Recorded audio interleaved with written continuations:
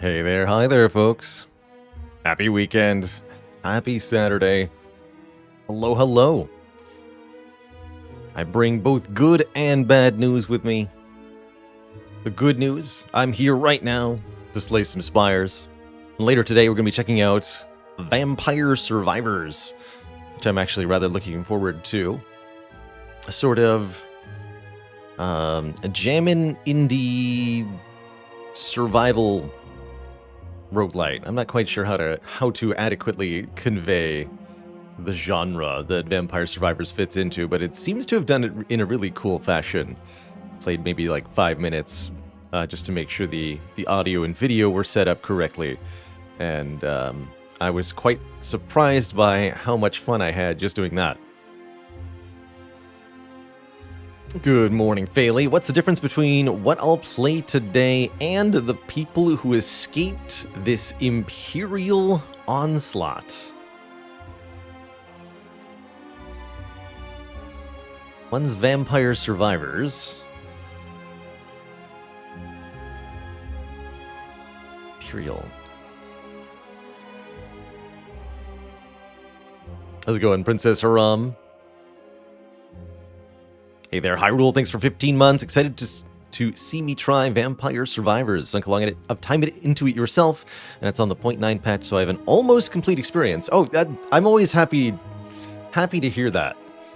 I tend to have a policy of waiting as long as I can on early access titles, because I do want to experience a more refined version, a more polished experience, and I'm hoping that's what I'm going to get.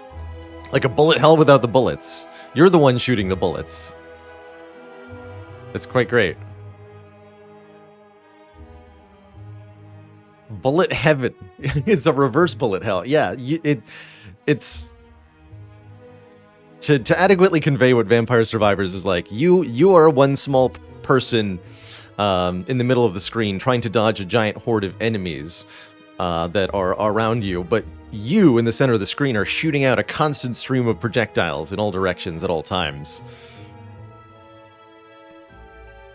Meanwhile, the tunes are great, and there's delightful pixel art, so I think it's a pretty promising title. It's also, I think, a $3 game on Steam. It is very cheap, so if you like what you see, it's easily worth the less than sandwich price to pick up. Yeah, less than the price of one sandwich.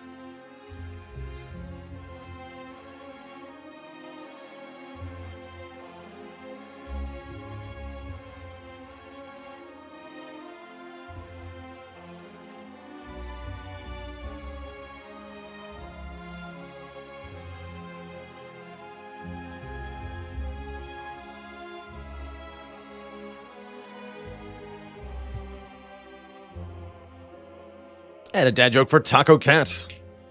What did one tortilla say to the other? You want to talk about it?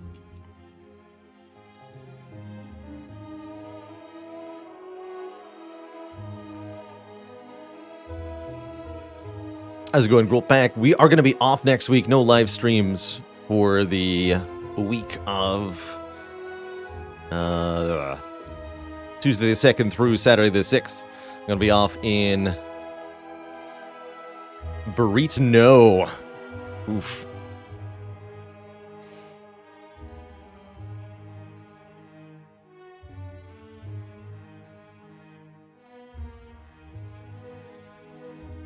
And as Bunda said, if devs were to call me up and say, we decided to make the Juzu bracelet a boss relic with a slight improvement, what would I suggest?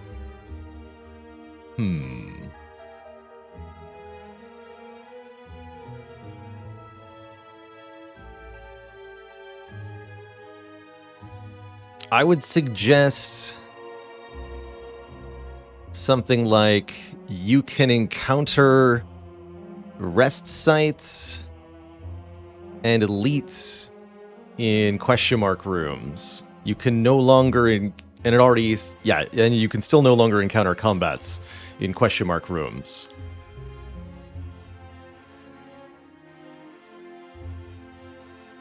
Or maybe you can choose the outcome of the question mark room. That's another option. You get to pick whether you take a shop, a chest, an event, or a combat. Better question marks. Make them upgraded somehow, like a double event. You get a pool of separate unique events that are coded just for that relic. That sounds like a lot of work and a difficult thing to balance, but there's a really cool idea. Special upgraded versions of the events.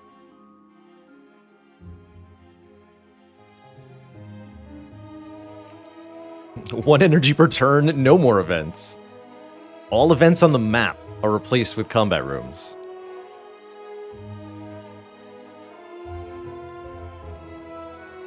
If I were to make Tiny Chest a boss relic, I would just have it say every question mark room is a treasure room. Because that would be so fun.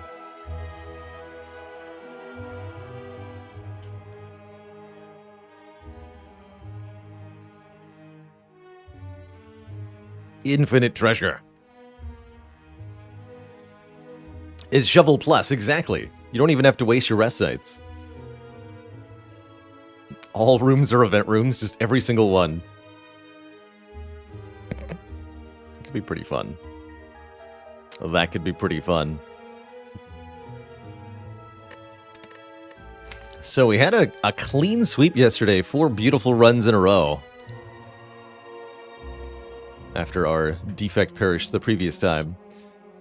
So we're on a delightful little streak here. Now that is mostly credit to Runic Pyramid, which showed up 3 times. Twice after the Act 1 boss, once right at the start. And, well, then 1 kunai, which did most of the work here. More than 1 dex per turn averaged, and it was our first relic. It's a lot of kunai procs. That's right, 2 of those were boss swaps, including Watcher swapping to one of my personal... Wait a minute. Oh yeah, that's right, I was leaving them on the ground. I was like, wait, 5 potions lost? I baited myself. I distinctly remember leaving potions on the ground and not picking them up. Just to see if anybody would take offense to that. And it turns out it was me. I would.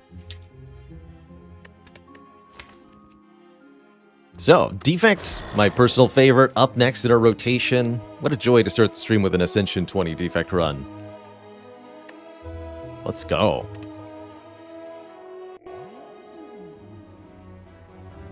So I have stated belief in the boss swap more consistently, and boy is this a set of starting options to not take, let me tell you.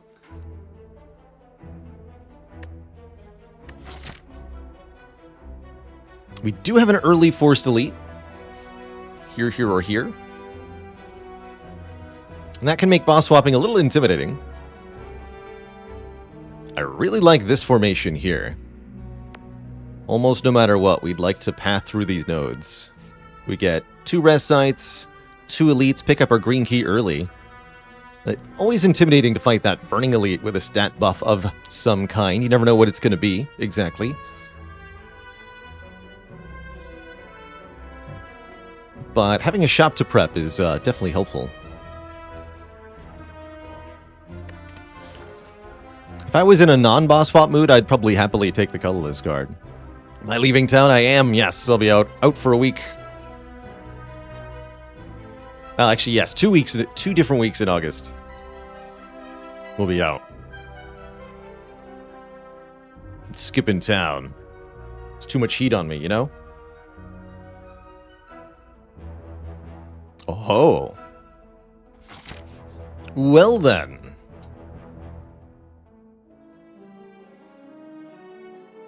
Black Star.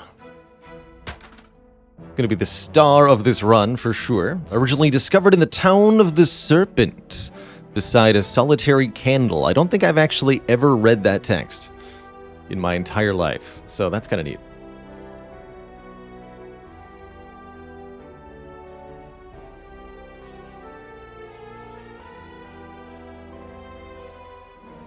It's a Bowie reference, which is entirely lost on me.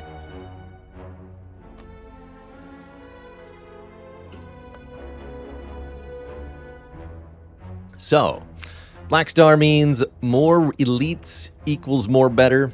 We already wanted to do this, now we want to do it even more. Question is... Oh, interesting. If I go to this elite, I can't get to this rest site.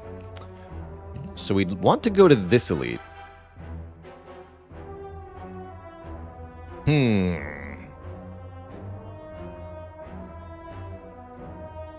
Interesting. Relaxing or adventurous? I wouldn't call this one relaxing. The second one will be relaxing. This one, not so much.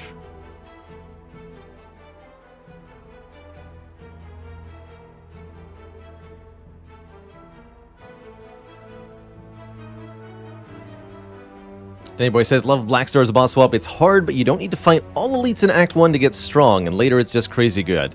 That is an excellent statement there. You don't need to fight all the elites in Act 1. You might only need to fight one elite in Act 1 with a Black Star start, and then it'll be like you fought 2, relics count-wise. And then in future acts, if you've got strong enough from Act 1, you can go on to collect more and more. Of course, if you get some good relics early on, I think Black Star can really snowball out of control in a good way. I'd like to be able to choose how many events we take, keep our optionality open. But I basically want to take as many fights as are required to get 2 potions to fight our first elite with, because we're probably going to be fighting that first elite with no upgrade. Starting without a lightning orb means we're more likely to take damage in these early combats as well. It's going to be a tough life for a little defect here until we can get some good cards into the deck. We're really hoping to see some high-impact stuff in our first few card awards. I'm talking auto shields, leap, cold snap, ball lightning, doom and gloom, tempest even would be okay. Rip and tear, melter, beam cell. How's it going, Solid Goo? Get there with the gremlins. Sunder, yeah, Sunder too. So let's start with at a minimum 2 combats here. Depending on what we get as rewards, we'll start figuring it out from there. Already, this looks a little spooky.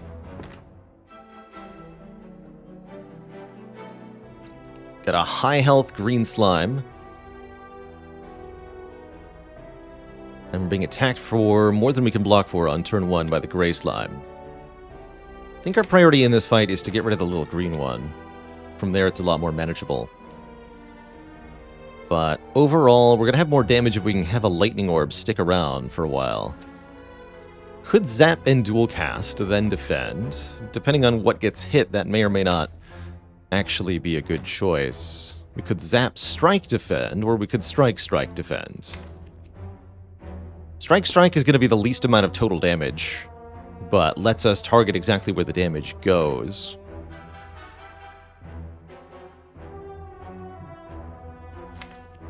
I think we want to do zap, strike, defend. That way, when we redraw the dual cast, we'll guarantee to have a lightning orb for it. There's also the risk that if we zap dual cast now, that we next draw the dual cast before getting another lightning orb. This is a problem avoided by Defect's starting relic. I think that's why it's Defect's starting relic.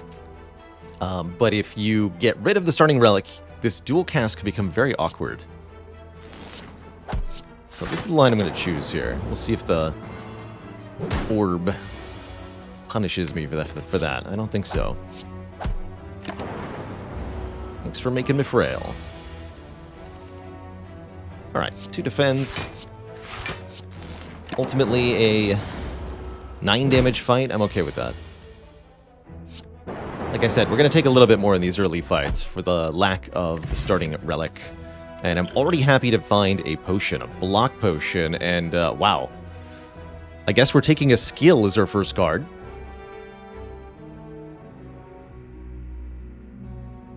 Quite a set of options here. They say I've never lost after taking a consume. No. You don't want consume before you actually have any orbs. This deck essentially has no orbs, thanks to a complete lack of starter relic here. So before I take a consume, I'd probably want to take something like a glacier, which can fill our orb slots with frost orbs. We're really, really hoping this won't be a gremlin knob, but if it's going to be anybody else, we're going to be laughing all the way to the bank. Maprol says, does removing the starter orb remove the ice or boss relic, the frozen core? Yes. Yes. And likewise for all the other starter characters. You also can't get it in exchange for your starting relic, because a prerequisite of the trade is that, you know, a prerequisite of getting the frozen core is that you have the starter relic. So you'd have to trade it twice in that trade to get it. You don't have 2 starter relics. You only got 1.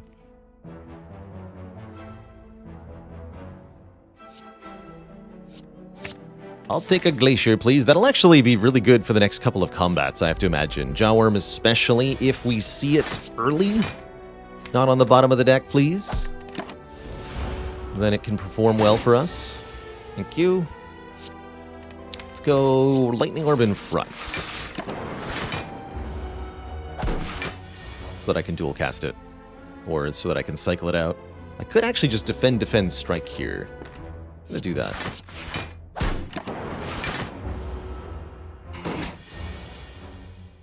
Give him the blip blap.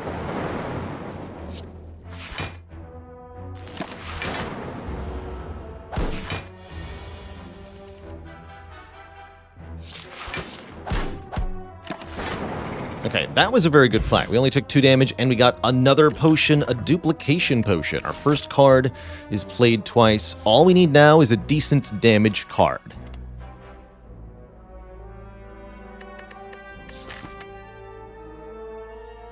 Don't have one yet. But I am convinced that we should probably take 1 event now, at least. I will be content with a Compiled River. Damage and card draw. We could also take Sweeping Beam so that we have a little bit of area damage. I don't think we need this. This would be mostly for the Sentries fight anyway. And I think Glacier mostly solves that fight. Mostly. I'll have to think about Hexaghost at the end of the act too, huh? Okay, we're going to need to figure out how to do way more damage than this. Like, way more. But this is a good start. I like that Compiled River can be drawn too. It's also a card that doesn't really need an upgrade. I'd feel compelled to upgrade Sweeping Beam. But... Alright, let's take 1 event to start here. Slime Goop. Yeah, I was worried. I am going to a shop later this act. I'm going to take the greedy choice here, as I usually do, but I am a little worried that could hurt us. We'll see.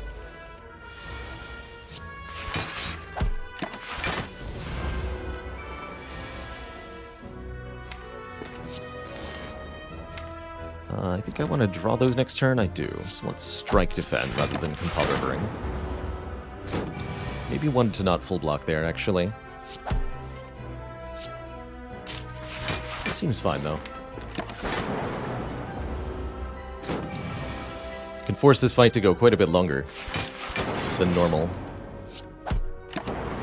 without taking any damage, despite the awkward turn 1, thanks to our supreme block generation here. Look at that. Easy cultist fight. Show me the damage. Dang it. Alright, I guess I'll take the Sweeping Beam too. We really just do need every damage card we can get our hands on at the moment. And if I'm gonna waltz into what could be a 5 Gremlins fight, we need to have this. I can't go Event then Elite with this deck. We'll just fold completely to Gremlin Knob, maybe even to Lagavulin. So I think we'd best take a Sweeping Beam here. How's it going, Lucifer? No, you cannot get Frozen Core by swapping your starter relic.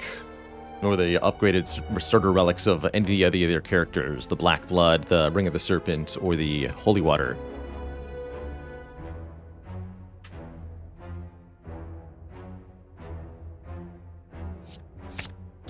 Alright, I think we need to take this fight, and we need to find a decent card.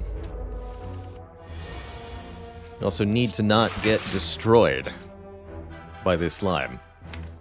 Go ahead and dual cast that. Please and thank you.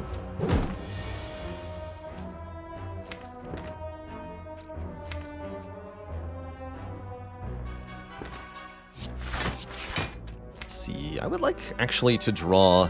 I want to be able to play the Zap next turn, so I'm not going to Compiled over here. I'm going to strike. So I want to get that Lightning Orb in play.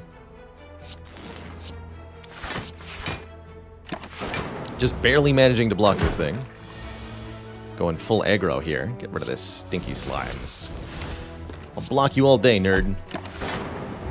Try me. The world's slowest defect deck. It's gonna work.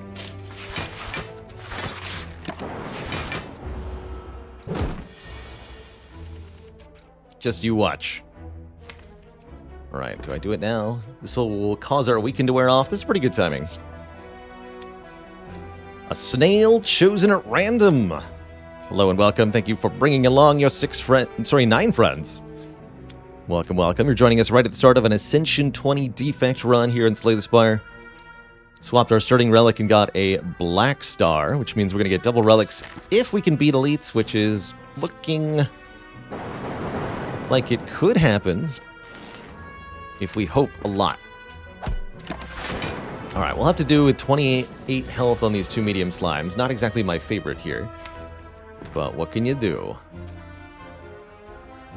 Could end up using our block potion here. Let's Compile River for the hope of drawing the glacier, though. No luck, but 2 blocks is good enough here. Would like to have been able to play the Sweeping Beam, but I'm going to continue to focus on minimizing our health loss each turn.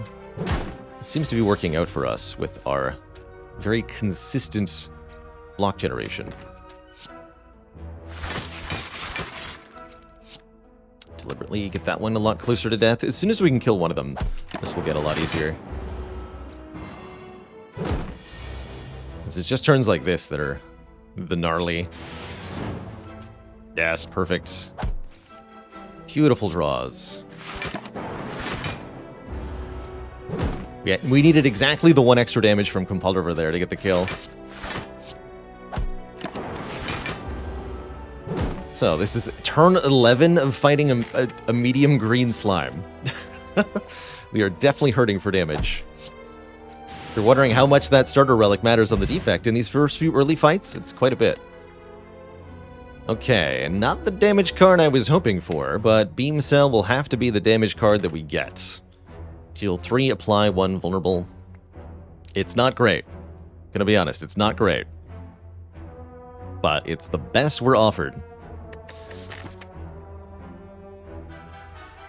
So I guess there's a question we have to ask ourselves, which is how much worse are we at this elite fight without an upgrade? We can path to the left here. Snag an upgrade first, and then face the elite. With a duplication potion, I do think that upgrade could matter quite a lot. However, if we do this, then 2 things occur. 1, we don't get access to the path that this rest site is on, so we'll be missing out on a rest site later. And we'll also be missing out on the option to opt out of the second elite, so we could end up careening in a death spiral here if we take too much damage. But will we take too much damage if we don't have the upgrade? It all comes back to that question.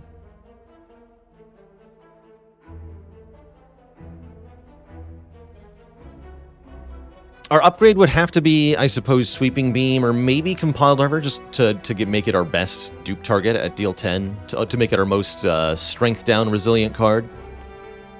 Going to be relying on Lightning Orbs for a decent part of our damage. Dupe Pot probably on Zap against Lagavulin.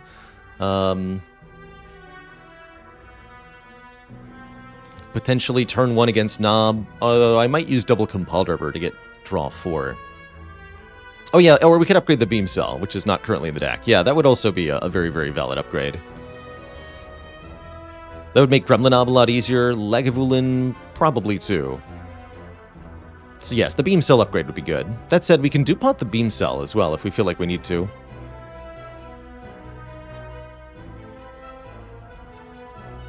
Don't see how I beat any of these elites. Well, you might underestimate that's just the base power of orbs. Sentries would be very easy, quite frankly. So we're really hoping we see them. Knob with a Beam Cell is... It's doable, but it's going to involve, like... It's going to take 5 turns, quite frankly. We're going to survive thanks to Block Potion and 2 Frost Orbs, but it's going to be a long fight. And we're going to lose almost all of our health. If we survive. The very few ways to kill Knob cleanly and easily. Lagavulin, total mixed bag. I think that could go either way for us.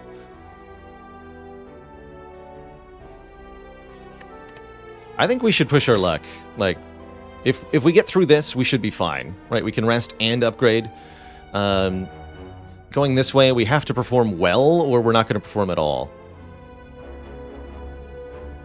We are planning on investing both potions. I'm quite happy to do that, because we're going to be getting 2 relics out of the deal, maybe a new potion back, another 2 rest sites, and another relic before any other real combat tests are put before us. Alright, it's Lagavulin. Not my favorite, but definitely not the one I was truly afraid of. And I think that's a really good turn 1, too. This egg will sleep for up to 3 turns. We're definitely going to be relying... Oh, yeah. Definitely going to be relying on...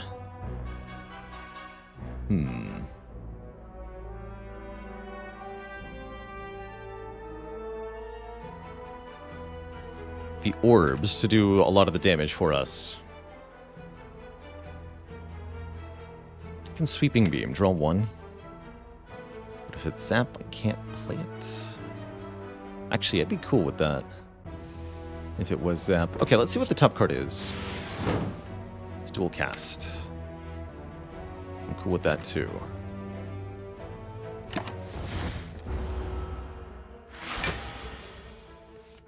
Perfect. Beam Cell, double the Zap with the Dupe Pot, I think, is what we have to do here. This is going to be the most total damage.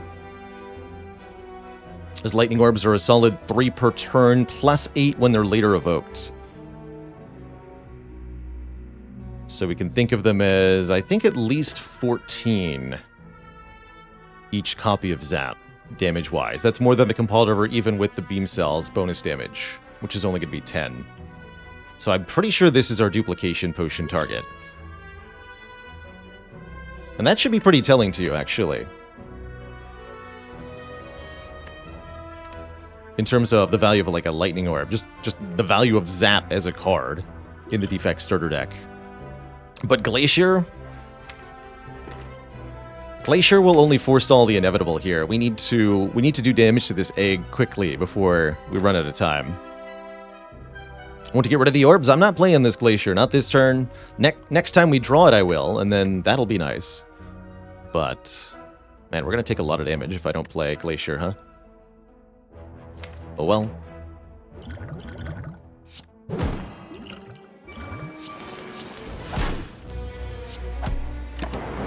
Have to put the hurt on here. It's required. I think we want to draw through as well. Gonna block as reasonably well as we can. Probably use the block potion next turn. And we'll shore up the defenses later in the fight here. Double defend again. Do I use it now? 1 defend, play the strike.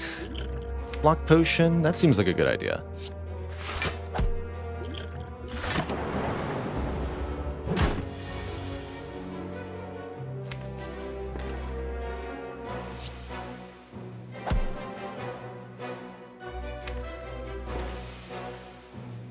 Might be time to play the Glacier. Having a hard time telling. So, let's... We don't know what we're going to draw next turn, necessarily. Always survive next turn. If I place 2 strikes, we do another 12, another 18. Bringing Lagavulin to 29. Next turn, Zap strikes will only do 4, so this would be 4 plus another 9 from 3 Lightning Orbs. There's not really any draws that could do 29, huh? So our ability to kill next turn is almost extremely non-existent. I think encourages me to play Glacier this turn, so I'll take less damage next turn. Okay. That's what I'm going to do.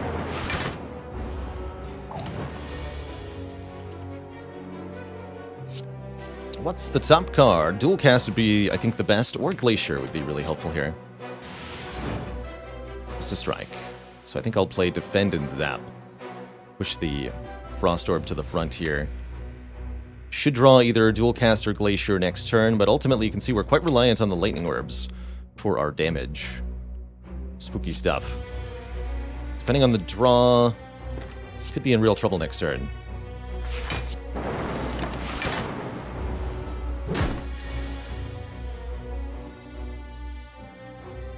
One damage beam cell. Go! Let's see. Dual cast, defend is an option. Then we again draw Glacier with no attack headed our way. I'd much rather draw the Glacier and play it right now. And I should probably use this Compulder anyway. So let's do this. Take only one here. And then we're through. Might have been maybe able to save another hit point or two somewhere in there, but ultimately we're through the first elite fight, and we are given rewards that we can work with. An Art of War, encouraging us to not play attacks. A Pair to restore some of that lost health, and to make it even better if we rest at one of these 2 rest sites. And an All for One? Interesting. Pretty happy with the hologram here. All for One is a curious early option. It does, if nothing else, do 10 damage. Alongside bringing back the beam cell, maybe.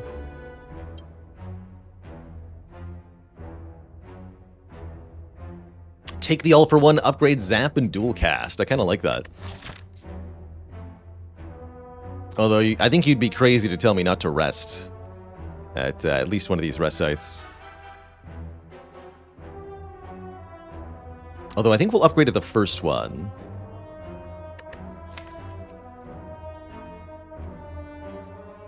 I'm likely to upgrade that beam cell as our first card upgrade, even if I do take hologram. Hologram into a potential knob feels unjustifiable, but what if the hologram is fetching beam cell? Or getting us a second lightning orb on turn 1.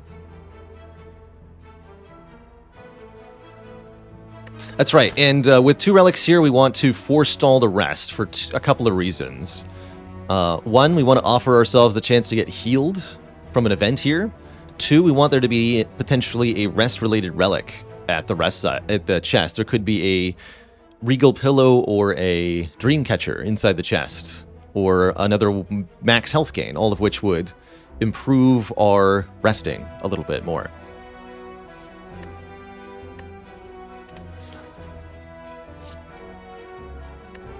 There is still the burning question of how to deal with Nob, especially now that we don't have any potions. Note that we don't have to go this way. We could go a different way. We could go to Shop Before Elite, give up on the second rest site here. But ultimately, you still need to be able to beat Hexaghost, and this deck sure ain't it. So we need to get rewards still. I guess taking a bunch of combats could be the way to get that. But this is the Black Star Life, that's right. I personally believe in hologram here. I don't think I'm going to be able to upgrade Zap adequately. Well, actually, maybe it is All for One.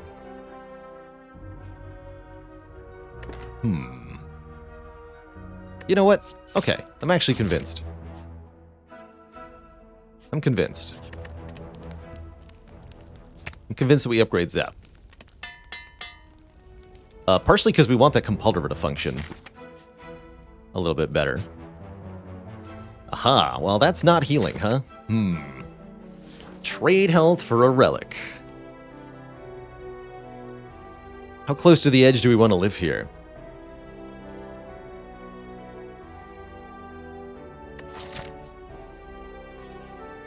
Two clicks for Whetstone, 2 clicks for Regal Pillow. I think I believe in 2 clicks here.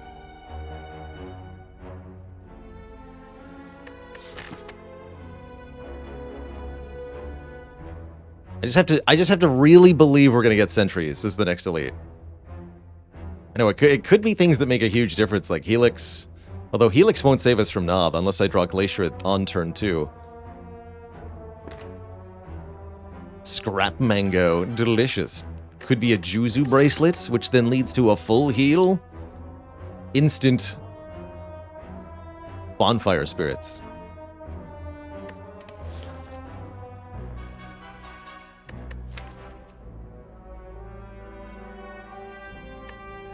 Let's see, how much health do we need for Nob? We want, realistically, 33. How much are we going to heal for? And one could argue we could even get a little bit more with the Glacier, but let's assume 33. To survive 8 plus 24, of course. So 81 times 0.3.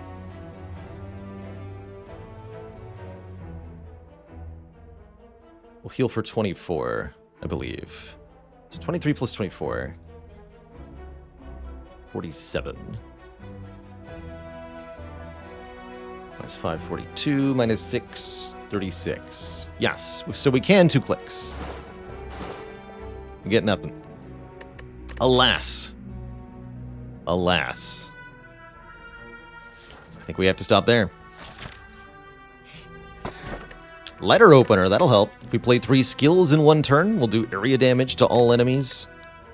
Sunk cost. No.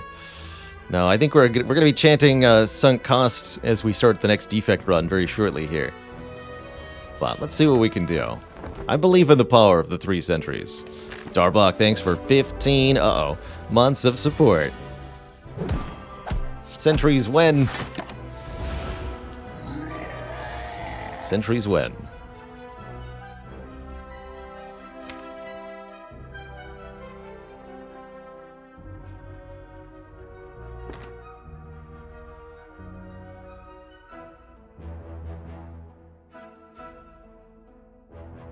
Our best damage is something insane like Zap Dual Cast Glacier.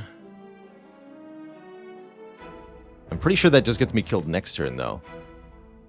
I have a very specific amount of damage I'm allowed to do next turn. With Sweeping Beam, All for 1. Or Strike, All for 1. And Beam Cell. And Zap. And none of that kills this guy. I don't see a way out here.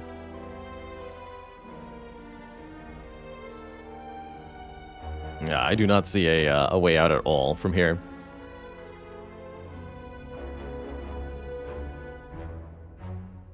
Like, we can live one more turn if I just Glacier Strike, but that one turn is not going to get anything done. Oh, I get an extra energy next turn for that? Hell yeah, let's do it. Letter opener, go.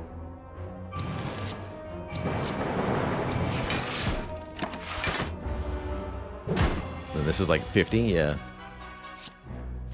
We get to All for 1. Beam Cell. Beam. Strike. Oh, it's so much damage. If only I could survive this hit. If only I hadn't clicked, we'd be through. Chat, no! There was a waffle in the shop, I'm sure of it. Literally killed by the Scrap Ooze. And the trading health for money earlier. Both of those collectively actually killed me. That wasn't just the relics.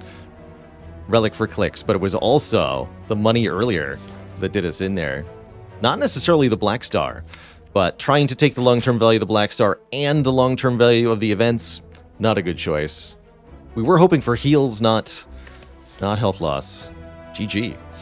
GG. Doesn't save us either way, right? And yeah, I'm quite sure we were like, even if we survive, we'd have to change quite a bit to not die to Hex the Ghost. Super, super tough card rewards at the start of that one. Super, super tough.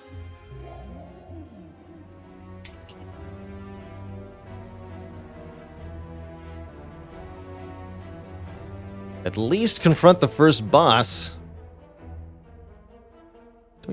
Don't you sass at me like that.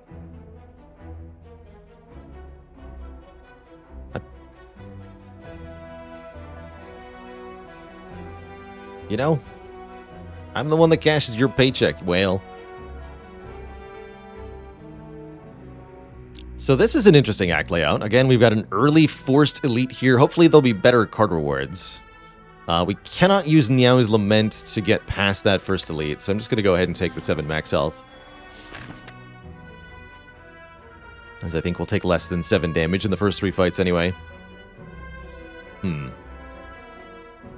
I don't like it. I do not like it.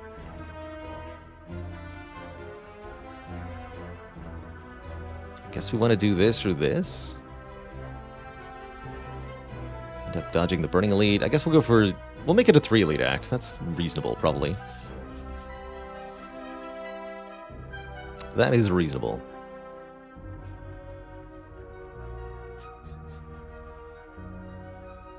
Ideally want to take an event before a shop. Kind of committed once we do that. No optionality either way, so it's just a question of how many events we want. Probably one. Just one event. 4 combats. 5 combats can be a bit much. 7 health, you say?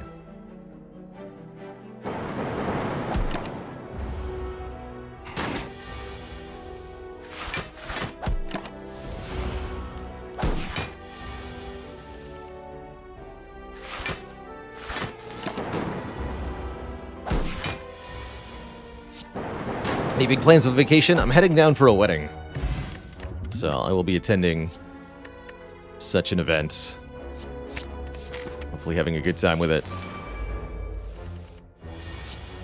That's as specific as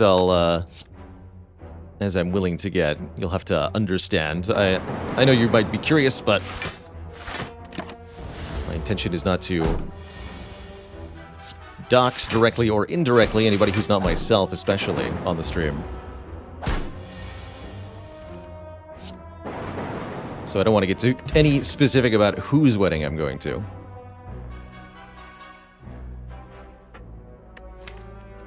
Double ball lightning or take the rebound? That's an interesting choice here. Rebound might even perform better than double ball lightning because we can rebound the ball lightning, and then we've gotten a 9 damage attack and 2 ball lightnings. I think rebound gives us better variety for later as well.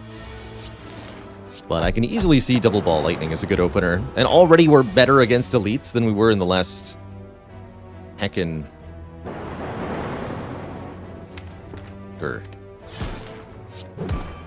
Oh, perfect.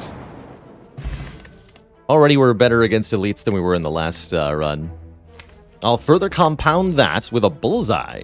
8 damage plus 2 turns of lock-on status is going to make these lightning orbs hit a lot harder. In a very good way. That one. Hit that one.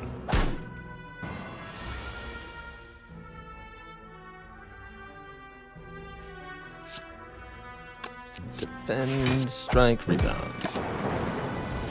Let's take a little bit here. Not too much damage in these early encounters. Not too much at all. Focus potion plus this bullseye. We're going to be absolutely destroying an elite here. No problem. And yeah, let's add another ball lightning. Look at this. Ball lightning, rebound, bullseye. How's that for first 4 cards in a defect run?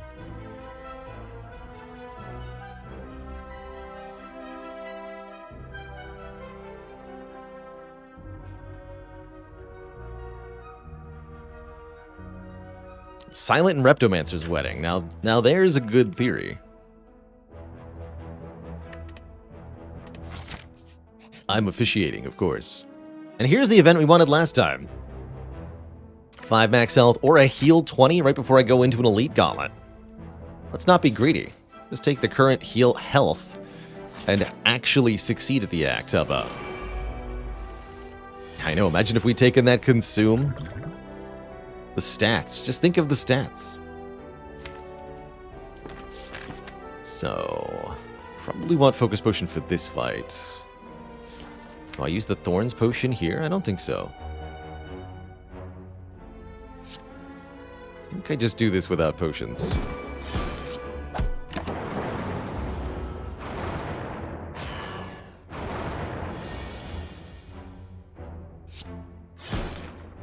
$14, you say?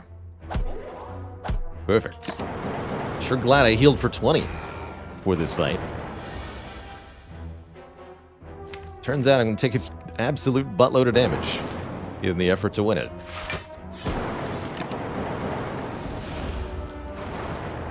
I think that's all we have to take, though. Sort of front-loaded the damage. If I tried to make this fight go longer, it would have been even more damage taken, I assure you.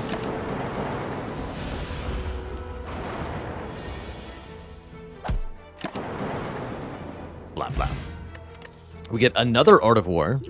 Guess I probably did want to use the... Wow. Did want to use the Swift Potion, or the Liquid Bronze, I suppose. And Focus to make these Lightning Orbs hit even harder. Add a defrag in here, and we're really starting to cook with gasoline.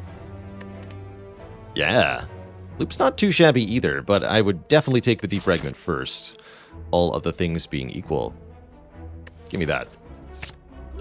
Give me that.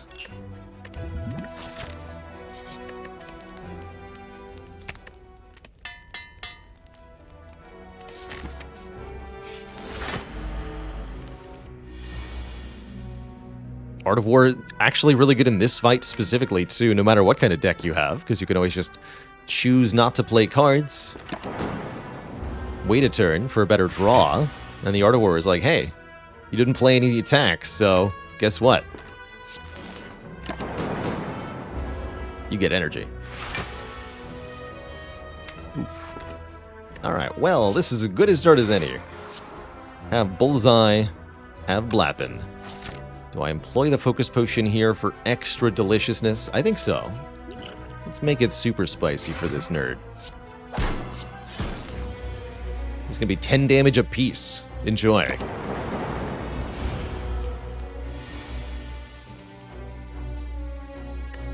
Hello? Well, I guess I don't really have any non-damage cards. It'll be 18 by 2. I like that. That's real damage right there. Take the 15, win the fight, no further potion use. Well, that Swift Pot would have been pretty sweet.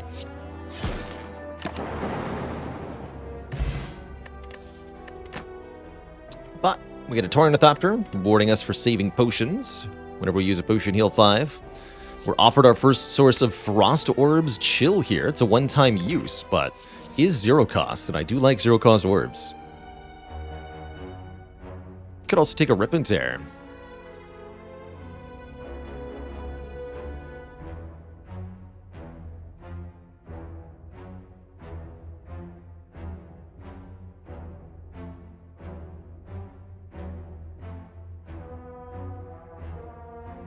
Bonkalong says, I'm surprised you can't sneak past Laga while it's sleeping. I think it's well documented that the player character is a violent psychopath.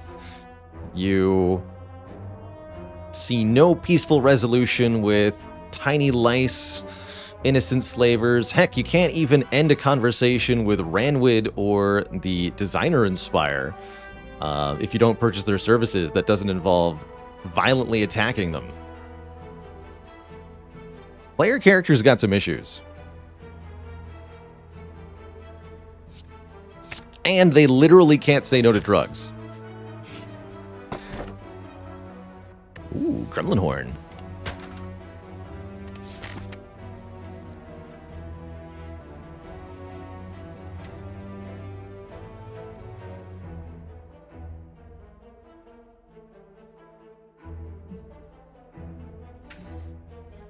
Innocent slavers. I mean, we call them slavers, but think about it. Have you actually ever seen any slaves in the Spire, huh?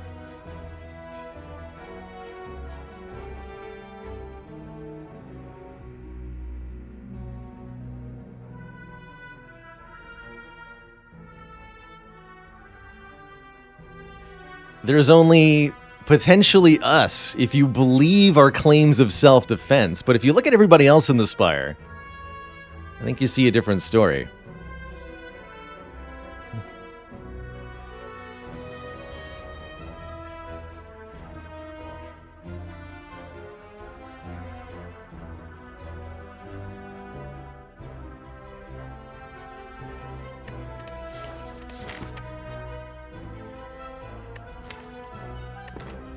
Anyway.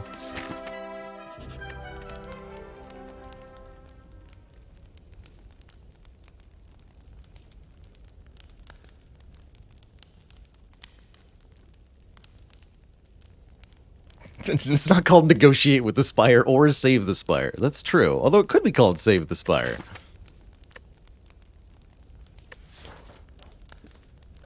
Let's upgrade that Bullseye. You get all the damage bonus of upgrading another attack card, but also the one more turn of luck on. Good stuff. Chill's a reasonable upgrade too. Would have been nice in this fight. If only I'd thought to upgrade Chill. It would be here in our... Oh, hey.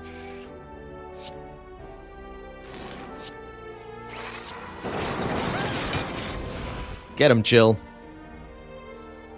I see that we have a Gremlin Wizard. That shouldn't be a problem with all the blapification this deck can do.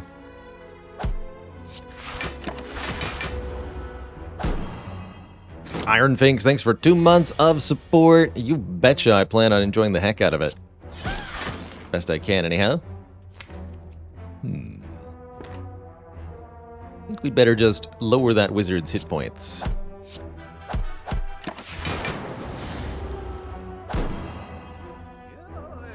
Don't want to get wizard exploded. After all.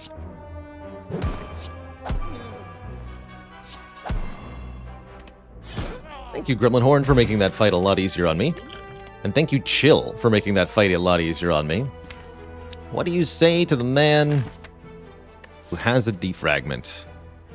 Would you like another one? Yes. I would.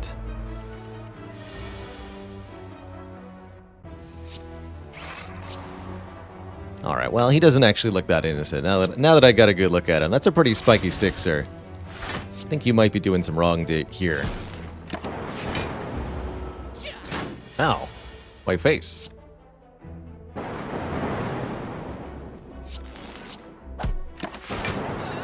But then his face. Could have thought about using a potion there.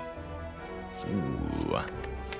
Tempest plus Bullseye plus Defragments plus Art of War equals a lot of lightning. I think that's pretty powerful. This is the sort of deck that could really deal a lot of damage by mass channeling lightning orbs. And I think we want to try leaning in that direction.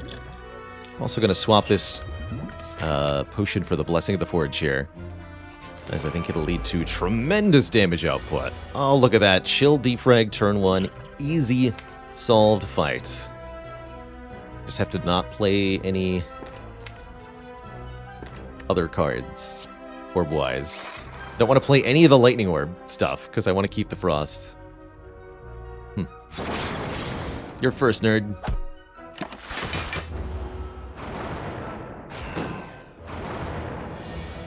Secretly upgraded.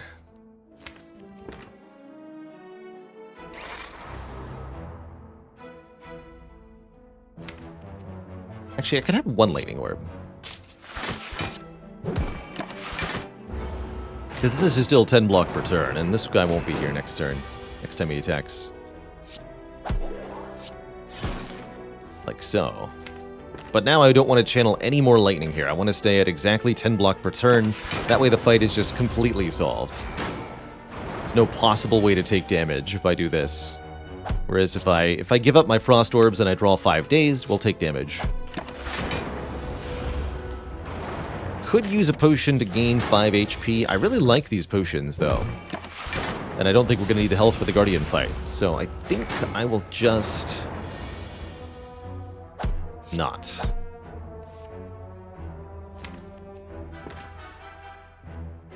Six times 3, 18 plus 18. Okay, that's the fastest kill.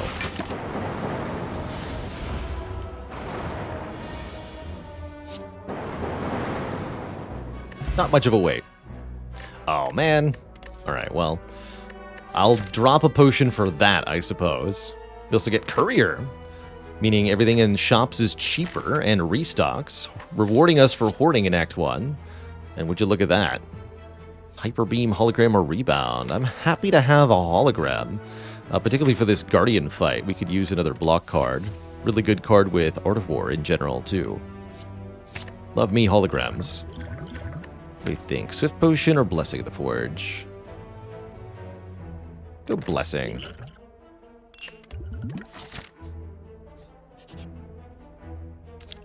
And, of course, there's a Gremlin Knob on the next floor. A dead adventurer. His pants have been stolen. It also looks as if he's been gouged and trampled by a horned beast.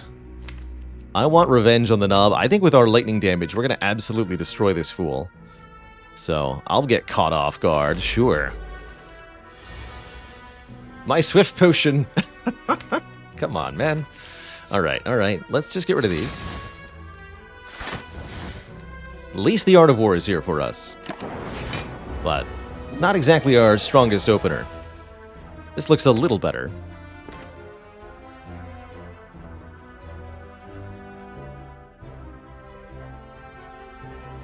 Still somewhat questionable. Do I play all of it?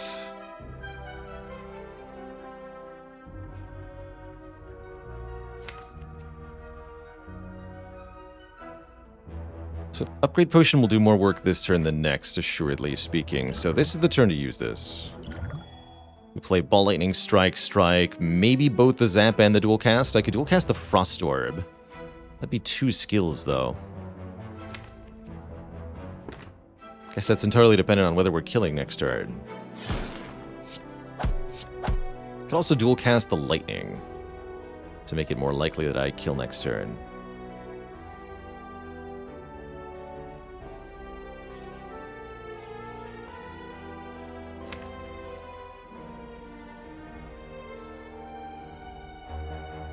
Guess I should math some specific hands.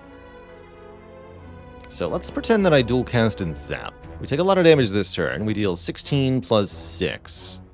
22 damage, bringing Knob to 32. We'll have 2 lightning orbs with no focus. So the question becomes, what hands can do 32 damage under those circumstances? Just Tempest won't be enough, right? If I sink 3 energy into Tempest, we'll evoke 2 lightning orbs for 16 and then deal 9 at the end of the turn. 25. So just Tempest next turn wouldn't even be enough. We have to draw pretty much either the Bullseye or the Ball Lightning. How about Defrag Plus and Tempest? Is that even better? Get 2 lightning orbs.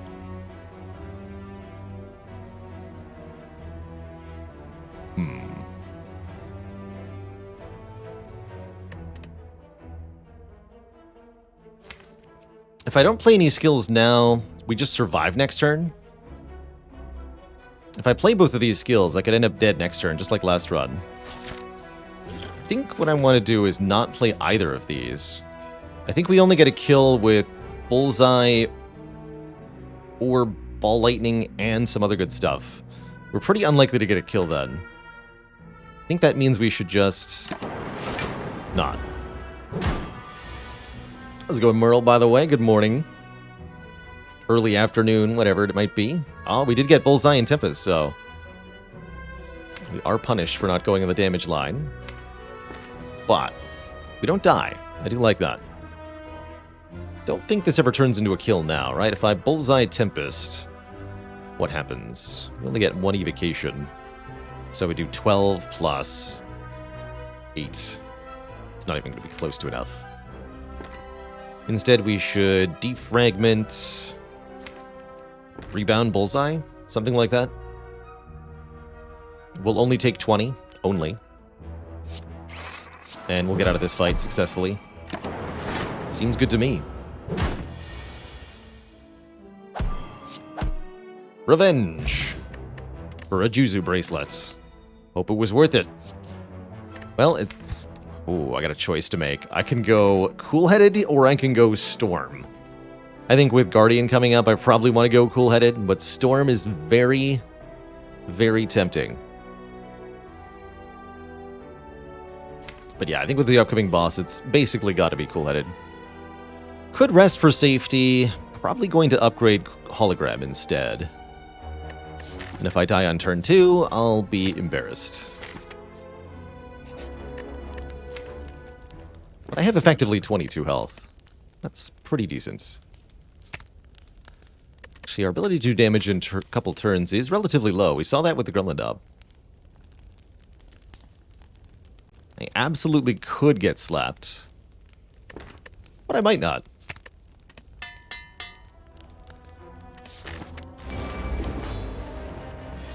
Not sure why that's the Baylor logic exactly, but that's where we're at, apparently. Sure looking like I might get slapped.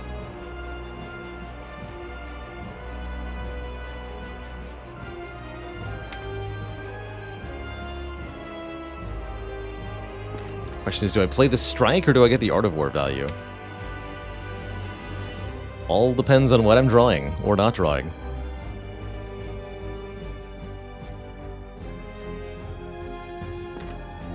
Could also go strike, strike, don't do the dual cast. Dual cast would be 18, not dual casting is 8. And we do another 6 up front also. Actually, that feels more correct. Double strike. Uh-oh. Looks like we're getting slapped. Probably for more than I can live, too. Let's see. Can we deal 33 damage this turn?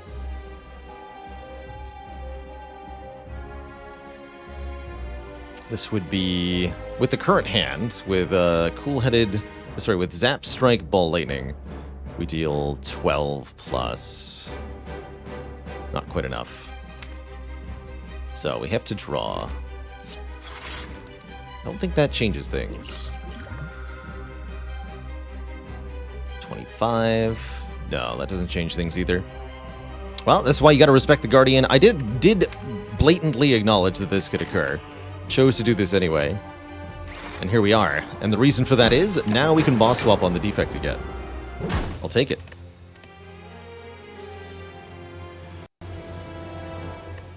I'll take it.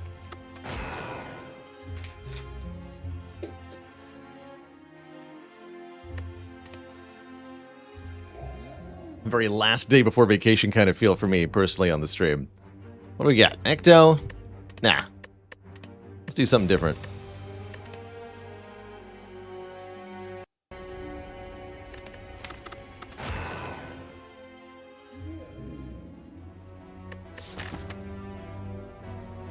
Yeah, let's do that.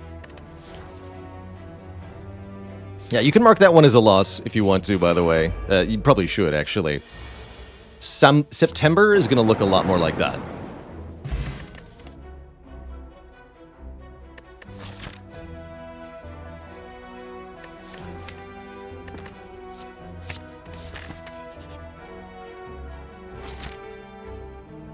Sure.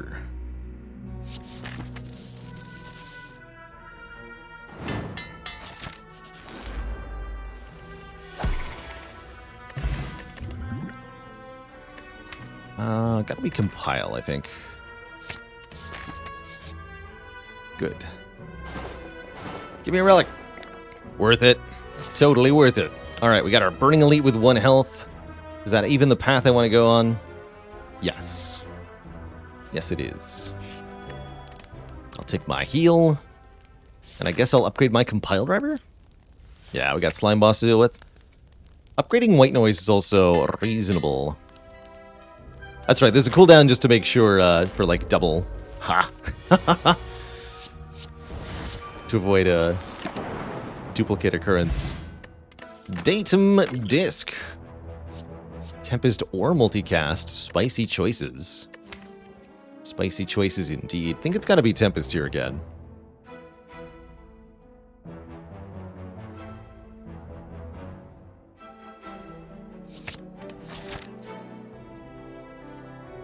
And now we should probably take some regular card rewards. We've still got 1 easy pool encounter to deal with. We'll be going to this shop. And then this elite, I imagine.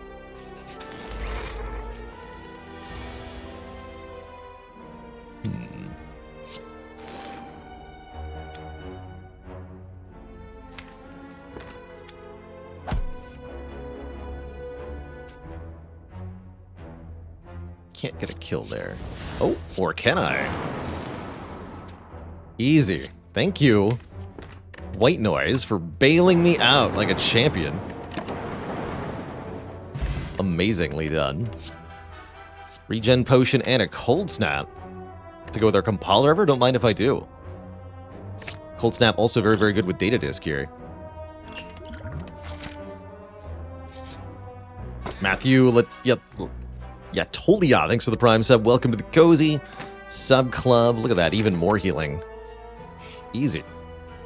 And even more money in exchange for health that I have so much of. Gold not found. Error. Error.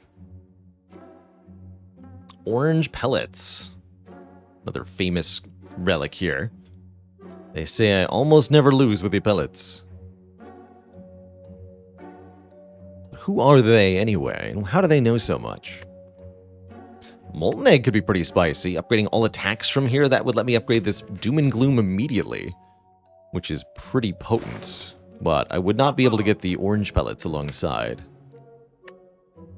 This deck would definitely take a bias cognition, so pellets are definitely something with long-term potential. There's calipers here, but I think they're far too expensive to be of particular worth to us. Oh, I can't actually afford Molten Egg, Doom and Gloom from here. Alright, well that makes my choice easy. We'll go orange pellets, Doom and Gloom. And laugh all the way to the bank. Or something. Fighting Slime Boss. Thanks for the healing. I'd like to be able to make this fight go on a little longer, so I'm not going to play the Tempest here.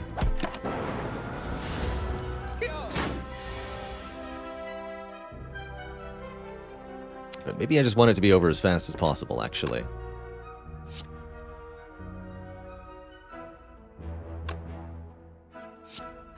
I'm playing that. Still taking 5 here. Alright. Make it 4.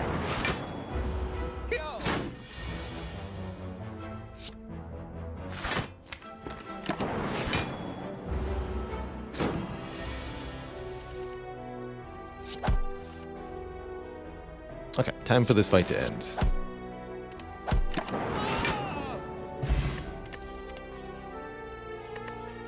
Ball Lightning. I think I've got enough Orb Generation. I'm not actually necessarily excited about a Ball Lightning now. You could think about a Recursion, maybe.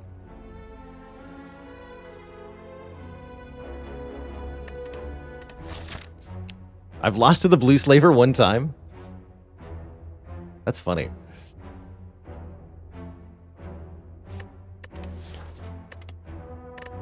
That's quite funny. So our first elite was Gremlin Knob. That's right. This is either Lagavulin or Sentries, which means this should be nice and easy.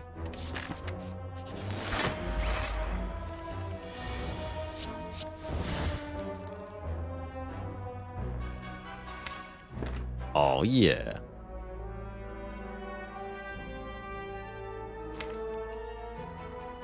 Talk about that value. Instant biased cognition. So I could Doom and Gloom here. Can't play the bias without waking up the... Well, I guess I could just play biased and avoid waking up the egg, but... realistically, the egg gonna get woken up. Problem is, that means there's a lot of damage headed our way in the draw pile. You know how little block there is there. I could wait for the bias cognition. I don't think that's a great idea. I could use the Ancient Potion and the bias cognition. Play no other cards. That's an interesting one.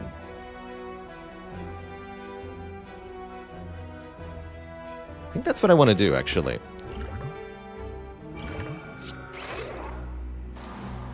Avoid waking up the egg.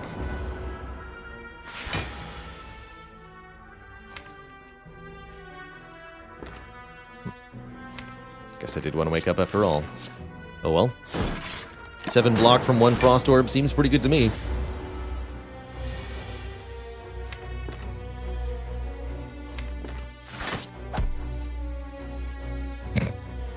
Okay.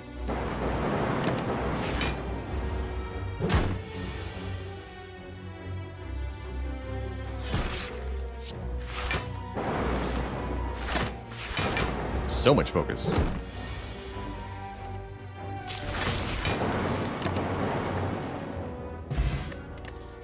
Get a Dream Catcher, which is a little bit of encouragement to sleep here.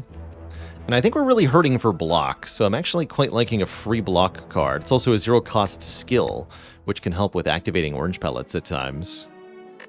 Not so interested in Claw here. Barrage has got some decent potential. Take the barrier.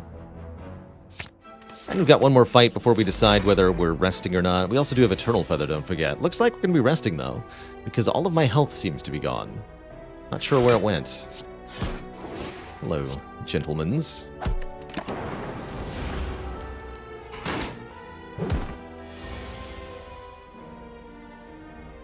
Really hanging on by a thread here. 2 attacks kills. Let's see what White Noise can offer me. A discharge. The static variety. Ouch.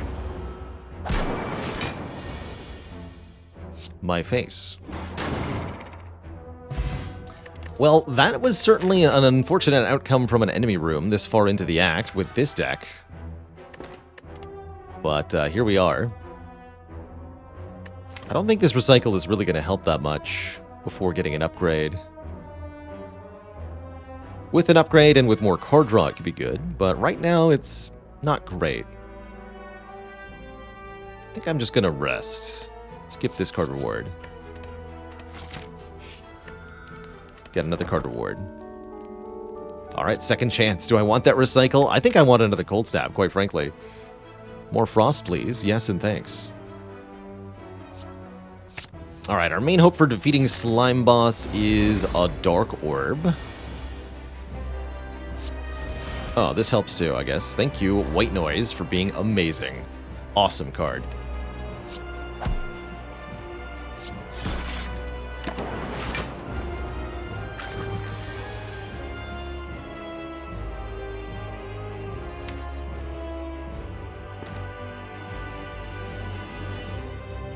If I double Tempest, that's going to be probably too much damage, right? We'll deal 9 times 4 plus 4 times 3. So 36 plus 12. It's 48. Actually, no, that's not too much, right? 130 minus 48. 82. Okay, we can do this.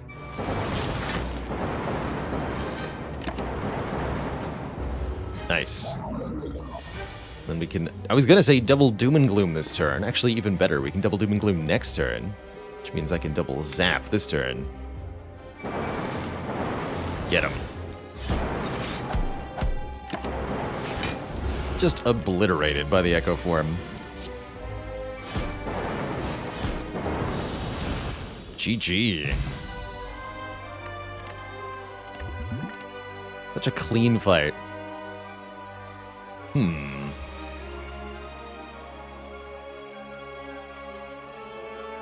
Didn't need to rest. Yeah, well, we didn't know White Noise was going to do that for us. That's for sure.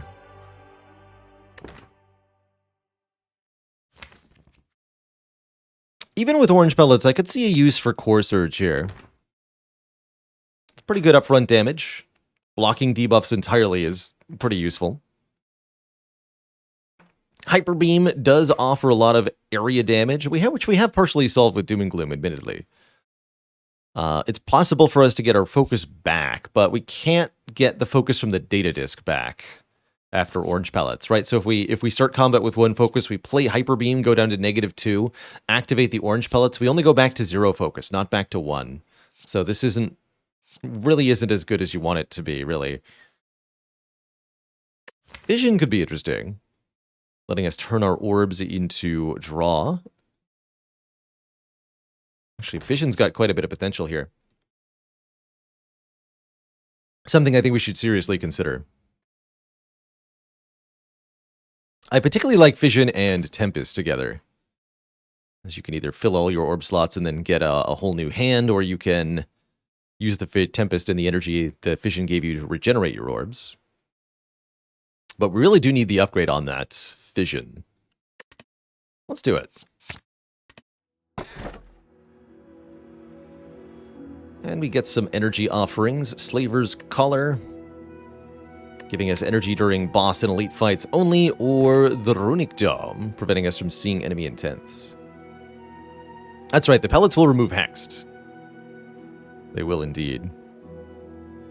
Also really like Astrolabe, especially on the defect. transform and upgrade 3 cards, get rid of 3 stinky strikes, turn them into who knows what, but there's almost no card we can't make really good use of, especially upgraded on the defect. So I'm really liking an Astrolabe at this moment. It's not quite as good as a Pandora's Box would be, but it is quite spectacular here.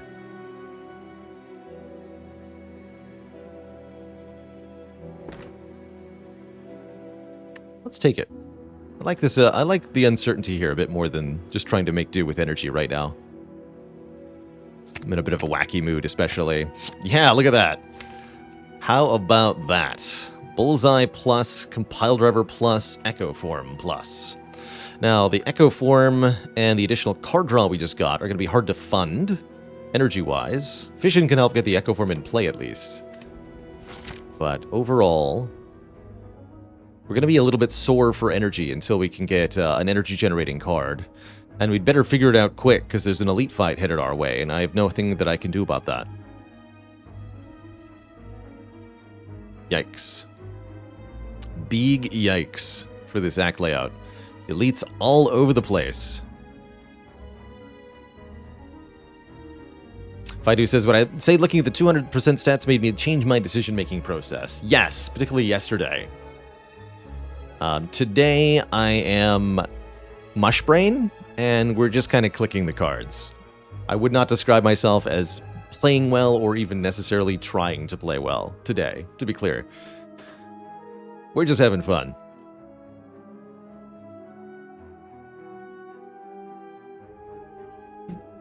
Today we party.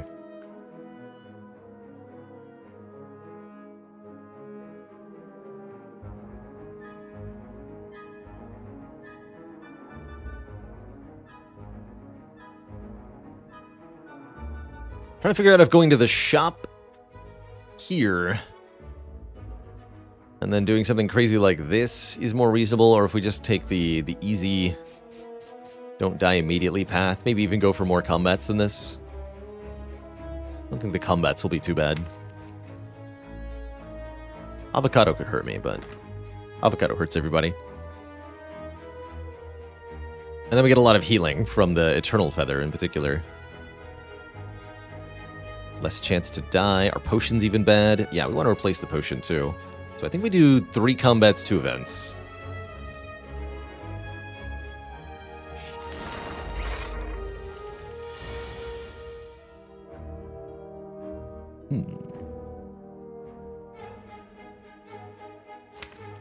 White Noise is secretly in electrodynamics? The nerdy birds. I can get a lot of stuff done if I don't play this Echo Form. Let's see what the White Noise has inside. Static Discharge. Yeah. Get them. Get them. Get those stinky, stinky birds. Oh boy. Have fun, nerds.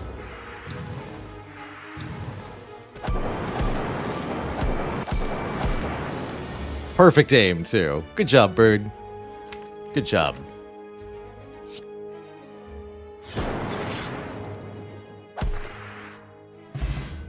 Get a potion, the Gambler's Brew, letting us discard any number of cards to draw that many again.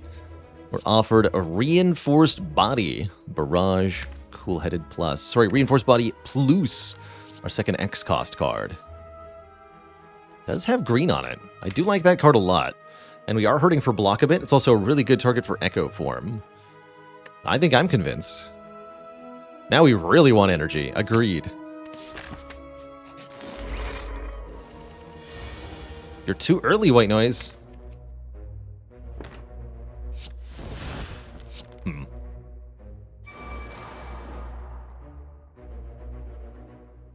I might use the capacity potion just for a little bit of stuff. This would be 3 block each, so we can go Cold Snap, Steam Barrier. Can't do Doom and Gloom, Cold Snap, Steam Barrier. I guess I could go Doom and Gloom, Cold Snap, Steam Barrier, but do I want to?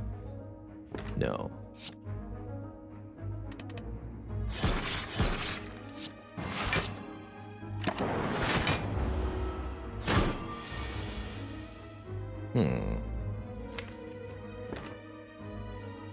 So, Gambler's Brew then, huh? Looks like it to me. Shame we can't activate the orange pellets with the Echo form. But just gambling for 5 is sufficient to guaranteed get me the reinforced body. That should be good enough. Actually, gambling for 4 is sufficient. I get to keep the Zap Plus, which I would like.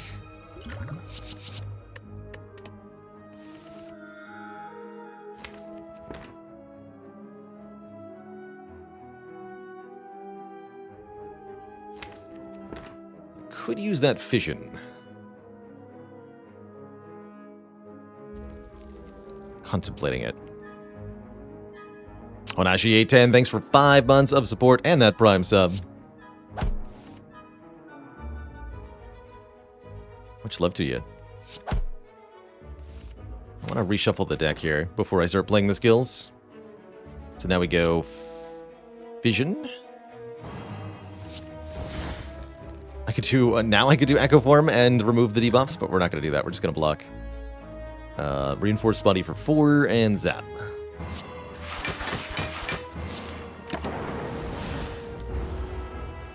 Alright, big problem. Mostly easy solution. Unfortunately, this turn didn't turn out how I wanted it. Alas.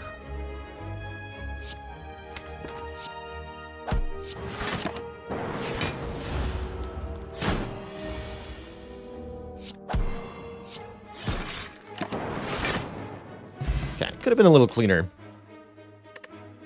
Third Cold Snap. Offered another upgraded block card, Elite Plus. I don't necessarily think we need more block at this point. Doing fairly well. Unupgraded Beam Cell, not exactly appealing. Let's get to all that. Okay, well, getting potions from the hallway combats has not worked out the way that I wanted it to. Here we are. Playing Echo Form on this turn seems nigh impossible. Could Tempest, then Fission, or Fission, then I can Cold Snap and Reinforced. I like that quite a bit, actually. It's Fission for 1 here. 3 block plus take 3 if I play the Bullseye. Bullseye's not likely to amount to much.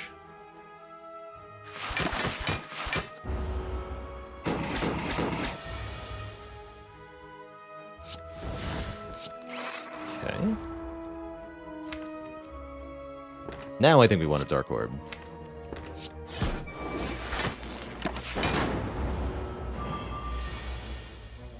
This is the one.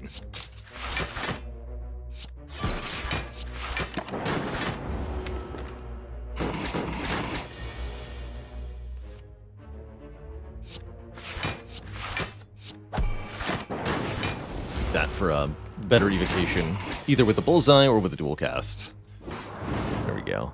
Okay, we're down a bit of health. Not good potions yet. Recursion could be interesting. So could Cool-Headed Plus. I like that Recursion's free, giving us a little bit better odds here, which I'm increasingly concerned by.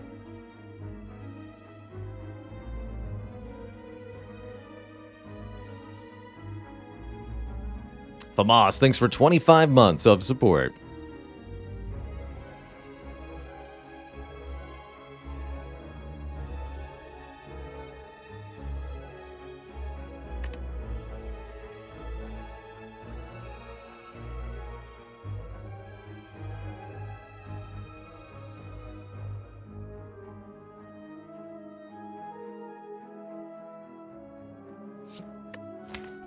Cool-Headed's more draw. So some more Orb Gen for Fission. But without the energy generating card, the draw is not actually helping me that much. We're still missing a turbo. Maybe we'll get the library. That'd be nice. Recursion is much more immediately impactful. We have the data disk and a starting orb. I'm going to grab this Recursion Plus to improve our immediate energy efficiency and help with the compiled reverse. And we're going to go this way, the green path.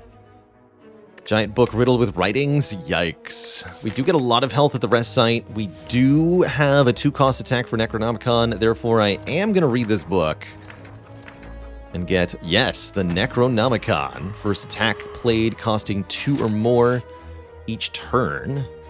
Is played twice. I'm going to take money here. Upgrading the Doom and Gloom is tempting, but I think we need to get enough hit points to survive turn 1 against the 3 slavers. Card Ward's just icing on the cake.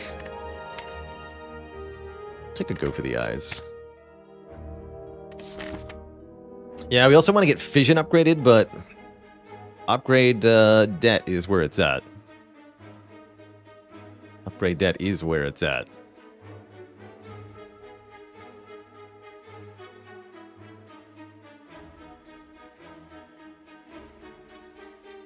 Anna's Fauna, if I told you a dad joke that you liked based on your username, would you Anna's Fauna over it?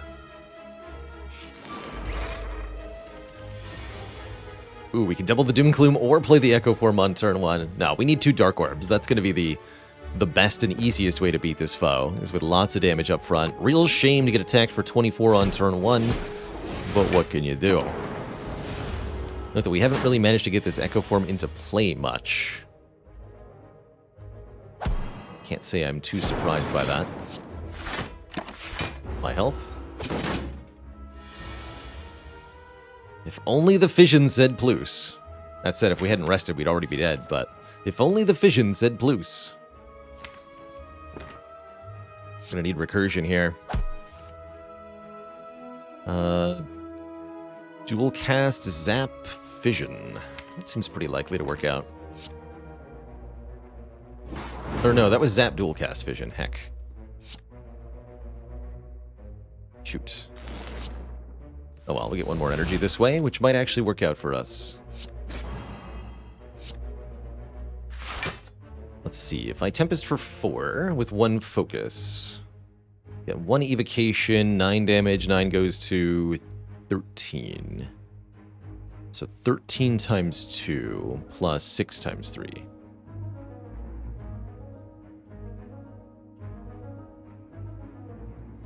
44 damage. Okay, so this is just a kill.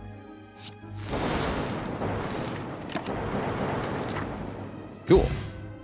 Hey, I think we're actually out of trouble here. We got a fairy in a bottle, meaning that I'm no longer in need of urgent resting. We also get bonus relics out of the next 2 chests right before a chest, so 2 relics headed our way shortly. And either an energy generating card or an electrodynamics. What a choice. What a tough choice. Who's a rack boss? If it's Collector. Yeah, it is Collector. Okay, I'm going to take the electrodynamics.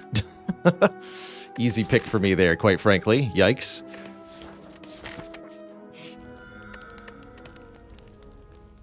And let's get that fission upgraded. There'll have to just be another energy generating card somewhere else. Eventually. Maybe. More health, good, okay. On an upward trend here. More energy on turn 1 with Lantern, I think is also going to help probably quite a lot.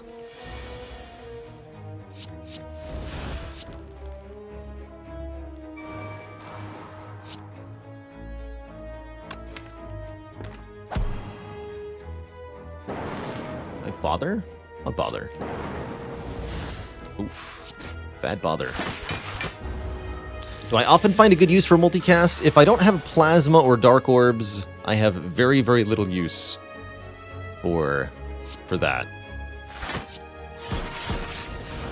Necronomicon Cold Snap, the power.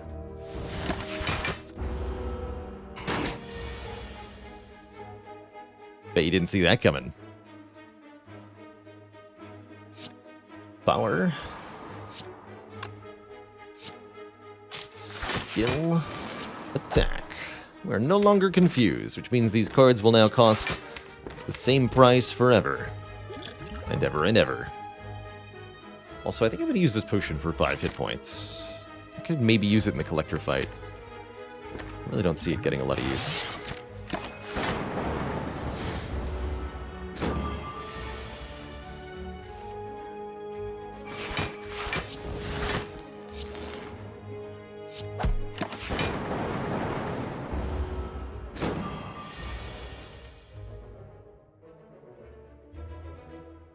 So this gets played 3 times. Is that correct?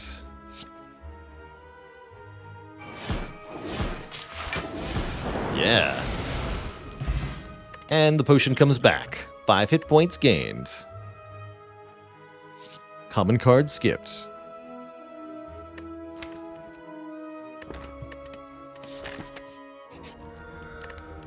Could have taken one for a little bit more of a heal here, but eh. Good upgrades include the white noise, the electrodynamics, actually the Doom and Gloom because of the Necronomicon is probably the best next upgrade. 8 additional damage to all enemies when I play that.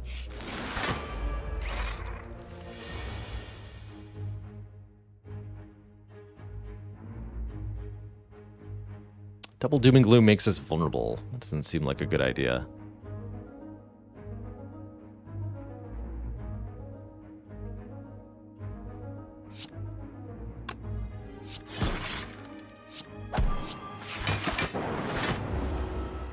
Ideally, I can clear these debuffs with the orange pellets. If the turn is good.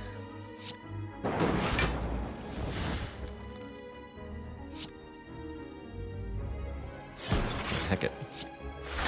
You're gonna be that way. Take 3, keep the orb, or take nothing. Keep the orb.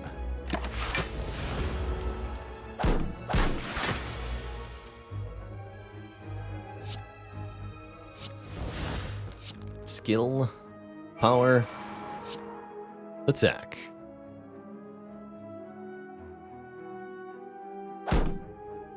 We'll take a bunch though.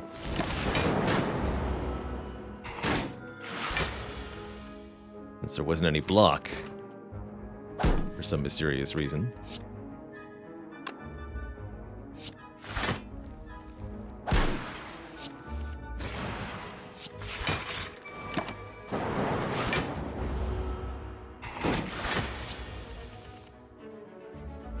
Sure, I'll keep taking these random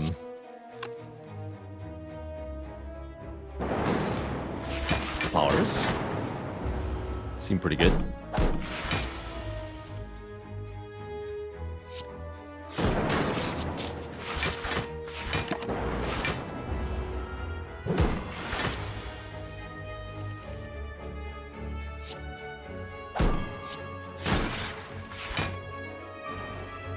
No frail for me.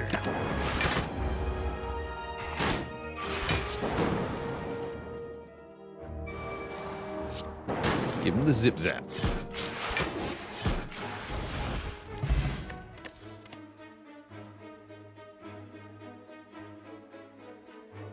I imagine you mostly can't use potions outside of combat as a way to avoid unintentional, mistaken use of that resource.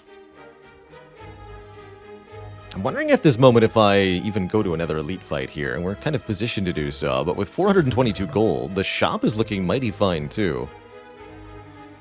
Definitely kind of wishing we could have taken a more aggro line through the act. Now that we have Electro, we're actually pretty good at the elite fights. This is either Slavers or Gremlin Leader next, so we should be able to win with some fanfare. But visiting a shop with this much gold is also pretty valuable. Would I take this reprogram if it was upgraded? No, I think this deck is far too dependent upon orbs for our damage at this point. Compulsivers are serving as draw, but they're not the core part of the deck.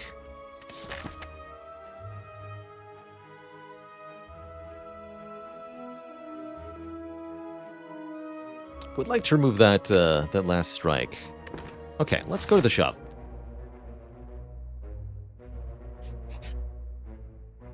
Potions, huh? I don't want to spend my money right before the shop. These potions are fine, and so is our health total. Wham. Aha. Here's some stuff. Ori, to look at a lot of card rewards all at once. Another copy of Doom and Gloom I think should be strongly considered, considering the Necronomicon. Seek, to help us find Echo Form. Still no energy generating card. That's probably where Ori comes in. Help us figure out what the heck is going to pay for all these cards. It's not going to be Madness, that's for sure. If we hadn't seen Electro, we'd be considering Bomb here. That's funny. I could consider Storm, especially if I find more powers in here. There's a power.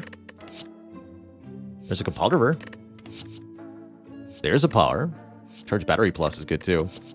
There's a power, and a really good power for spamming powers. And this is not a power, but it does draw powers. Wait, did none of these generate energy? Charge battery kind of does. Double energy does. Double energy's crap at it. Well, not really, but kind of.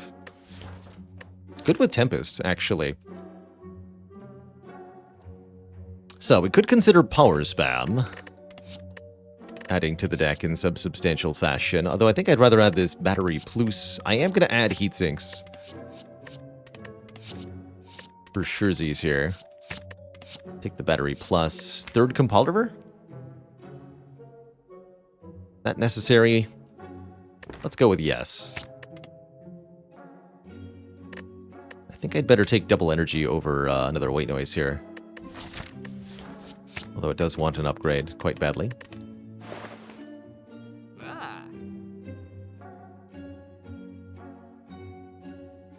And I'd like a Seek, but I think I'd rather go Doom and Gloom plus Strike Remove. Fuel that Necro. Nice.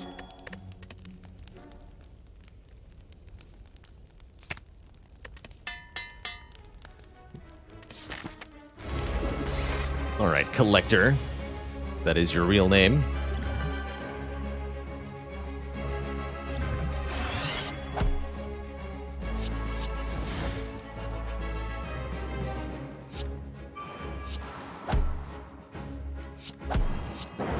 Efficient for later.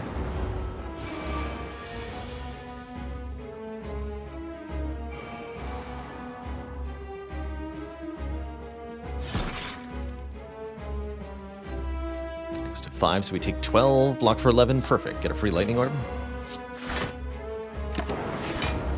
If we can leave one potion, one power for later in the fight, we might even be able to remove Collector's debuffs. This is a great turn for double energy reinforced. That's a spooky set of numbers. Let's double Doom and Gloom, too.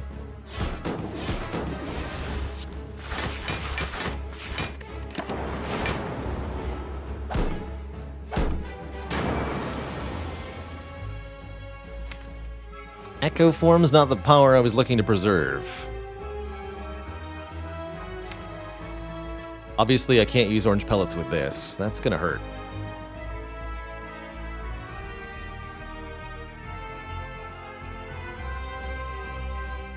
I think we go Electro Cold Snap. I could go double Doom and Gloom Cold Snap. Keep the Electro to maybe clear the debuffs with, but then I don't have Electro in play.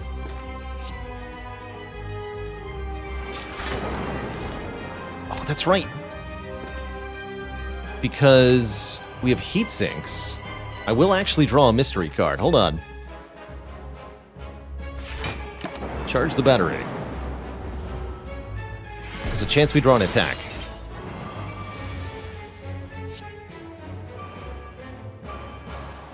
No luck, but we did draw recursion that does a lot of damage.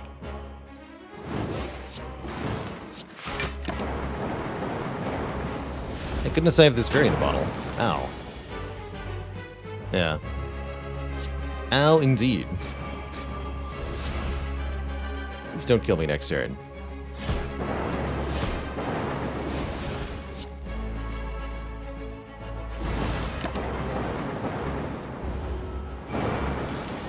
Note that you don't heal from Toy Ornithopter when the fairy in a bottle goes off. Kind of interesting.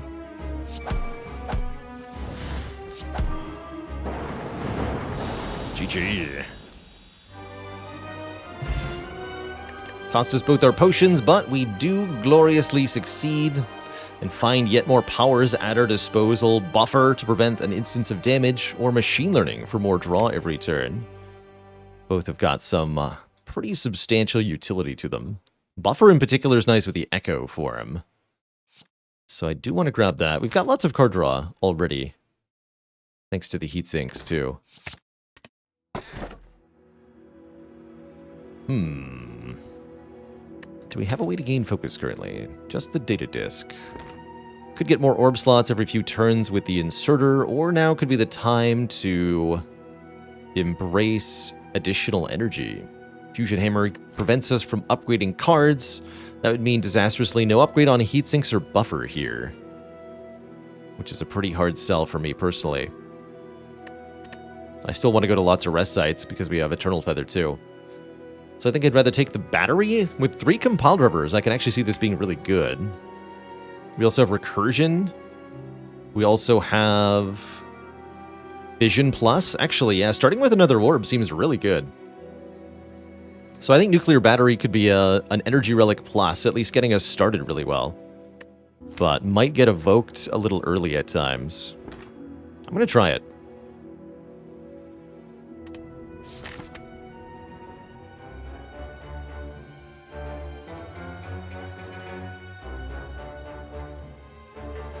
How much HP does upgraded self-repair save after a boss fight over not playing it? Oh, because of the post-boss heal?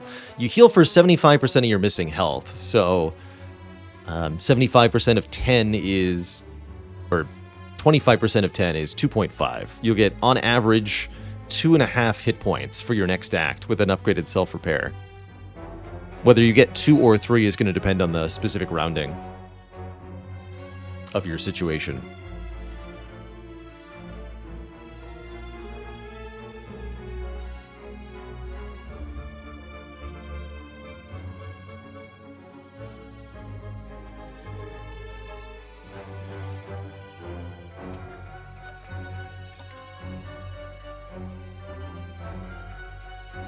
This is not a great act.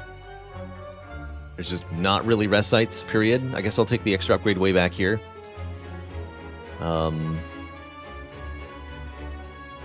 Shops are looking sad. Events are looking sad. I guess we take fights. We're looking for more upgraded cards. We're looking for more potions. We're looking for more money. We'll start over here.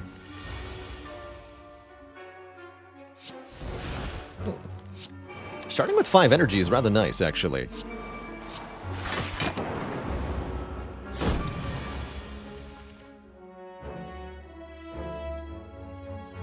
But the double doom and gloom, interesting. So I can only draw 2. I'm cool with that. Then recursion that, then fission it to evoke the plasma orb again. Oh yeah, I can't believe I didn't realize how insane the nuclear battery was at first glance. Look at this.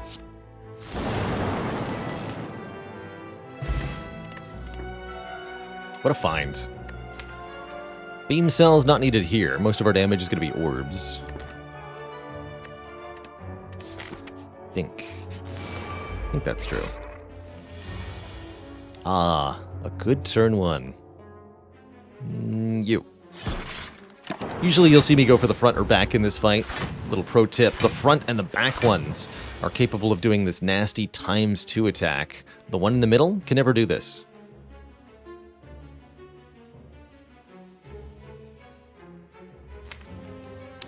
Speaking of, what a turn. Positively murderous. That's 44 plus 15. 59 damage? Holy moly.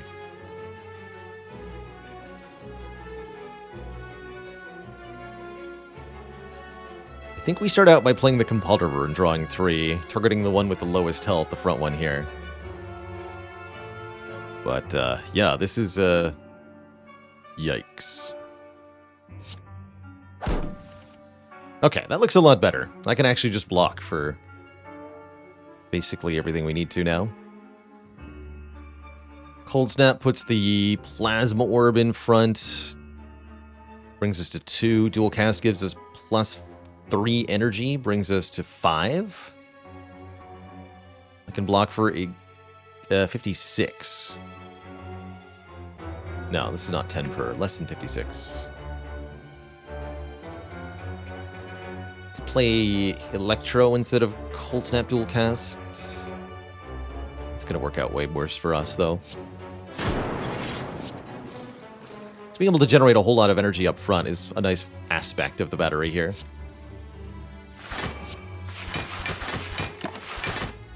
Take 7. Not too bad, all things considered. That was spooky as heck. Oh, how nice. Thanks for that.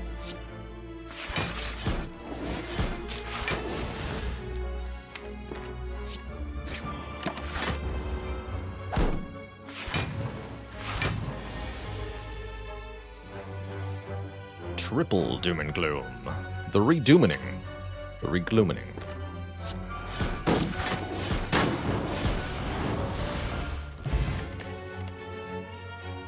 Chill, but this time it says plus on it. I don't want to chill plus, because that's going to evoke the nuclear battery immediately on turn 1, which is probably undesirable. That was a combat, so let's do another event. Not that event. Still no potions. Makes me want to do more combats. I guess I'll sit through these. But I won't like it.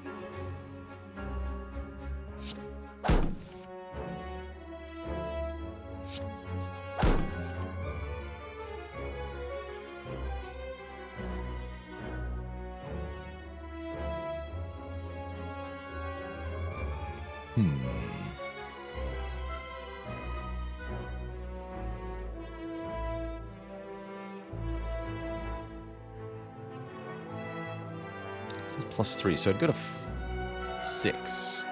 So I could do Defend, Buffer, Doom and Gloom twice. Interesting. It's a weird way to do the turn. Seems kind of absurd.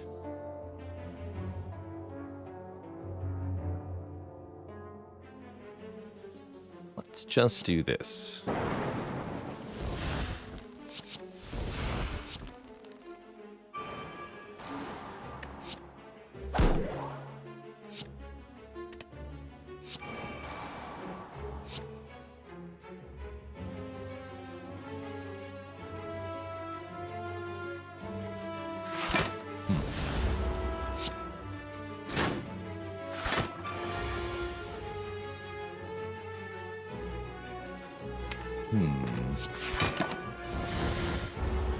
Problems detected.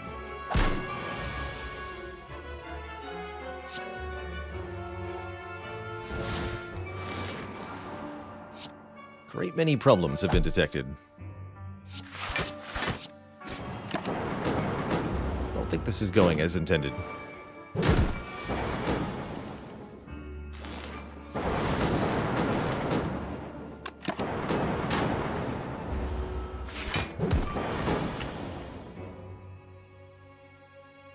Oh, yeah.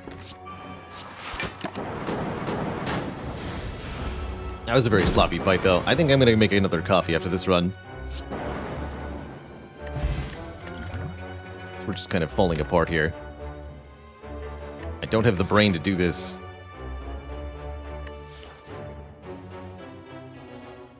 Finally, we get an energy generating card, at least, a turbo.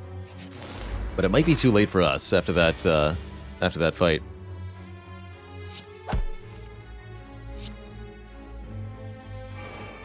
Finally, we get to play Echo Form and have it do something. But yes, alas, it is a little late here. Oh, maybe not. Aha! Okay. Still in it to win it.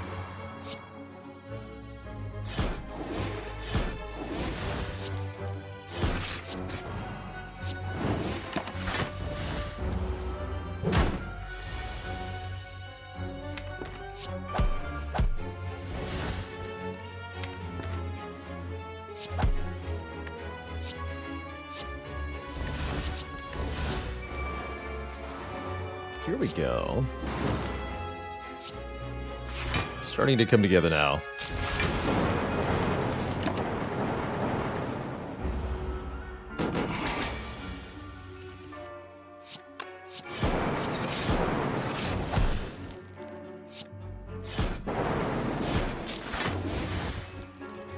Could turbo to charge battery. We're not going to draw that void. The fight's going to be over very soon, so might as well.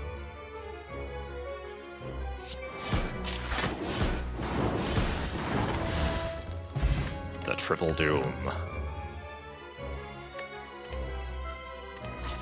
It's just to build suspense, that's right. Had you all fooled. Any upgrades I deem more important than resting? Yes. Buffer.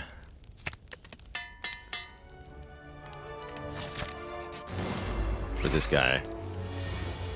Easy every time.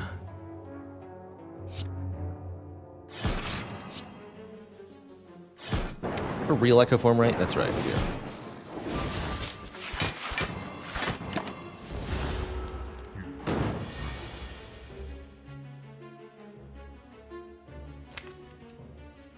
The question is, can I find it in time?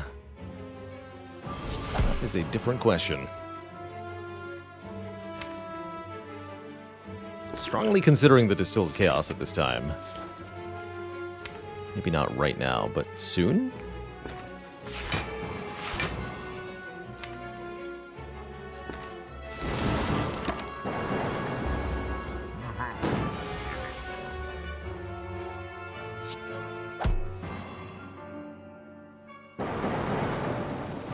There we go.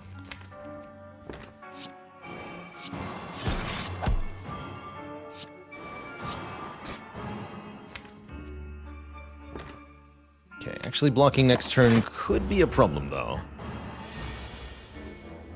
Yeah. Alright, I'll be Distilled Chaosing that draw pile for sure. Let's start with this. Then this.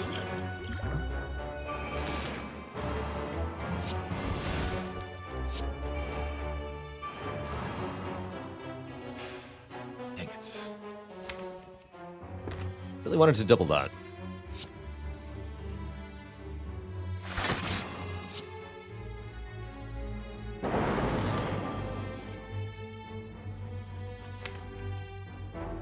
Okay.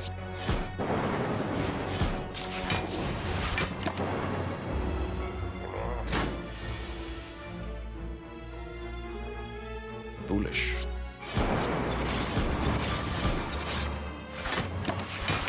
Copy time.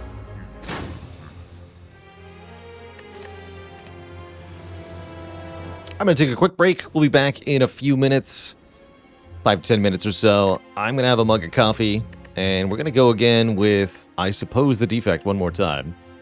Be right back, folks. Don't go nowhere.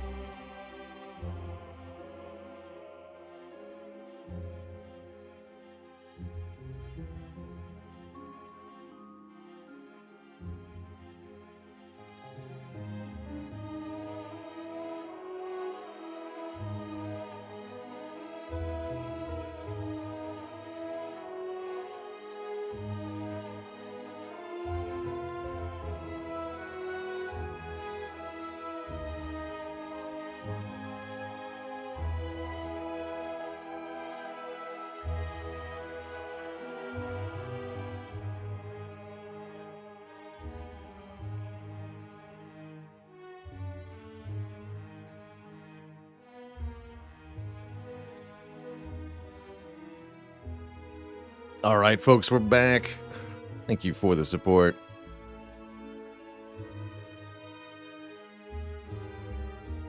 Indeed, Merle, there will always be statistical outliers. Glad you went and watched that video. As part of what I was trying to highlight with it was that there are statistical outliers, that the stats don't necessarily directly translate to the effectiveness, unless you'd have to be talking millions and millions of runs, not merely hundreds, to even get a real grasp of the true patterns. How do I prepare my coffee? I've got a Mr. Coffee espresso machine that I use, which I quite like. It's done quite well for me. Usually doing coffee and foam milk of some kind. I'm a milk drinker. Venom Fox, thanks for 33 months. Actually, speaking of, I forgot to put sugar in my coffee, so I'll be right back.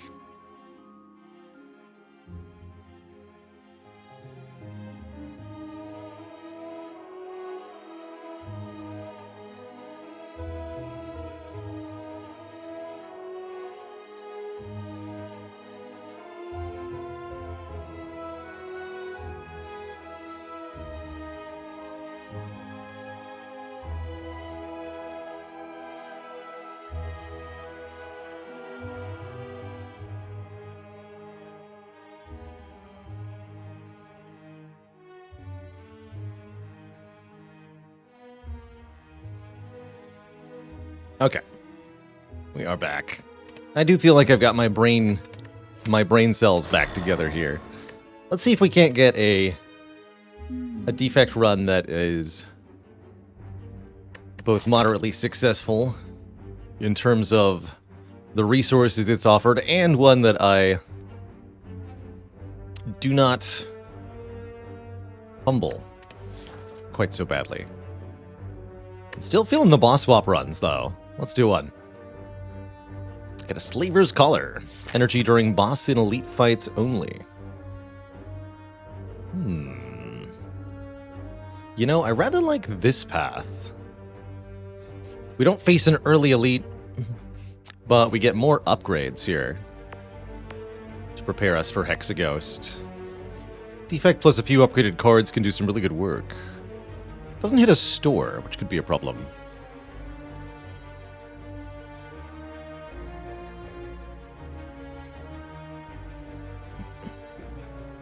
Actually, what we could do is go, with a potential super elite here. If I'm willing to do 5 combats in a row, which I don't think I am, then we could give ourselves the option to maybe fight the Burning Elite, but I really don't think that's a great choice. Going this way means double shop, which is pretty stinky. I'm gonna go this way.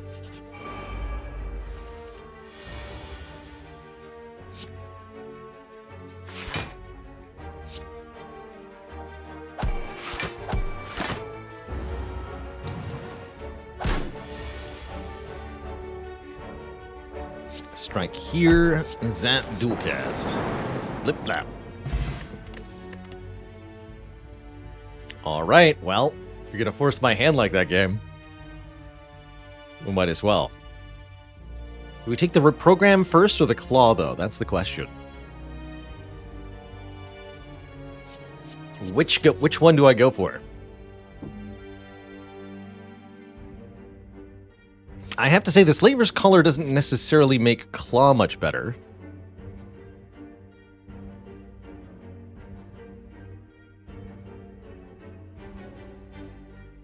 Boss Swap does make Reprogram a little bit better.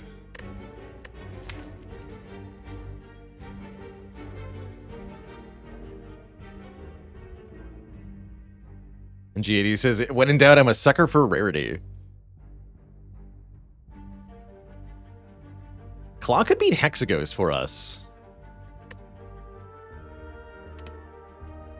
I'm actually quite curious here. Neither of these will prevent me from taking another Claw. If I take Reprogram first, we can pick up a Claw too. That's fine.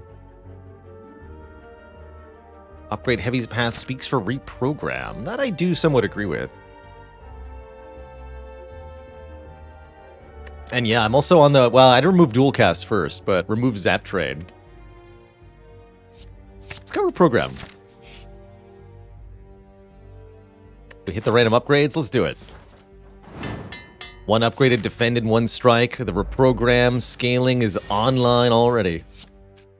Behold.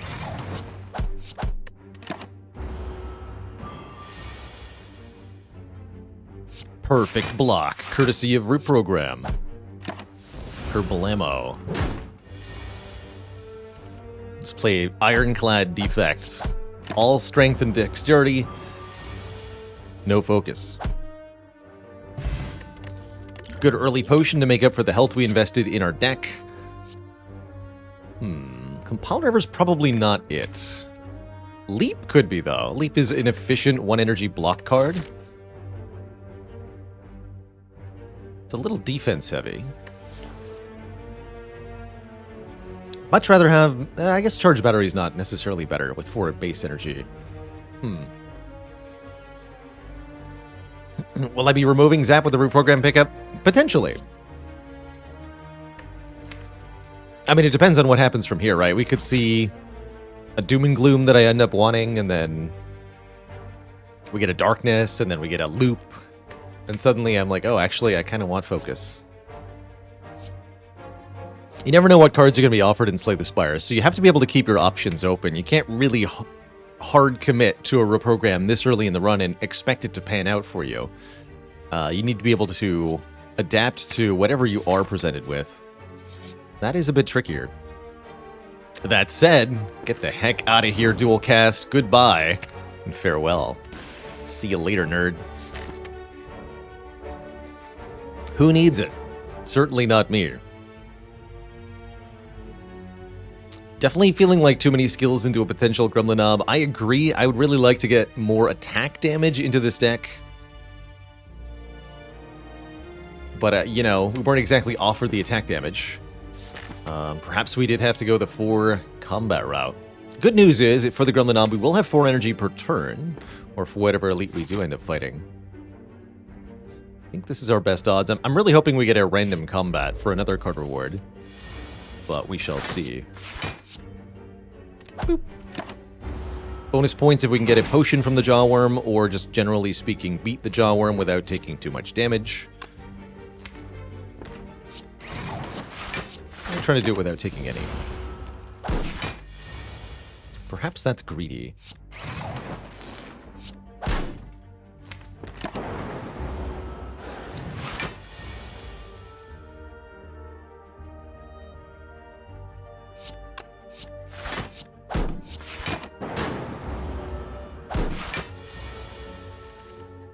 Uh-oh. The greed.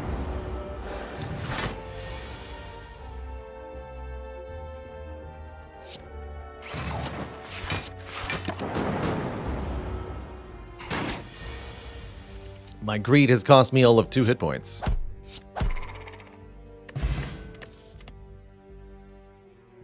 And yeah, I mean, we need a damage card, so we take the Ball Lightning, even though it's bad with the reprogram. Right? We don't have much of a choice here.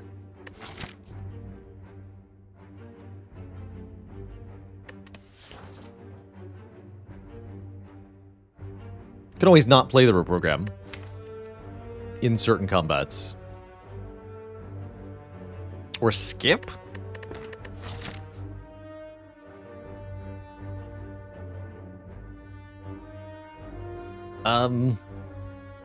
I guess we could do one more combat if we go this way. We could have one more combat before an elite, but otherwise this deck has to fight an elite.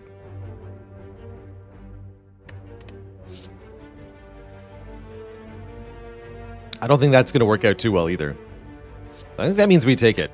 Even if we end up reducing the damage of the lightning orbs, they still deal damage.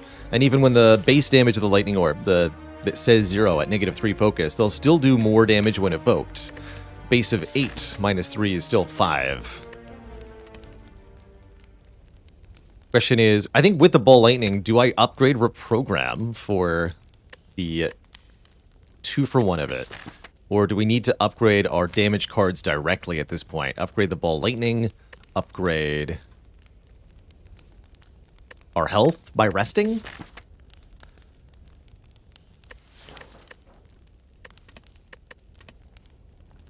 I think upgrading Ball Lightning is probably required, too.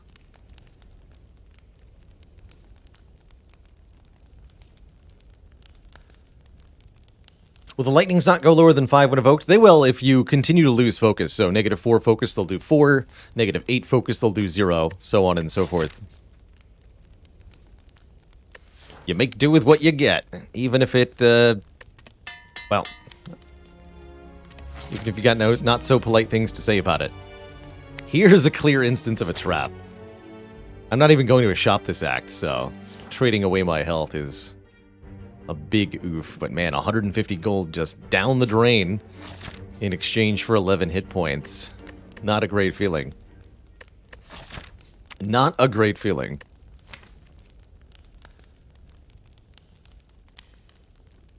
So, do I upgrade the reprogram? It'll be amazing in the non-Gremlin Knob fights. Reprogram. Not so much... Not so much right now.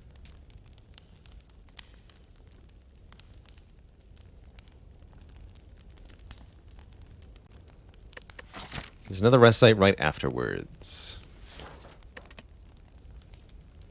I'm not going to upgrade a strike. It's ridiculous. Okay, I'll upgrade the reprogram.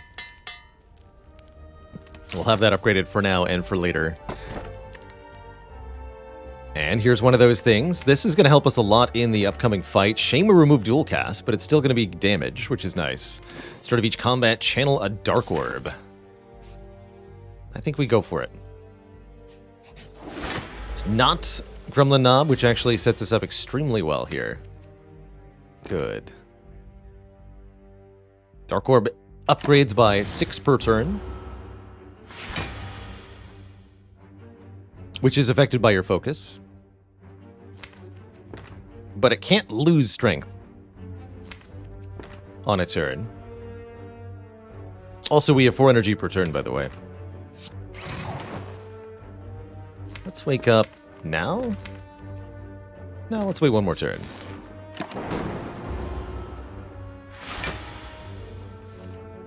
I should have woke.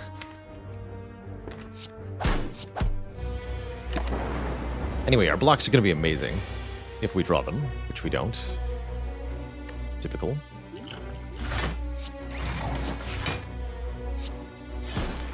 And we'll still have 22 damage when this Dark Orb goes off.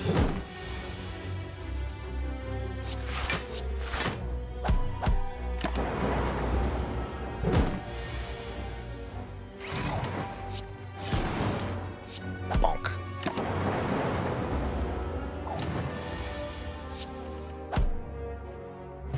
Not bad.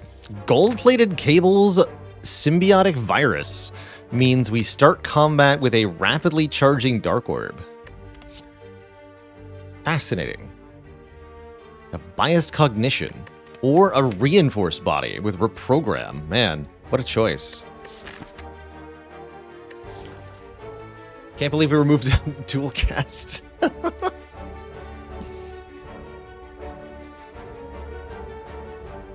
I mean, I'm going to take this bias cog.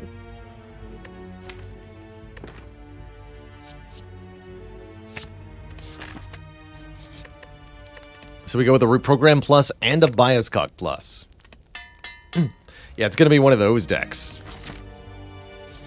Trust me, we're still going to use this reprogram. It might be like how we beat Awakened one or something. There's weird uses for it. 28. If only I had a way to actually evoke the Dark Orb. Oh, crap. Oh, no. It's all the power in the world, completely inaccessible to me. Yikes.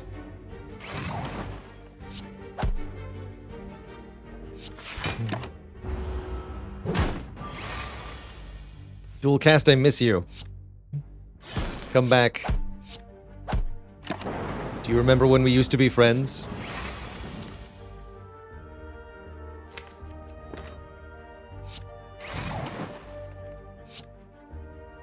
Need the sap to be channeled.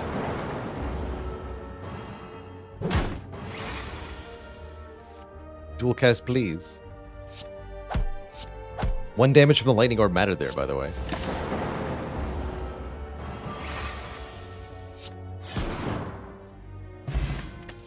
That's good.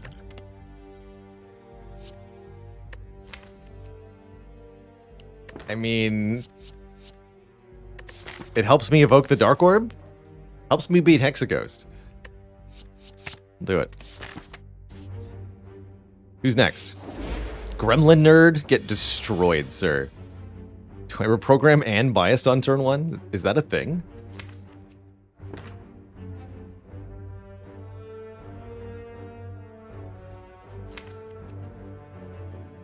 I'm not sure that's a thing.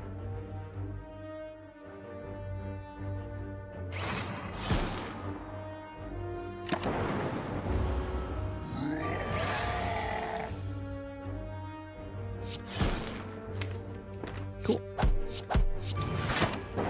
Easy fight. Look at that. Kerblam. Now we're cooking with gasoline. More orbs, yeah. This reprogram is so funny. Well, I'm pretty happy with Cool-Headed here. Adds a Frost Orb to the mix. We've got the focus. We've got the gold-plated cables. We've got a need for evocation. There's also interesting possibilities with recycle. We could go full gasoline with another ball lightning, but I think we want the Cool-Headed.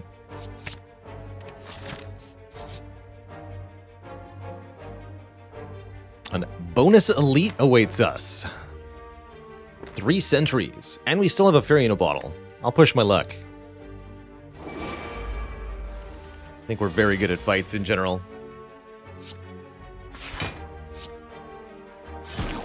Does Collar proc here? Yes. Yes, it does. Great question. Dog Barker, thanks for gifting a sub to Berkey. Yeah, welcome to the Cozy Sub Club. Did you know that Dark Orbs always target the enemy with the lowest HP? Always.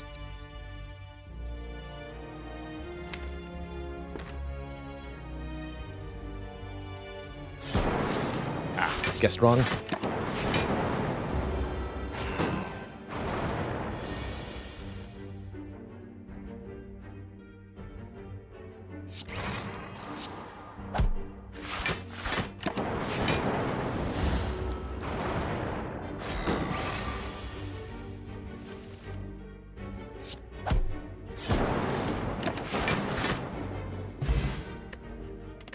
And what a reward. An Essence of Steel, a Prayer Wheel, giving us more card rewards from regular enemies, just in time for the Act 2, where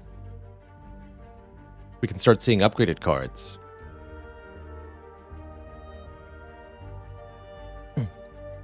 If multiple enemies have equal health, it's front-to-back targeting, then. Melter's an option. I'm honestly not convinced that we need a Melter in any way, shape, or form here. Current deck is doing just fine with its orb spam nonsense. Not sure whether I want to upgrade Cool-Headed or Zap here. I suppose with 4 base energy, I probably want to upgrade Cool-Headed for more draw. Let's do that.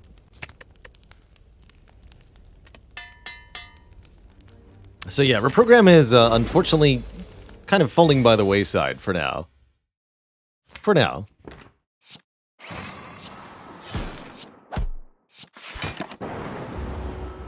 It's not to say it's entirely useless to us, but I don't expect to see it get a lot of action for the time being. Do I want to play this? I really want to have these orb slots doing damage.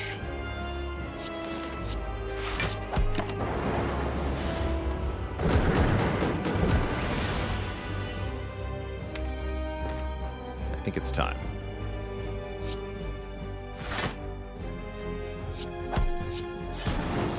Good 50 damage from that orb. I'll take 1 to deal 6.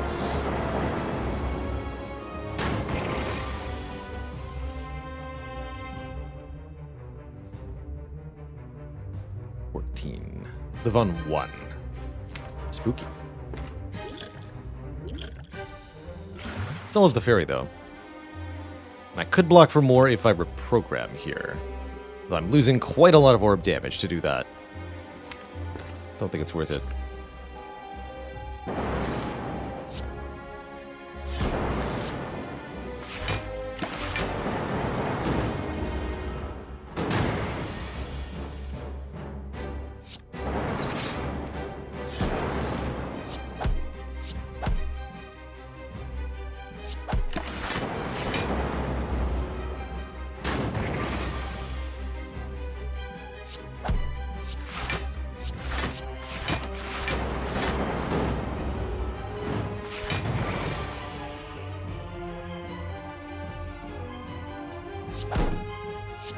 GG. GG. And more orbs. Well, I've got double ball lightning and bias cog, so pretty hard to turn down on electrodynamics going into Act 2. Make our lightning orbs blap all enemies.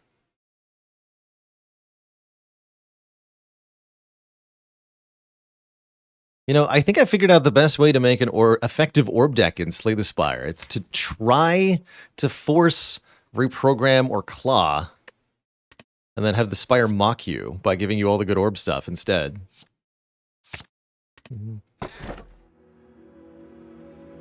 Pandora's Box. Oh boy. We'll lose out on the upgraded starter cards that we have, but a Pandora's Box transforming all our stuff could be pretty dang good. The infamous Oryx. Welcome to the Cozy Sub Club. Thanks for that Prime sub.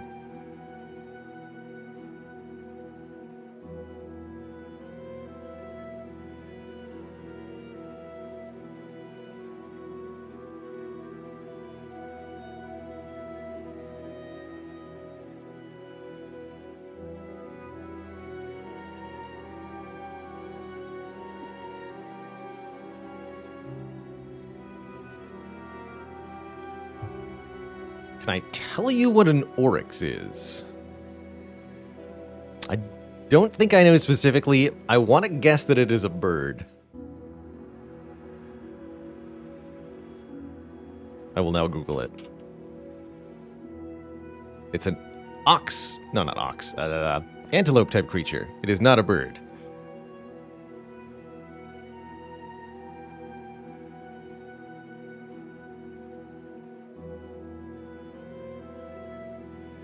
So it was at least rendered that it was an animal, but that's not a particularly close guess. Where do these things live?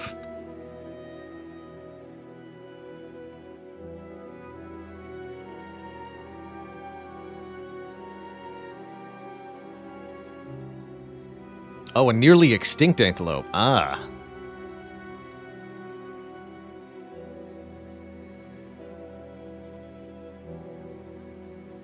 Or at least maybe parts of it are nearly extinct. Doesn't seem like there's many of them left. Quadraxial, thanks for 5 months of support.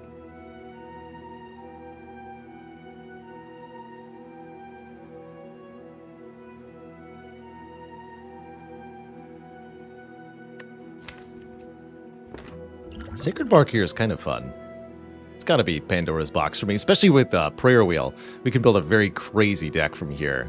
With no strikes or defends. I love it. More orbs. All for one, returning literally nothing currently. But we've got reinforced body. We've got aggregate. We've got genetic algorithm. We've got all sorts of cool stuff. And I'm sure that if you just kind of smoosh it together with 5 energy per turn, it'll win. It'll beat all the things. And we can fight quite a few elites this act, too, if we want to. We could easily do 3.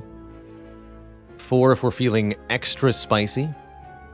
Or no, not 4. We can easily do 3. I'm thinking we want to do 3 like...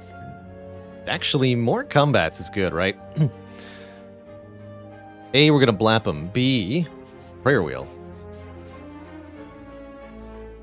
What am I looking for now? I am looking for... more card draw, I am looking for relics. And I'm looking for upgrades. A couple removals might help too. There's certainly a few cards we could lose. Though oddly enough, I'm still considering keeping Reprogram around. There's a lot of cards we could buy that would be good. I would even add like a Madness to this deck now. We're going to be scanning the skies for upgraded cards. Every enemy we beat will give us 2 card rewards. 6 cards total. And there's a 12.5% chance per card here in Act 2 that each card is upgraded. So we can expect to see at least 1 upgraded card every 2 combats on average. A little bit more than that. 2 for every 3, really. So we should expect to see at like 3 upgraded cards on average, just going here, that we could potentially take and add to the deck. And there might be many good cards beyond that, too. We also get the added advantage with Prayer Wheel. You get to look at 2 card rewards at the same time, which can help you make more informed decisions about what to add to the deck. We're also not going to take that much damage to random turn 1 nonsense, thanks to Boot Sequence helping out a lot here. Upgraded Recursion, I'd love to see it.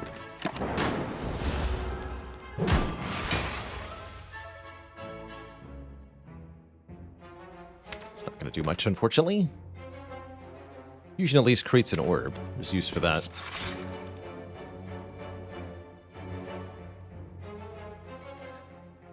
Cold Snap, Ball, Lightning will full block. Let's do that.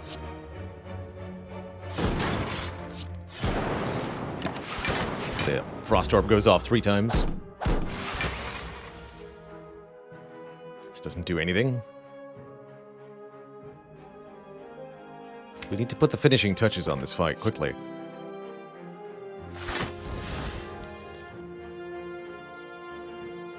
Guess the Dark Orb will help with that.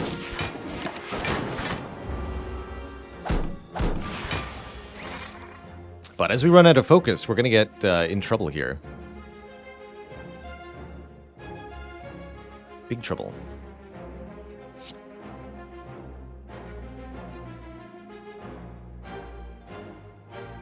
Taking 5. Could consider using the potion here. I think we're okay, though. Channel 3 orbs. Do we have a kill like this? Yeah, we just have a kill. Okay. We get a potion anyway. 2 card rewards. There's an upgraded card. Although I'm way more likely to take the card draw. And there's Focus. Or more card draw. Compile Driver. Also, potentially decent card draw, especially with a Fusion now in the deck.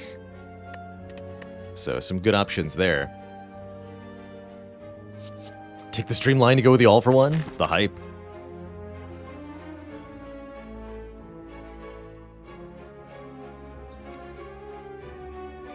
I do find that Compile Driver really appealing, actually.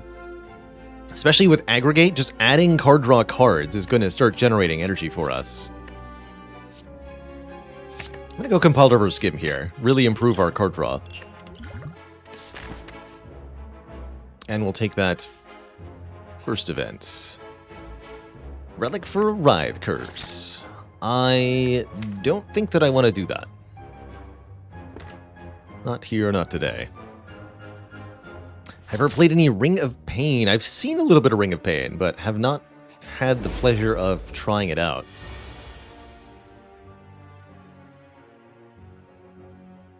Doom and Gloom Cold Snap. We could even do Fusion Cold Snap. But I think we just need to start banking some damage.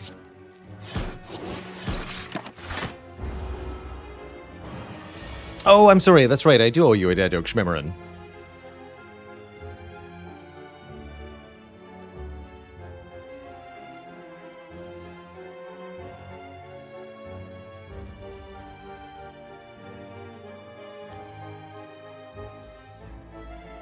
What do you call a cultist who's been left out in the cold? The Frozen One.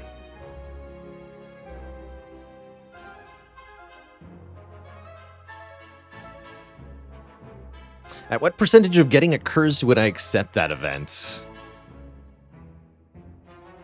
I think I would almost always click it if it was 25%. I fall for it a lot at 50, which is what it is below Ascension 15. But yeah, I'd be a huge sucker for it with 25%.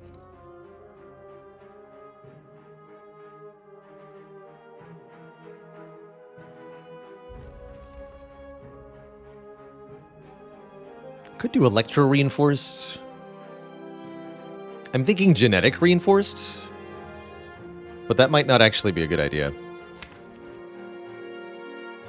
Genetic zap reinforced? That's too many statuses in the draw pile. We have bonus energy next turn. Let's do this. May end up using the duplication potion to sort out whatever this is. Yeah, you went for the 31 again. You stinky. But I might also just be able to do 82 damage. We've got 48 here. And I've got a bias and a gold-plated cable, so I can make some stuff happen. I can also make quite a bit of block if I want to. Oh, and with the duplication potion, I'm sure that I have a kill.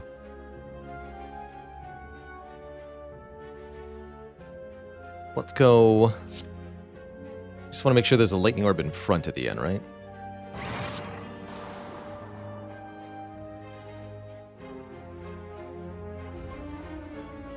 So lightning... Ross puts the lightning here. One lightning goes here.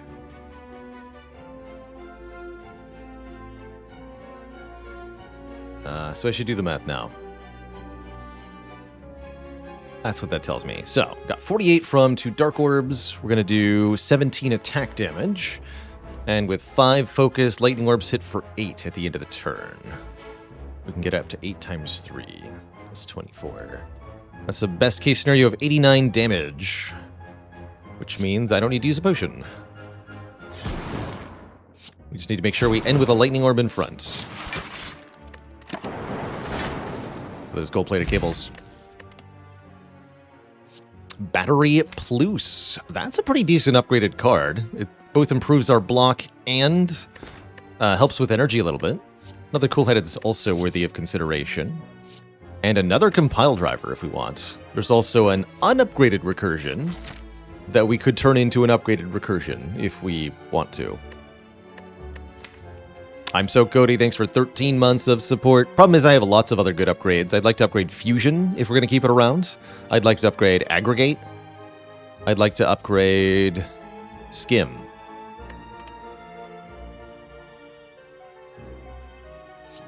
So I don't think Recursion really has a chance. But I am going to take the Charge Battery, and I am going to go for Double Compile Driver. We're really adding cards a lot right now, and that's okay. I think it's going to make our...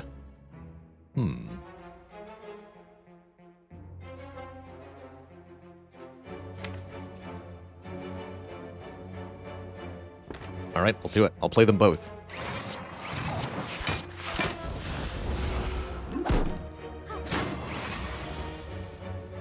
It's happening.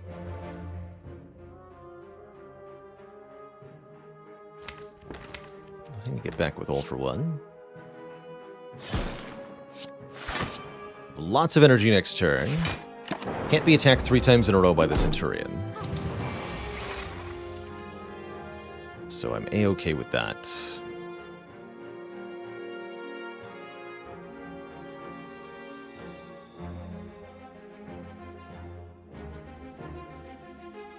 $40 damage is going to go to the lowest health enemy, which will be the Mystic here. So I kill the Mystic this turn. Alright, I don't have to worry about blocking then. Genetic, Electro, Fusion? Yeah.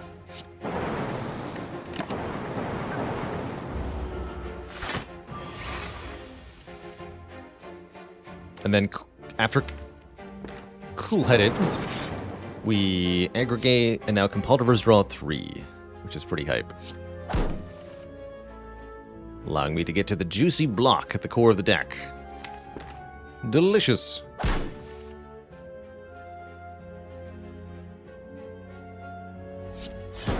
just ruin this dude's day.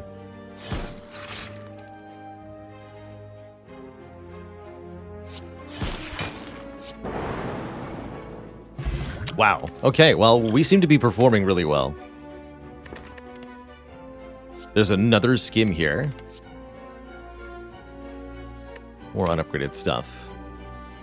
Do I take another skim at this point? I don't necessarily think that I need to with these compulsivers.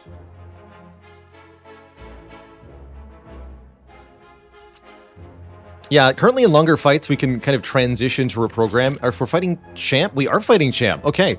Champ will be the first enemy that the reprogram is actually used against post-orb, because this is the way that we can beat this fool. Against Champ, we can set up 3 different orbs and just use the compulsivers as huge attack damage and draw. We're going to be getting bonus energy each turn from Plasma. We'll have 5 energy per turn with huge card draw. Champ is going to be actually pretty easy. That's exciting.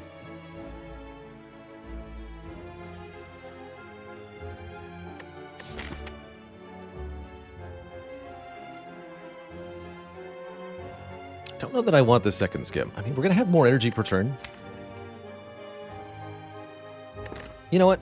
I am going to go 2 skims. Because the color. Because the color. And because aggregate gets juicier and juicier. Look at it go.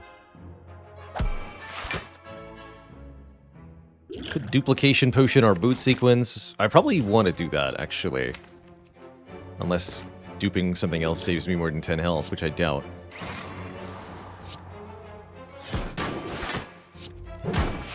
Because we can just buy a new potion at the shop here. I really do like 10 hit points right now.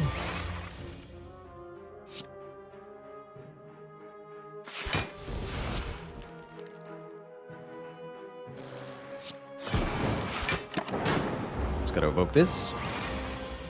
Easy.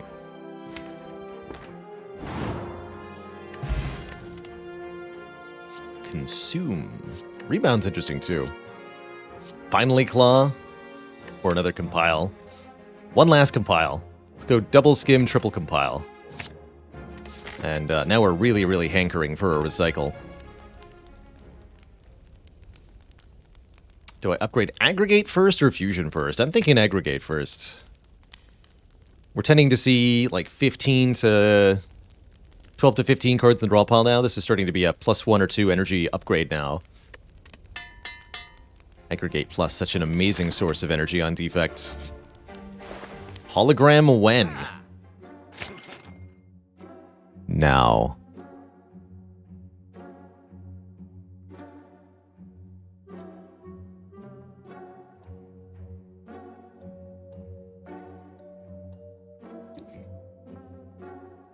Toolbox when? Panic button when?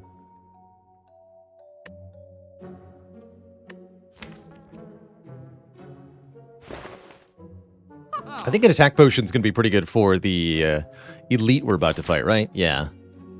Can I do toolbox card removal attack potion? Mathulator. Mathulator says yes.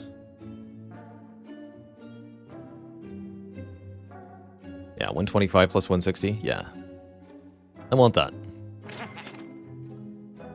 What am I removing, though? Zap?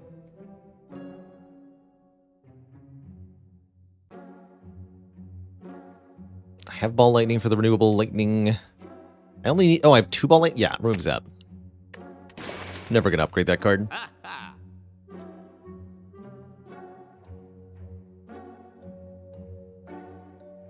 I will buy the discount attack potion. Surely it's as good as the premium one. Surely.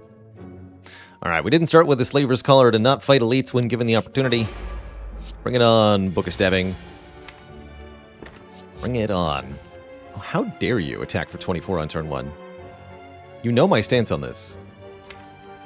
Oh, we can Secret Technique for the aggregate. Let's do it. Give me 8 energy. Immediately. Also, all the draw in the world. Let's go Frost, Lightning, draw 3. Hologram the aggregate, get even more energy. Keep the turn going. Yes, please. +4 again, up to 7. Draw more cards. Draw more cards. This deck is hilarious. What have we done? It's magnificent. And where the heck is my bias? Hello? My hand is full.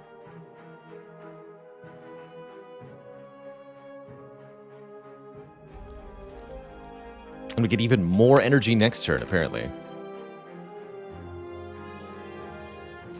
There's nothing for All for One to get.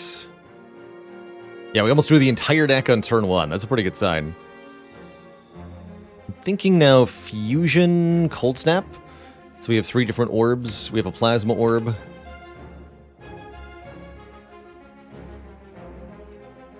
Actually, probably Cold Snap Fusion. So that we can get gold-plated cables Frost next turn.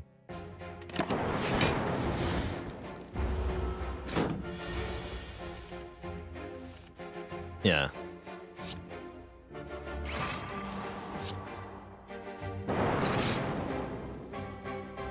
Okay. Just playing this will block, so let's start drawing.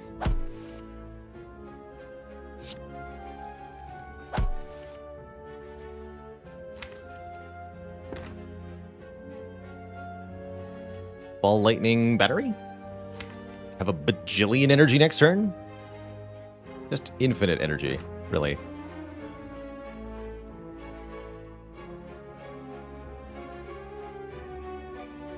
Yeah.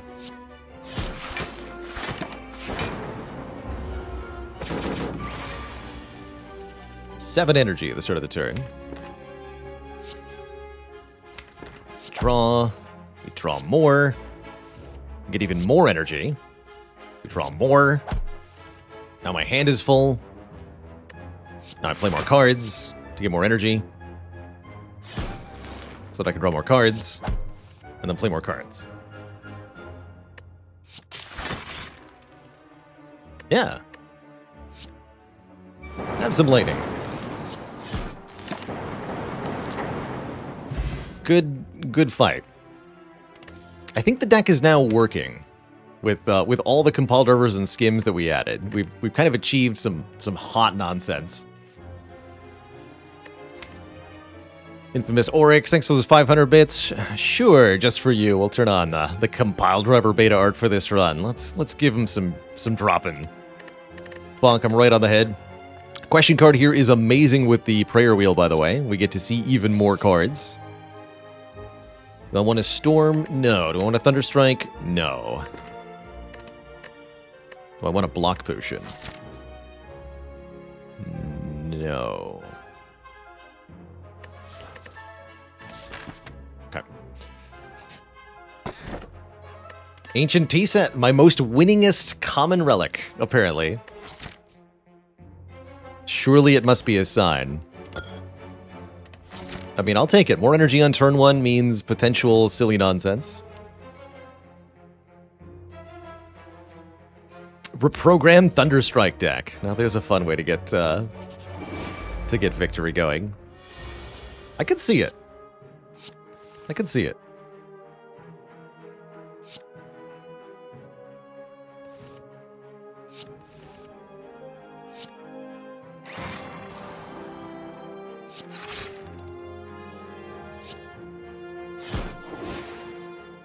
Doom and or gloom. I wonder if I was meant to reprogram before I did that.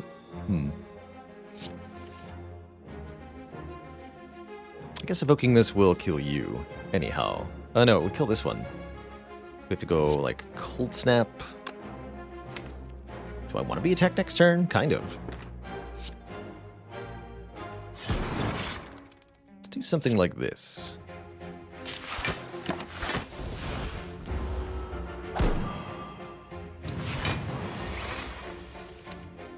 Doesn't even have the courage to attack me.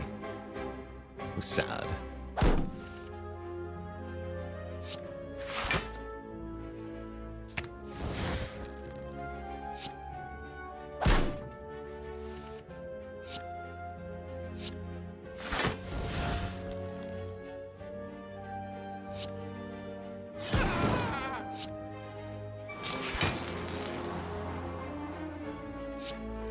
Fusion, cool that. And with 3 different orb types again.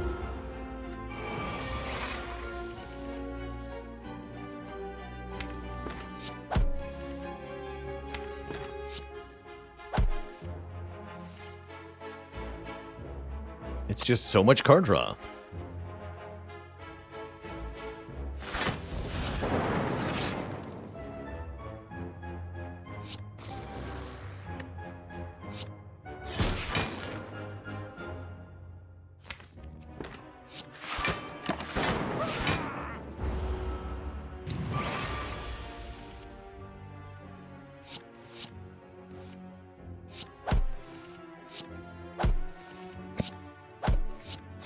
I love it.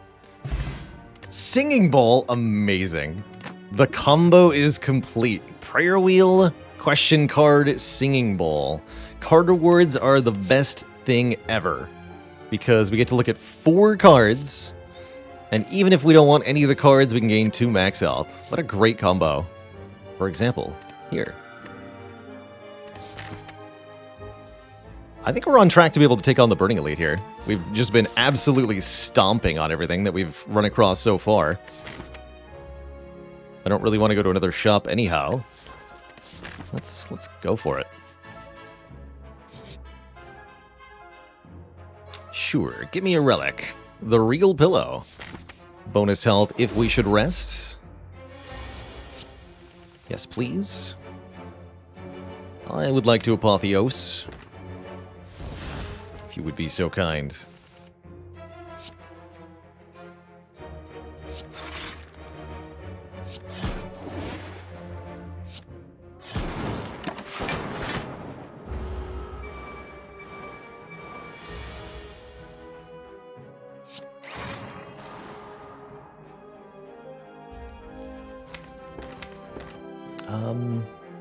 All for One brings back Boot Sequence, right? The Boot Sequence blocks 4 enough. It's kind of fun. This is also fine. Just don't use the last energy. Bank a bunch for next turn. So that I can Compile Driver Electrodynamics. And Genetic Algorithm with a plus on it this time.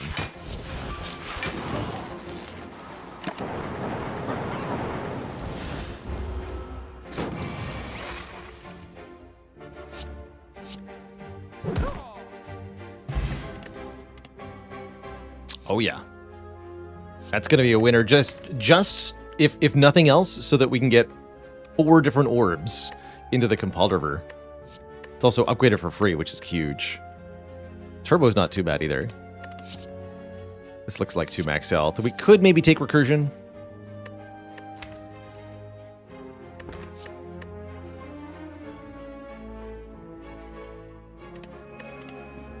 But I'll take the Capacitor. And let's take this Elite fight. It's Regenerating Slavers. That's not too bad.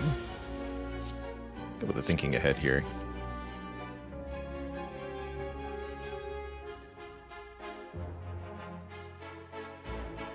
I think we cool-headed first, then thinking ahead. Get to look at the most cards this turn.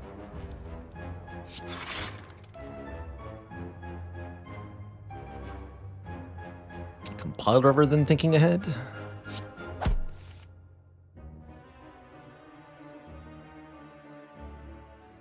At some point, you gotta make up your mind.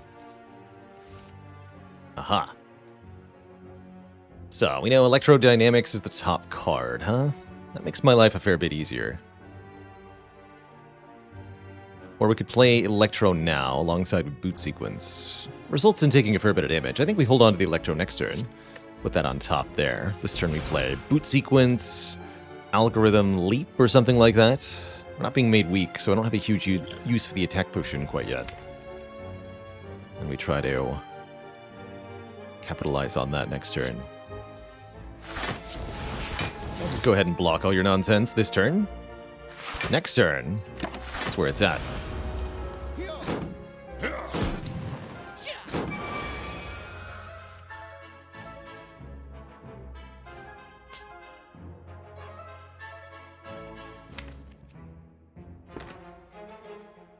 Still no weakness.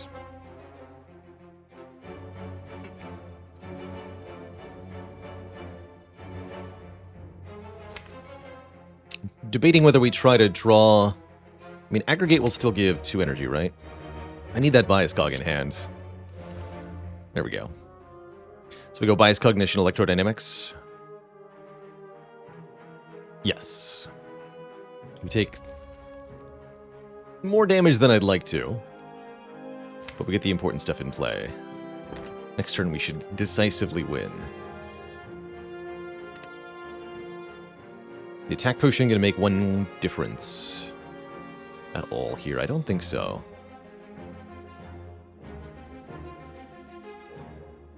Very few attack potions that would actually save me health.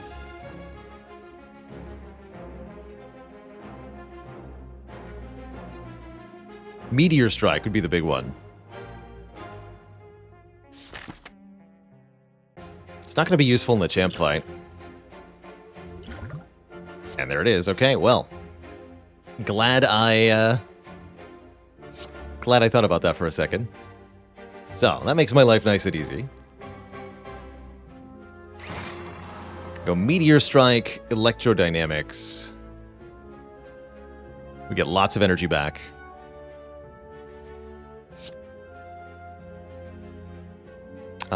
Whoever do we want to die first? I guess that's going to be the one attacking for more here. Because they're super all dead next turn. Just like very, very dead. Could do Fusion, Cold Snap, Compile? I think I'd rather just do Compile.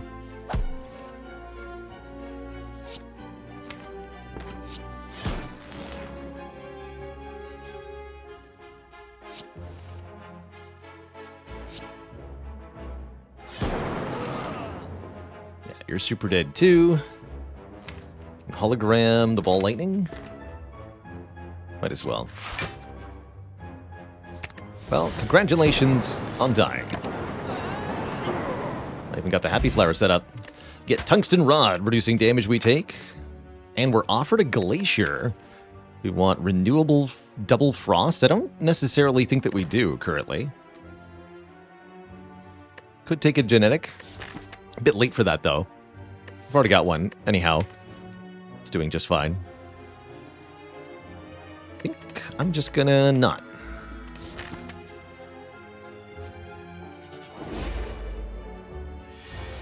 Mind Blast actually looking half decent here. Let's take Jack of all trades. Turn that into something else. The Bomb, there we go. Electro Bomb, sure.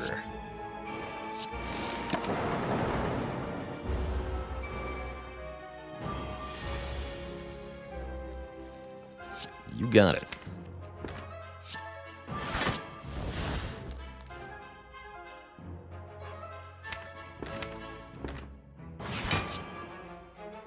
Bomb goes off at the end of next turn. I'd like to try to keep that Dark Orb, maybe.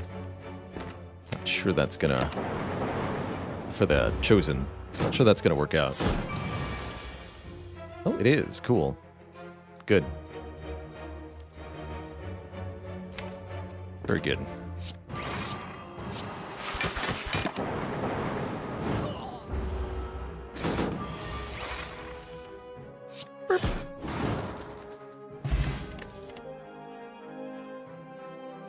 Another chance at recursion, Glacier, Claw, another Bias Cog? Interesting.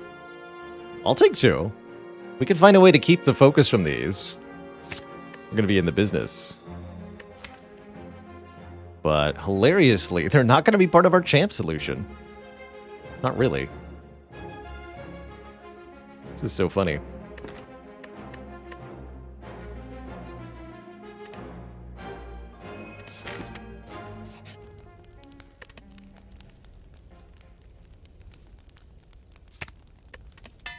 Can upgrade this hologram to start.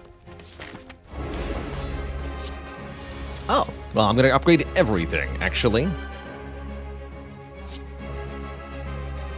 That sounds great. Why don't I just upgrade the whole thing? Actually...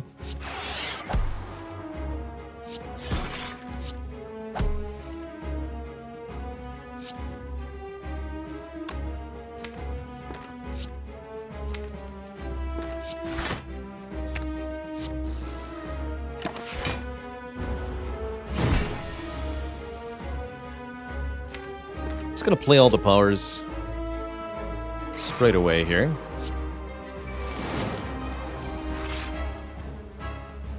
Do I start reprogramming now? Yeah. I do.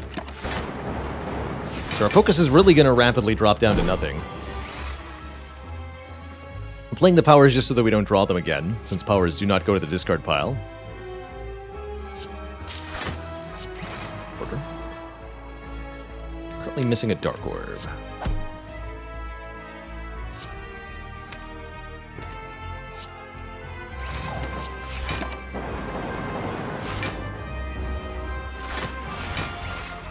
And then each turn we're going to have tons of energy, tons of draw. Tons of strength and dexterity.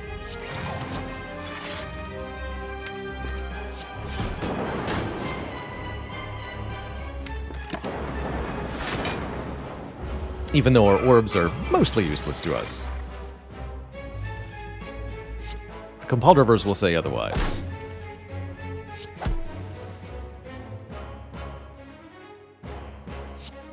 Drawing this card. Lightning towards the back. I want to put, I want a second plasma, and I want the plasma in front.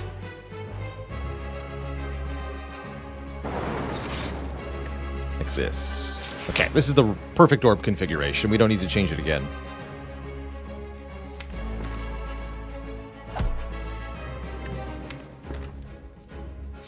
Now we're just trying to scale strength and dex here.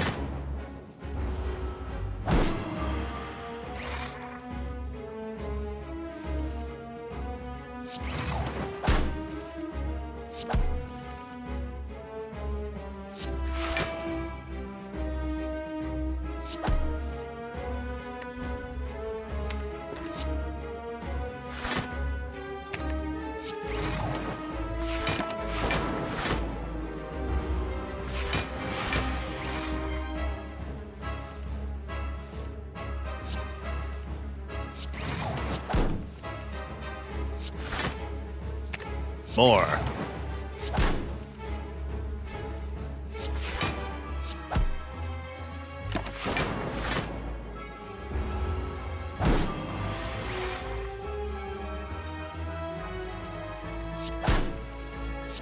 I might be able to do stuff by, like, juggling the orbs a bit here.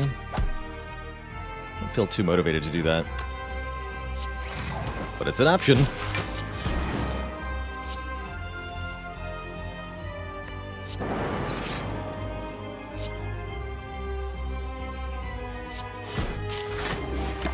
GG, Mr. Champ.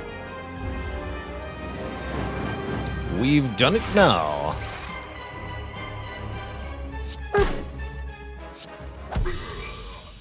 Bonk. That's pretty cool. A true hybrid defect with a compile driver and a lot of orb slots tying it together. We have focus for shorter fights, strength index for longer fights. How curious. Could take a bona fide meteor strike, try to make that work. With aggregate, it is playable. Does the deck need a barrage? Maybe not need, but it certainly would appreciate it. Could go amplify to let us play the bias cogs even more. I'm also relatively happy with machine learning, just increasing our base draw per turn. Let's take a machine learning here. Pyramid, actually pretty bad. Not often I get to say that. Runic Pyramid is not good here, because if I don't discard my cards, then... Well, and actually, if I get a recycle, Runic Pyramid will be very good.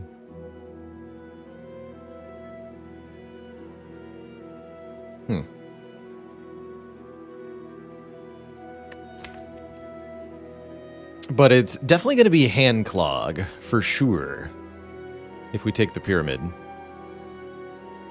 With so much card draw.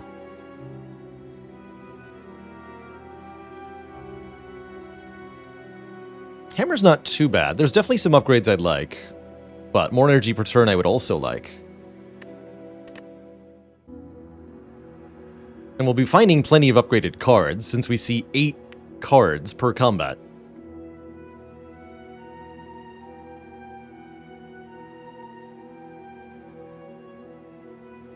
The curse key's not that bad. But yeah, let's go with the hammer here.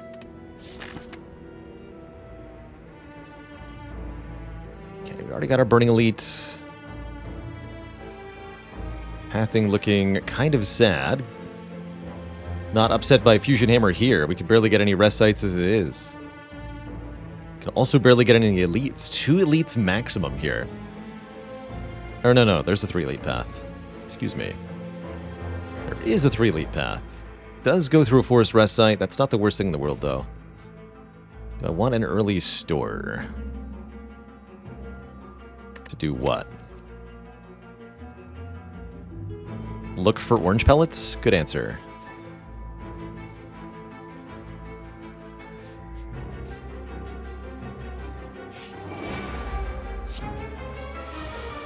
Discover Apotheosis.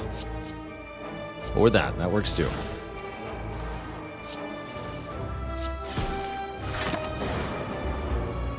How much will pellets be in the shop? A maximum of 174, I believe.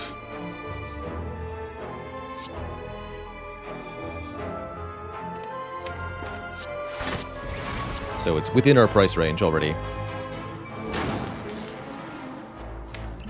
Hollow Skim or Hollow Ball Lightning? Try to kill one of these nerds.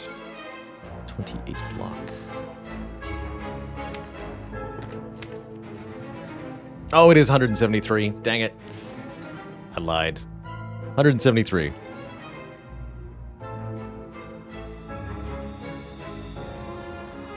Couldn't remember which way that rounded.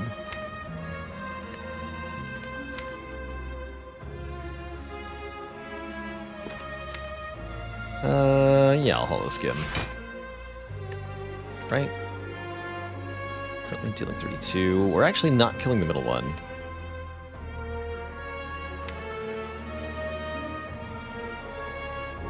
Do it anyway.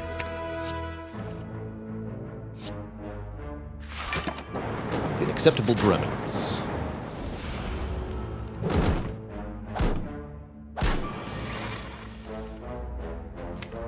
Already got the biased, or the genetic in play, I think.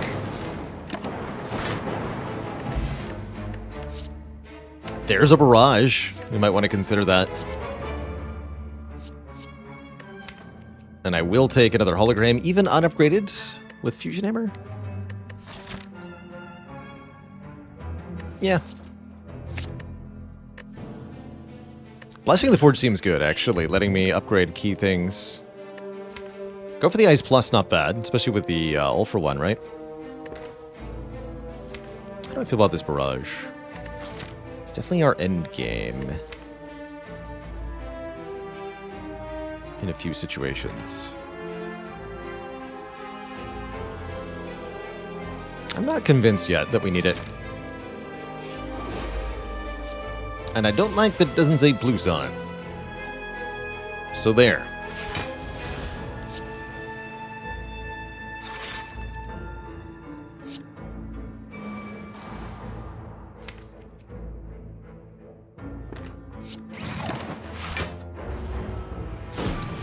Take some decks for this fight.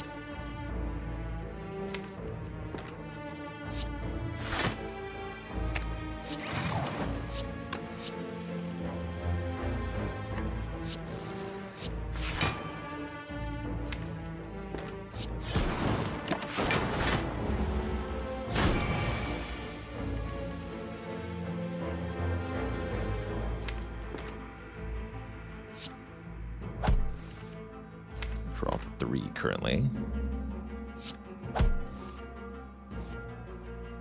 So bring me to 1 focus. So we go back into positive focus too. Okay. I'm cool with that. Perfect.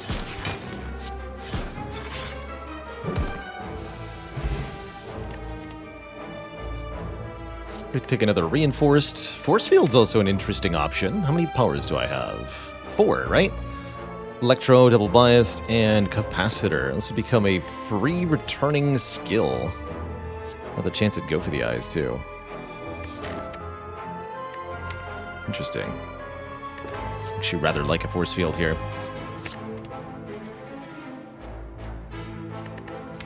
Oh, and there's one I'm missing. Machine learning, that's right.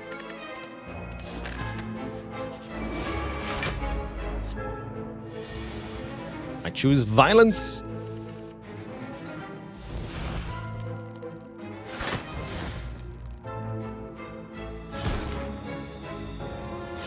As is tradition.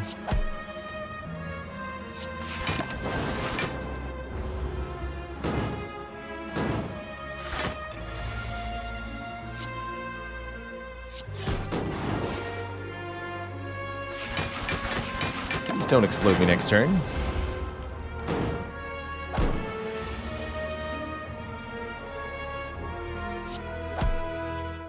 Oh, good. I'm not getting exploded today. Huzzah. What is this? Electro charge battery leap? That looks good.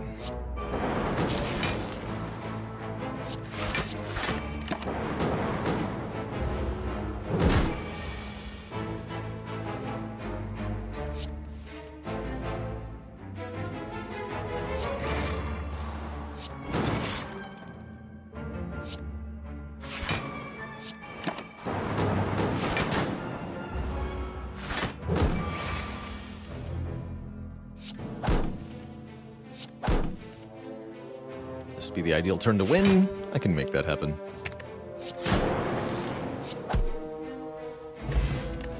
More card rewards. Self-repair? Probably not with the hammer.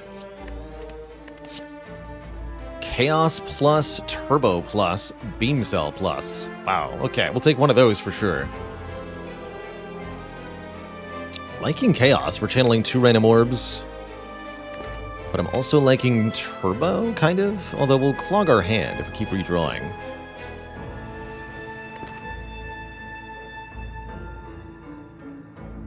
How's it going, Gardemo? And I'm going to be in Virginia next week.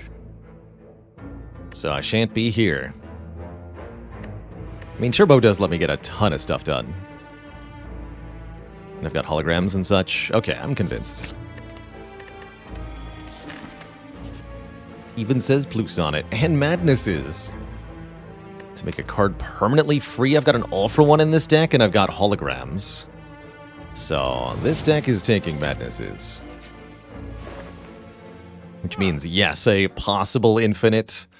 Especially if there's another all-for-one involved. We can also go Medical Kit here to let us get rid of status cards, which also feels important. Wait! This lets me play the Turbo's Voids. Oh my goodness. Yes, yes, Medical Kit lets us do turbo nonsense. Oh, that's huge. That's so huge. We can actually create an infinite combo involving the turbo now. If only there's few enough cards in the deck. Shame we're 4 gold away from also removing a card, but otherwise, this is an incredible development overall. Static could be oddly okay. But I think we're set up now for glorious success. Do I want a healing? I don't need a healing. No, I don't think I want a healing, because I want extra crazy card rewards.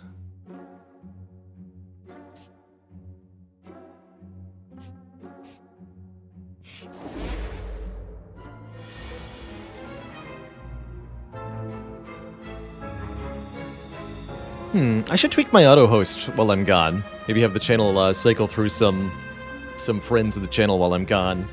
In the past, when I've been on vacation, we've done reruns, but since Twitch has deprecated that feature, we're no longer able to do so.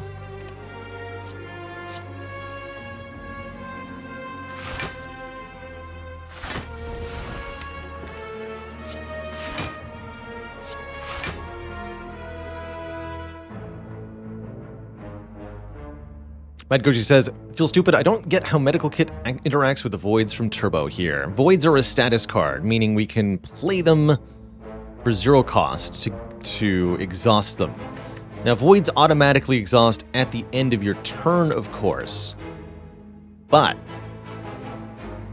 if we're trying to have one turn where we keep playing many, many, many cards, eventually our hand will become clogged with voids that we can't do anything about until the end of the turn. Having the medical kit allows us to ignore that end of turn restriction, and we can continue to play void, basically enabling our turn to be of arbitrary length.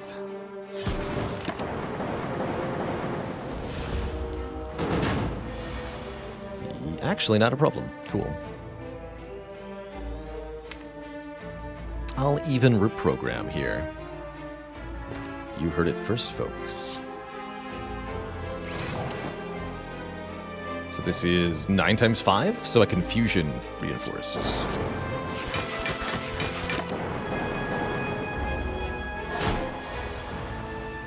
Do you mind adding some stuff, please?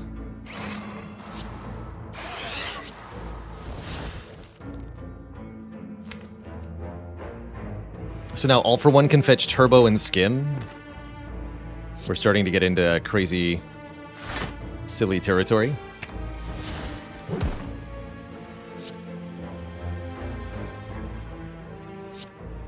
Doom and Gloom is now free.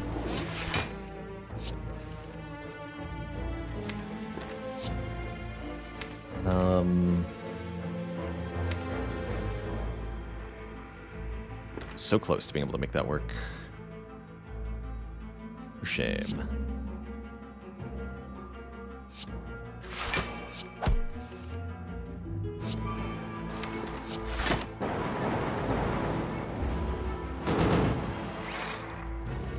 The aggro doesn't stop, dang. This is one spicy nemesis.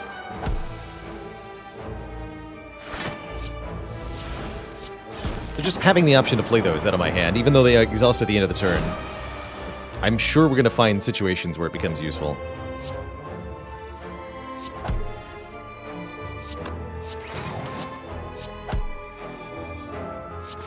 Like here, creating space in hand so that I can get more stuff back with All for One, for example.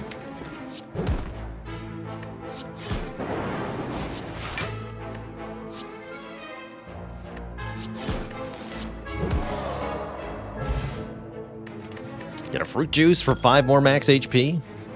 And a third bias cognition, another compile driver, or another hologram.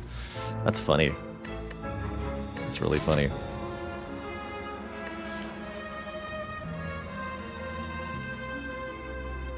I'm not sure that I need more of these. I'm just gonna keep skipping.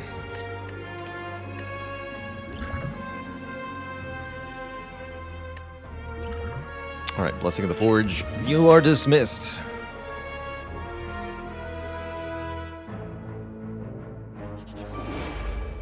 The Writhing Mass has the potential to give us a curse. Very stinky curse. Which could be a bit of a problem for us. Not sure if I want to reprogram in this fight.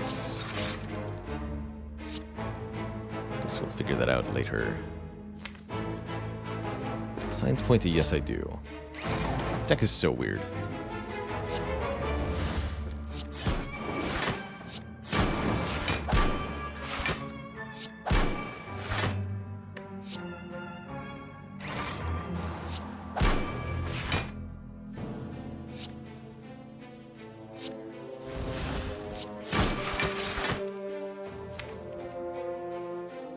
Doom Turbo Cold Snap.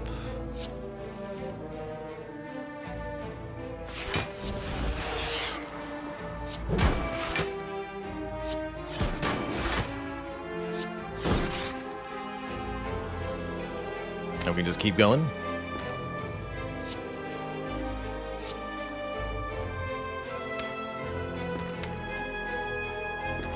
Seems like a mighty fine draw next turn.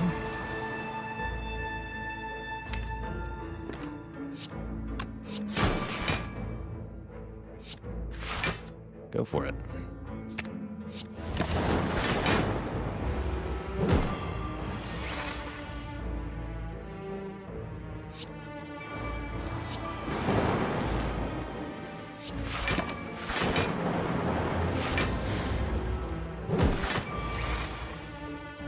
It's an unholy amalgamation of orbs and not orbs. I was saying boo orbs.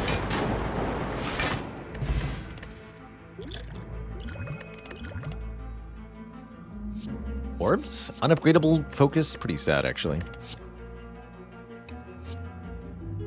Unupgradable fission, also pretty sad.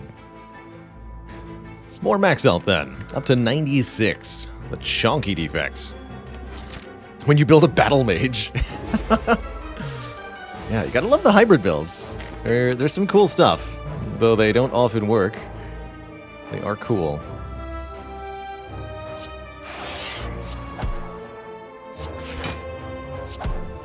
Oof, not the turn one we wanted.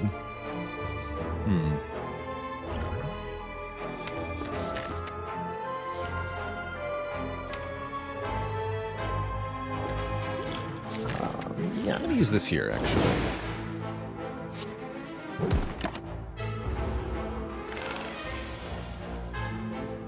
Ouch. My face.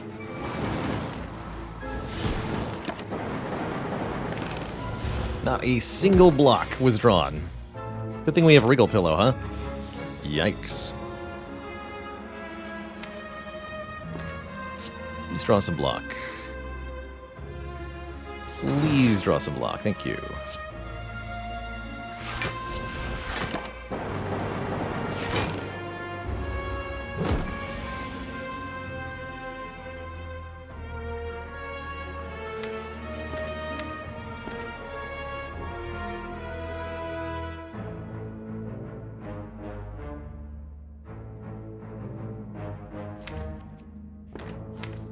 Trying to figure out whether I can hand agreed here. Doom and Gloom hologram hand agreed's a thing, right? Yeah, I can. Sweet.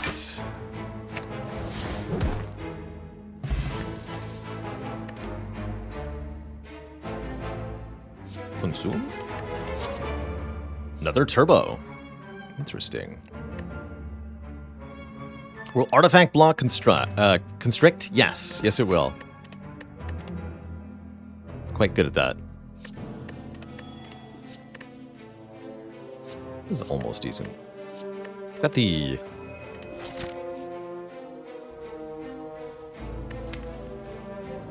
force field to do better steam barrier. Bottled lightning, no apotheosis though. Didn't take the seek, and I need the key anyhow, so that's fine. What's not fine is these two. These two are spooky. Especially if I can't get set up adequately. I think the double whammy of this could probably kill us here. So I'm not 100% sure about that. I don't think we've got the front load for these guys now that we have the madnesses in the draw pile. I guess bottled aggregate would have been sweet. Yeah, we have a fairy, but that fairy is our Reptomancer insurance. If we use our Reptomancer insurance here, then a Raging Reptomancer comes through our basement, and our premiums have already gone up, so we can't afford that.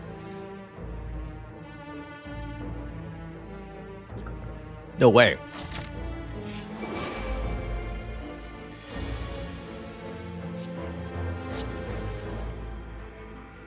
No way.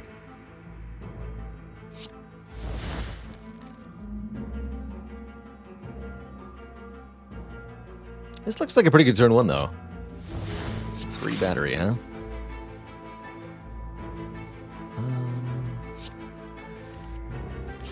Distinct lack of aggregate in my hand. Game. There it is. Thank you. Much better. Do I do the thing? I think we want to rely on electrodynamics for this. So let's do some blabbing.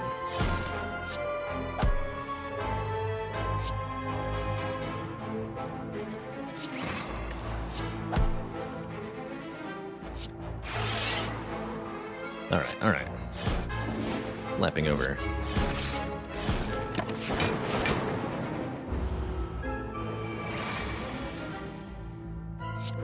I guess I didn't need Reptomancer insurance this year. That's probably for the best.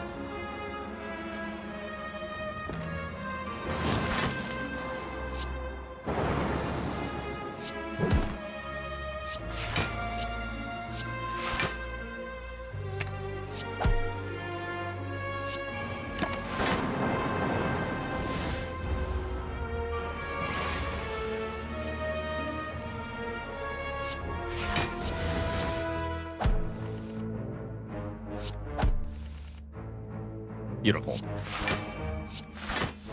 So, Dark Orb again hits the enemy with the lowest HP. So we'll just save that Dark Orb for next turn then.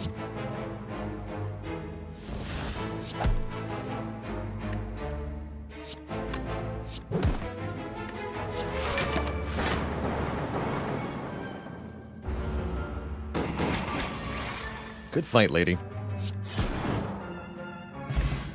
White Beast statue gives me a potion after every combat. There's a Barrage Plus. Okay. We'll take that one. We'll take that one, and we'll have a really good sleep.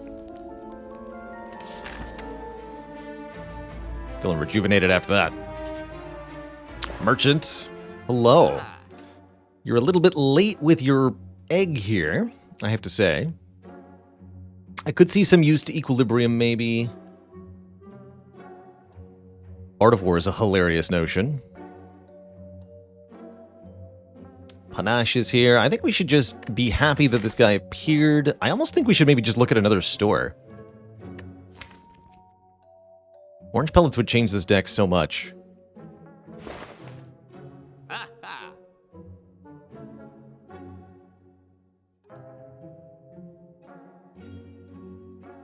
I'm going to do that. How about you? Ori. Question card.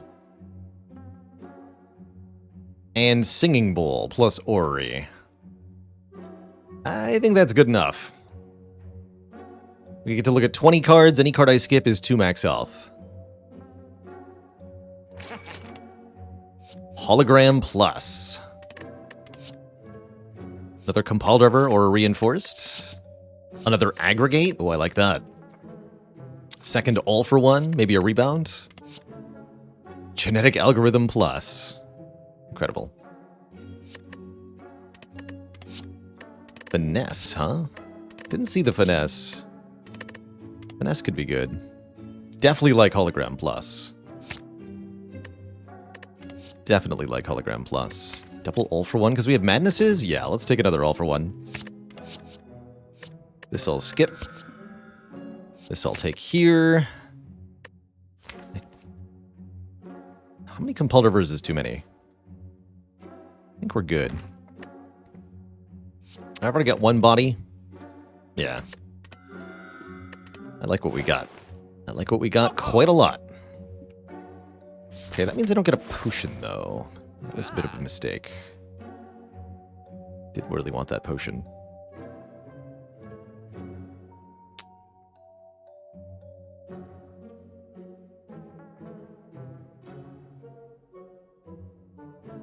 Oh. Let's drop some nerds into the ground. Panacea. Panacea later. More like.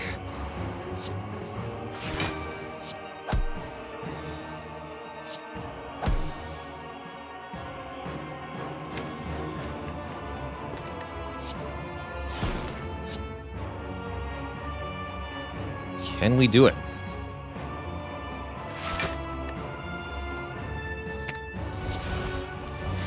$50-50? Ah. Although that's actually enough, right? Because now we can... No, that doesn't work. Yeah. Still pretty good, though.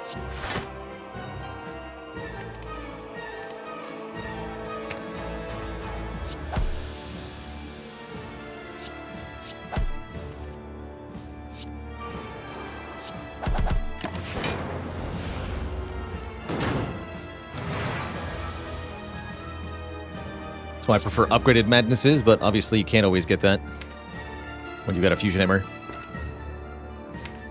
Doo-doo-doo. Let's see. All for One returns All for One, which is pretty funny. But we need more card draw. Let's get a competitor.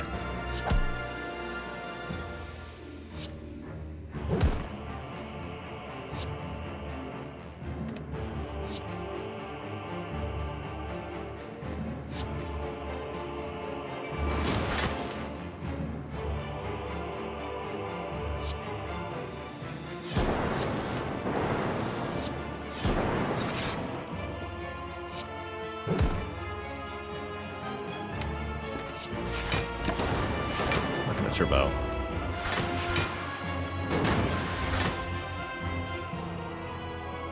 How's it going, the expert actions? Thanks for those good luck wishes. This one seems to be going pretty dang well. Look at that aggregate go. It's doing an aggregate job. I'm not gonna reprogram here. Not yet, anyway.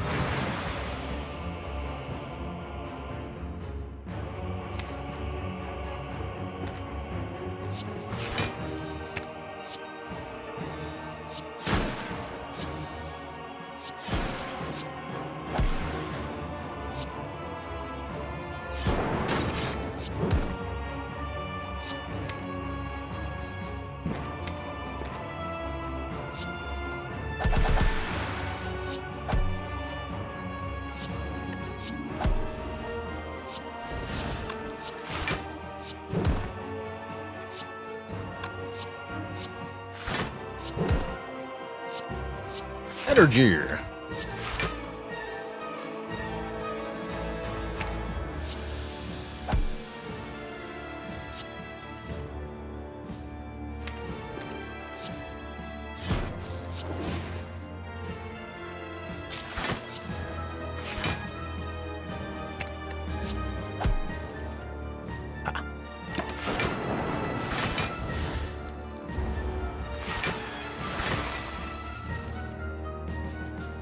What do you call two chimps with an Amazon sub? Prime mates.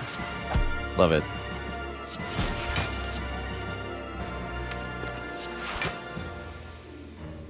You love it. Looks like we managed to avoid those status cards.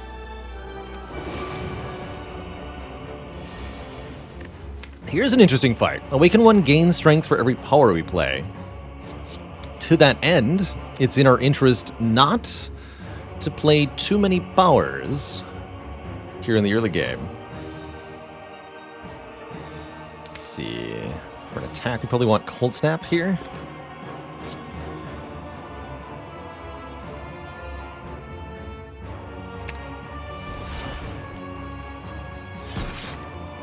And compile.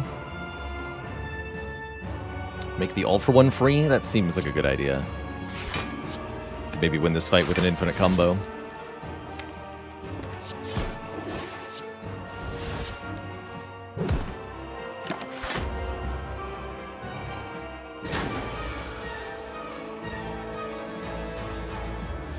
Oof. Ouch.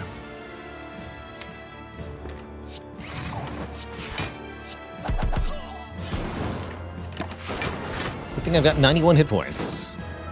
And a forced rest coming up. So I don't mind what's happening too badly here.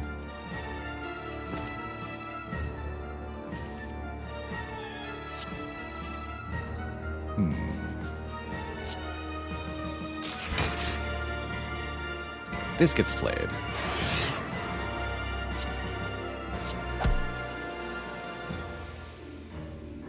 Interesting. I believe the machine learning also gets played.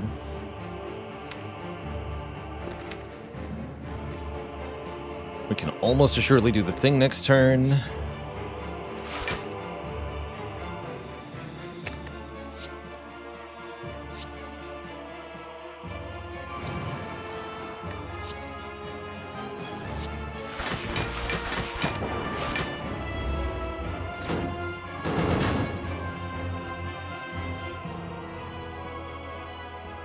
The thing being use Madness on Hologram here. To create a 0-cost hologram and a 0-cost all for one. Of course, I can only do that if my hand isn't desperately clogged full of cards. So I actually want to get the draw out of my hand first here. Rid of this too.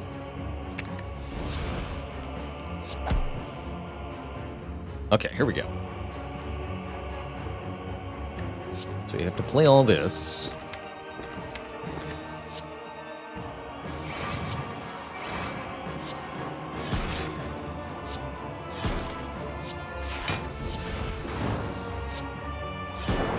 Madness can only now hit hologram. We have a 0-cost hologram plus. And life is good.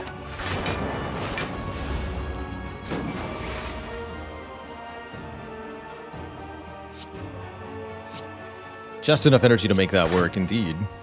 Alright, there's the 0-cost all for one. So all for one returns hologram to my hand. Hologram returns all for one to my hand.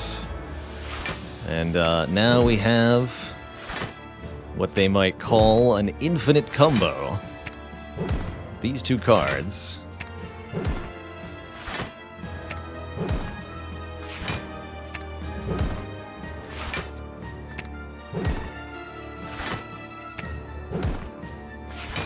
We can do this as much as we want. And no one can stop us. We're not likely going to draw... Actually, yeah, we're drawing 6, right? That's right. This is a really bad draw. I can hologram to fix it, though. Gotcha.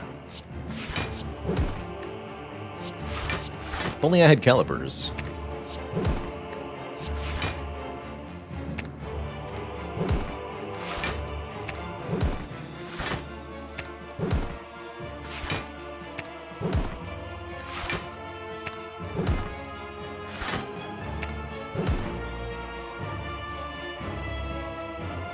Now, try to cycle through the cards in the draw pile here. I'm allowed to play skims.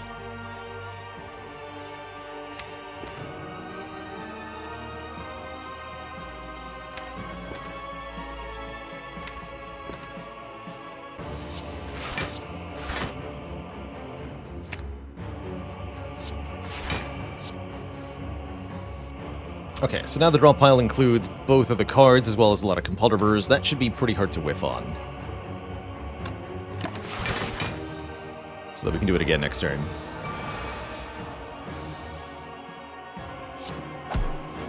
And just like that.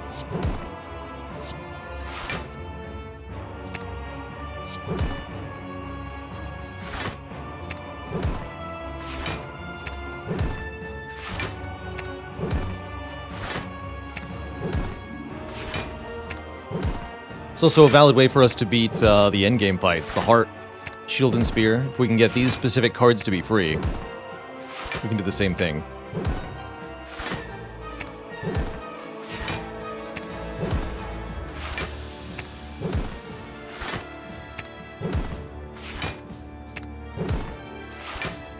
Good stuff.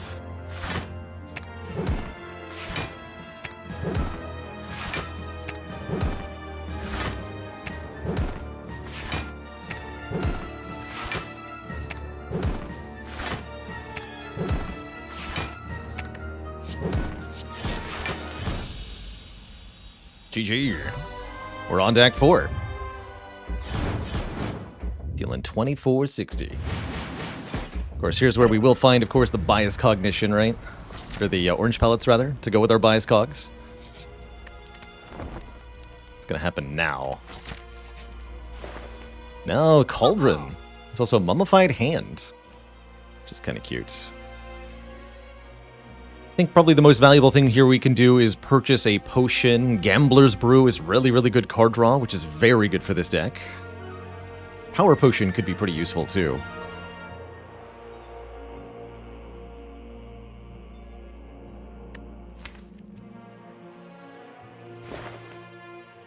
Liking the Gambler's Brew. We should expect to buy a potion, use one of our 2 potions against the Shield and Spear. And then go into the Heart, replacing it with the White Beast statue.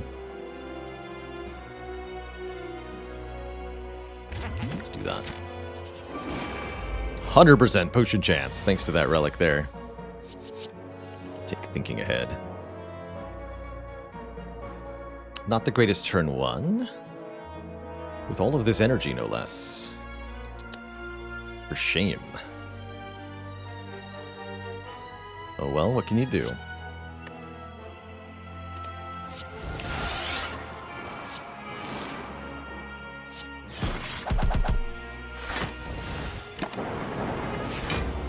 At least we've got a couple important powers in play. Can block reasonably well with the force field hologram thing. Force field battery, hologram force field. Destroy the burns. Or we can Gambler's Brew here. How much better do I think it's going to get? Well, I would gamble at the minimum the 2 burns and the Ascender's Bane. Draw 3. Don't have a pantograph or anything, so any health we lose is going to stay lost.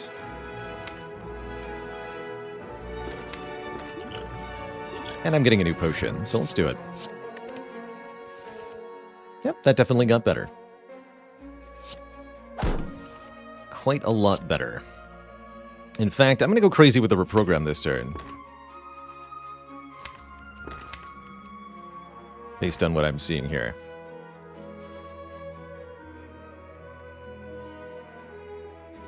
Can play it up to 3 times. Makes our blocks a lot blockier.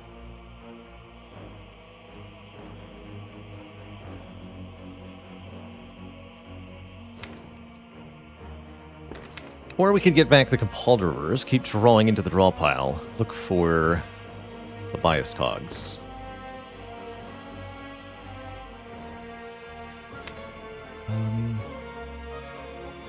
I'm going to go with the reprogram shenanigans.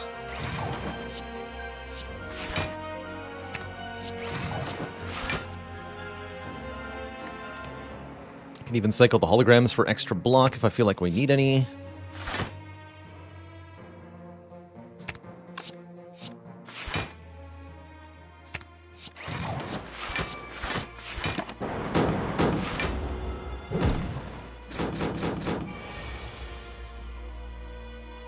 We didn't, but you get the idea.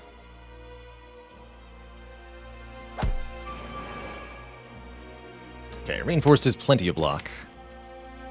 Hologram can fetch Turbo. Actually, Aggregate is better, technically. Let's do that. Get 1 less energy, but... Or wait. Oh no, the Aggregate plus. This is only plus 2. Never mind, Turbo. Turbo it is. Then I never said anything. Okay, so All for One gets back. Again, the Turbo and the Skim that we just made free. If I play Bias Cog, I'll also get Force Field. Not that I need to. Might be going for the shield first, based on how this turn is looking.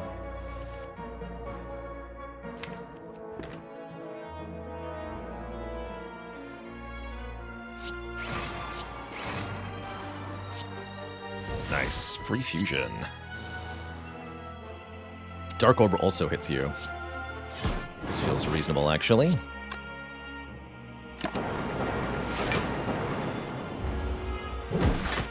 Shame, if I put a little bit more damage to shield on turn 1, we could have gotten a kill there. But I think we're still mostly fine. Looking like this fight's going to go really, really well for me. Currently drawing 4. You betcha. We can actually just brute force kill you. Or heck, let's do the same here. Wow, that barrage. Very spicy.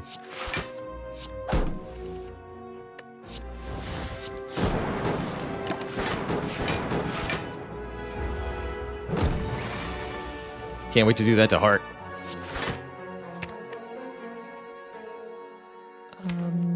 Do I want more energy turn 1? It'd be hard to kill you next turn, whatever. Get a Swift Potion. Draw 3. As well as +1 additional strength and 1 last bias cognition, if we feel the need. That's funny.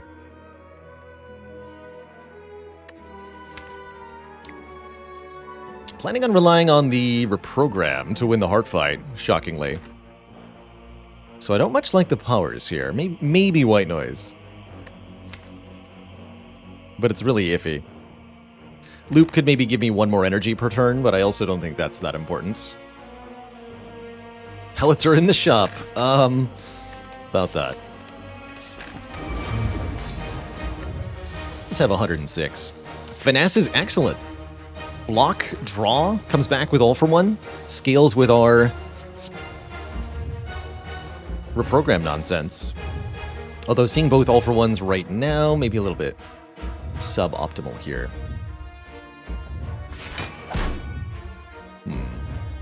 That's quite the opening hand.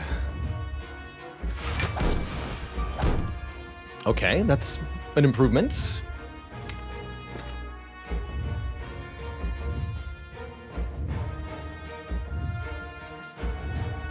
I think I'm going to hologram finesse just so that get rid of this unupgraded hologram so that the madness targets one of these cards.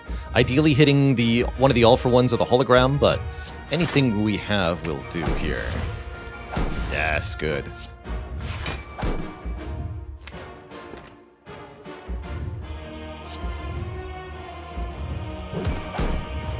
Let's see, that's a promising start.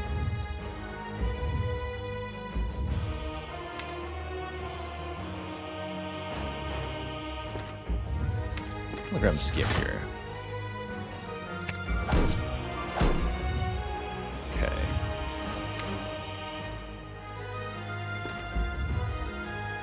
That's fine. Not a great turn one, but we drew through a bunch of stuff at least.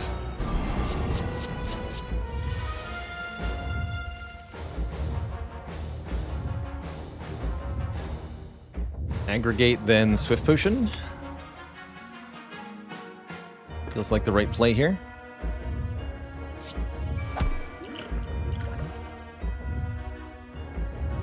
Not a lot to work with. All the compiles are on the bottom so far.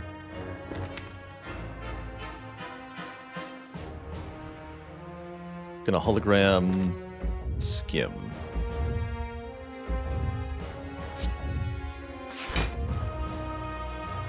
Or actually compile is draw 3 if I play Cold Snap. That's slightly better.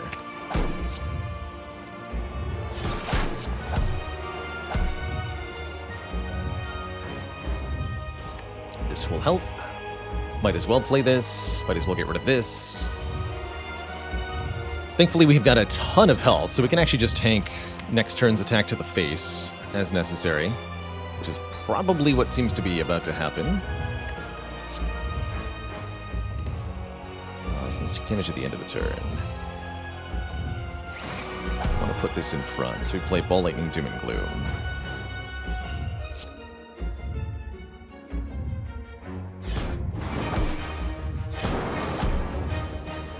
Actually, doesn't much matter either way here. Deal 15, take 1.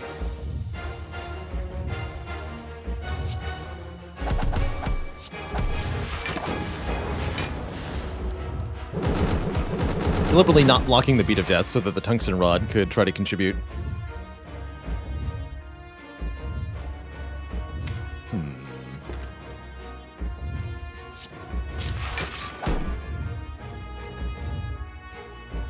Okay, Charge Battery Madness. I don't care what of these gets hit. These are all acceptable. There's nothing in the draw pile that I want to be Madnessed. So, we'll take something in this hand. Reprogram is free. That means Reprogram will come back with all for one, and I think that's going to be pretty sweet.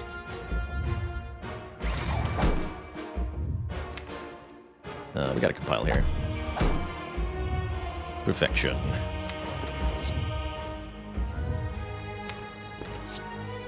What a gnarly draw next turn, hey? Yikes.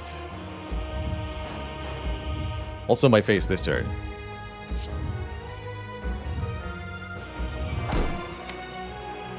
So we go Capacitor, Fusion, Compile, skip the bias, draw into this.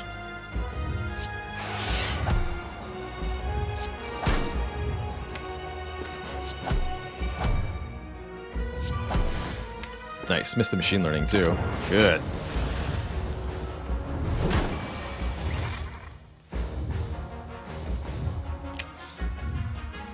Not where those holograms belong. We're in grave danger now.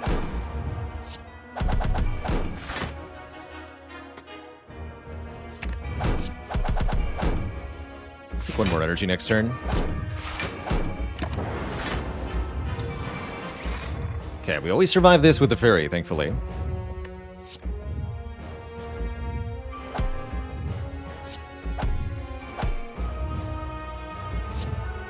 And I've got crazy good card draw. So there's also that.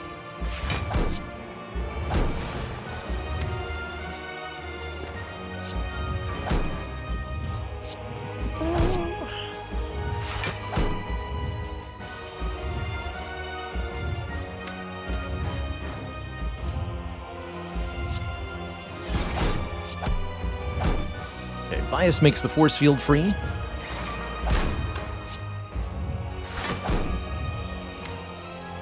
All of the zero-cost stuff is in the draw pile, apparently. Good. So I just want to draw 2. Draw 1. Draw 2. Program. Turbo. Let's get this out of my hand.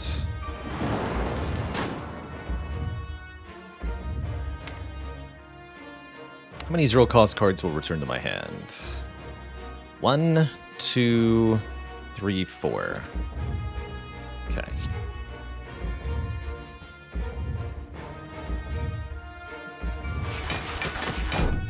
All for One returns Force Field for Program Turbo. All for One returns all of those things, in addition to the other All for One.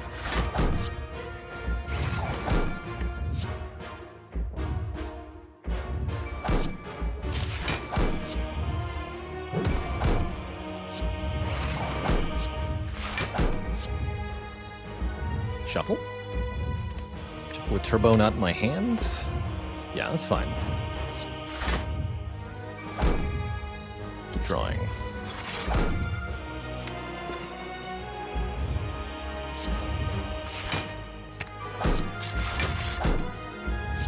Yeah, what a swanky defect. No kidding, eh?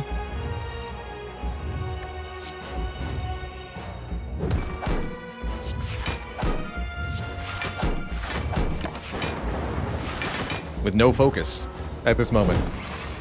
Now, this is a little scary. At least it was.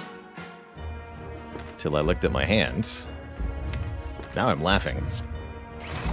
Ha. Ha ha.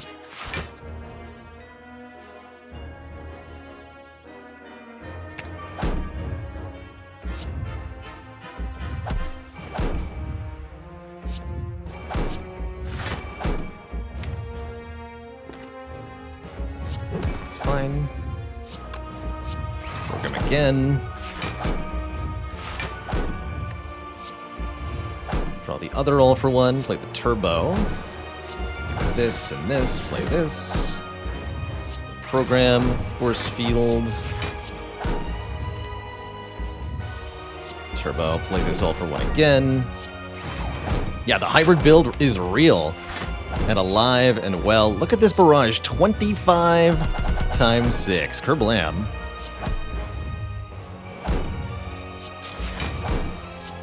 Simply absurd.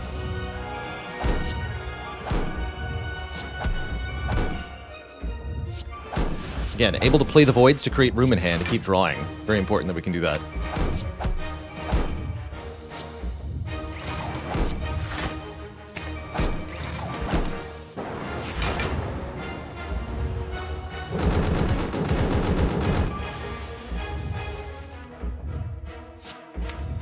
What a sweet run.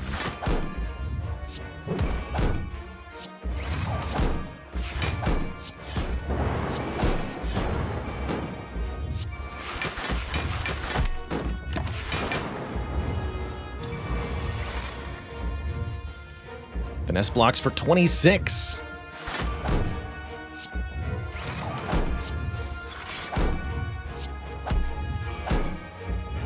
Cool is that?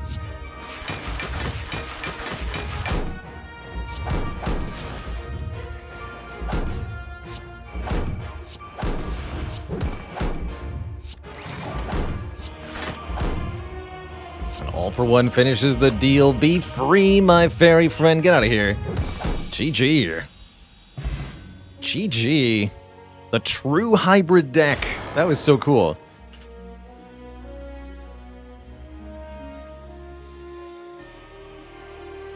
GG. Man, those madnesses really carried us. GG. Such a fun run.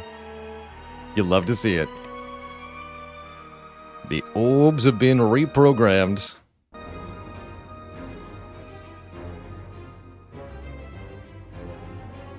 All from a floor 1 pick. Chat didn't believe at first, but I believed. I believed. The sire sleeps, and so shall I. So strange. I love that we got the symbiotic virus gold-plated cables right after removing dualcast. I love that we took a reprogram and then immediately got lots of orbs. And I love that the reprogram ended up actually working out in the late game, too. Really, really cool. Really, really cool. GG. See you later, Haligonian.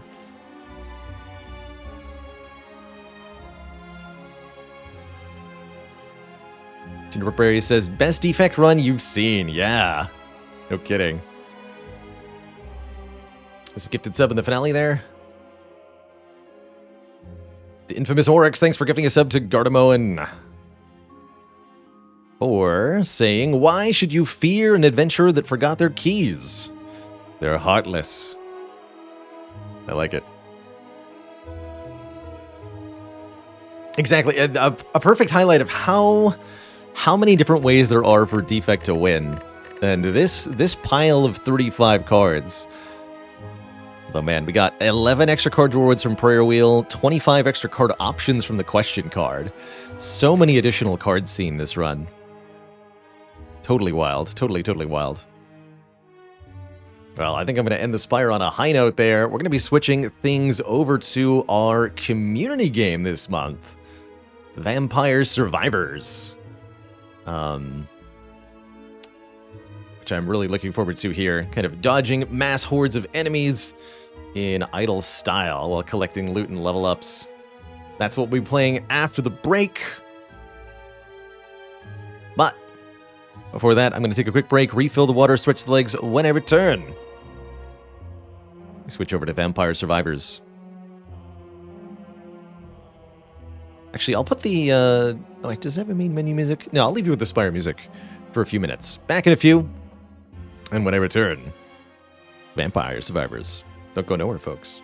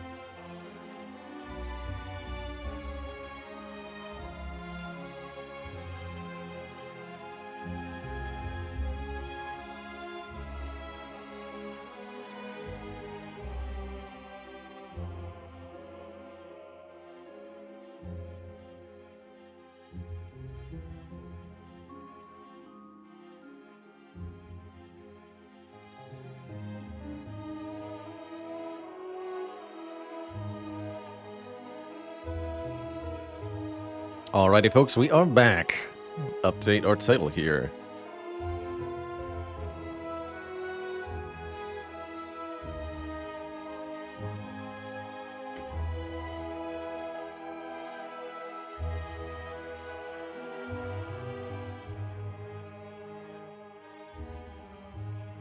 So, this will be my first time trying Vampire Survivors. This is a cute little game. Currently towards the later half of its early access period.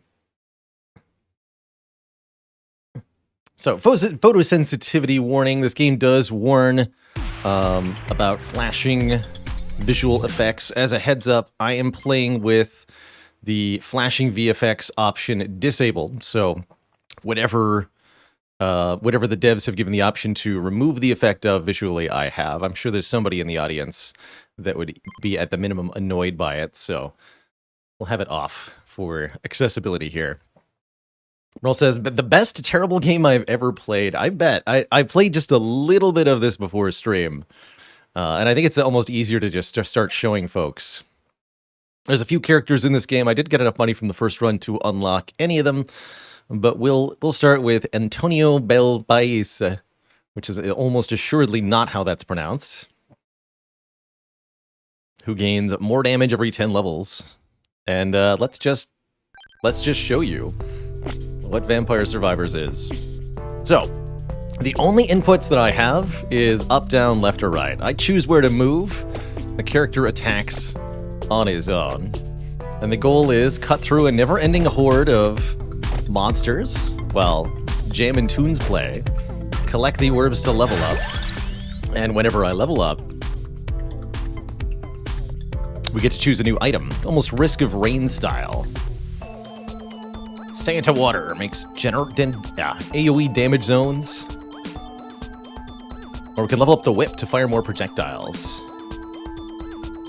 Penguin says, almost everything is a pun in Italian. There's lots of Italian puns. Amazing. How's it going, Raltus? When did I start playing this? About 60 seconds ago.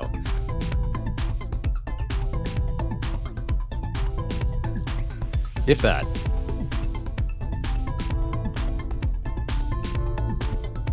Level up. The whip.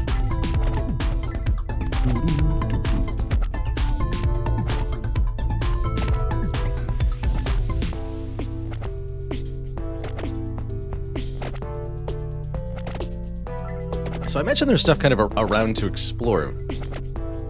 Fine, huh?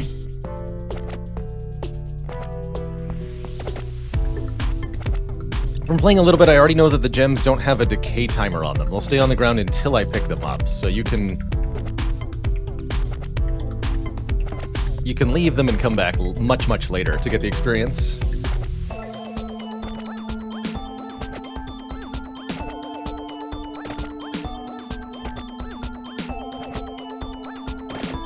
Essentially, the goal is survive as long as you can. Magic Wand fires at the nearest enemy. Probably a guided shot, so DPS that's hard to lose. I like that we've got stats kind of on the left side here. Take the wand. Oh yeah, I'm liking that wand. Look at it go. Again, all of the offense tools that we pick up as our character are automatically employed at their maximum frequency. It's like you're playing an ARPG, but your keyboard keys are stuck.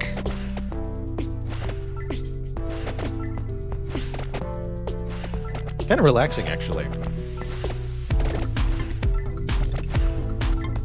A box! Treasure chests in this game are hilarious.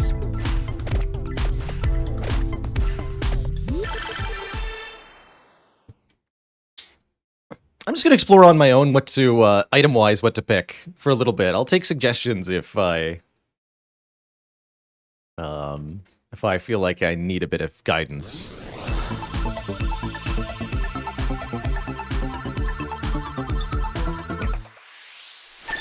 Yeah. I almost feel like I paid real money for that, but I didn't. So that leveled up the whip. Let's level up it up again. More base damage, more area.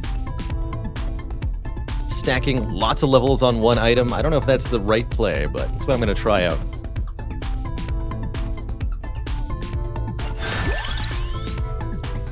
And level up the magic wand, too. 2 projectiles.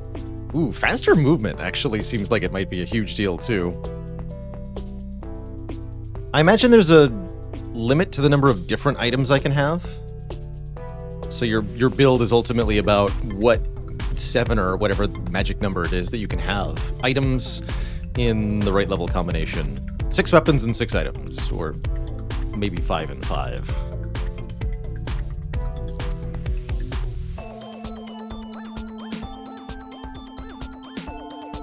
Six and 6.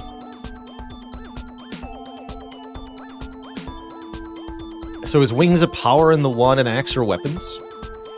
Is there any sort of indicator as to which is which? Either way, I'm going to try out move speed, actually. I think that's a huge deal. Enemies are pretty slow, but they're not that slow.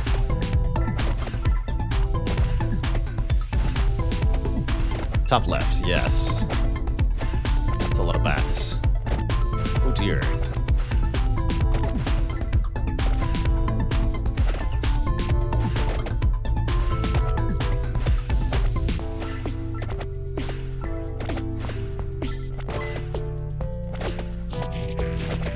Toasty.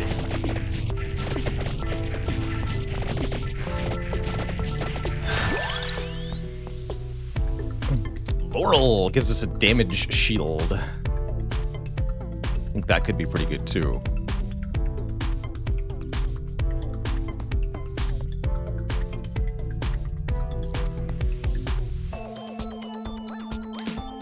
I'm going to pick the powers that pair with the weapons you choose, so you can get their evolutions. Ah, there's a pairing. Noted. Oh. Is there any visual indicator as to what pairs with what? Taking the Laurel.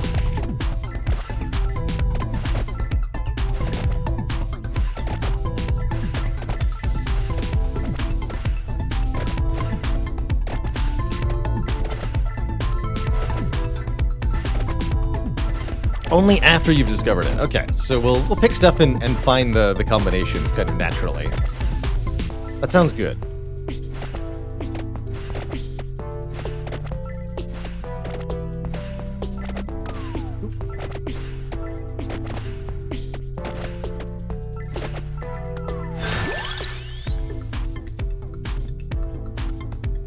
Fire wand.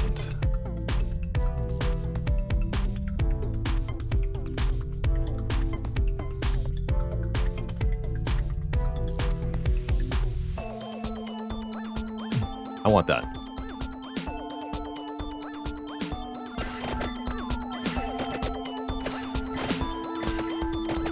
Especially if it does AoE.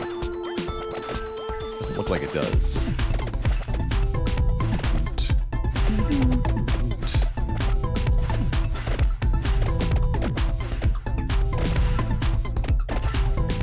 No way back. I want a loot box, please.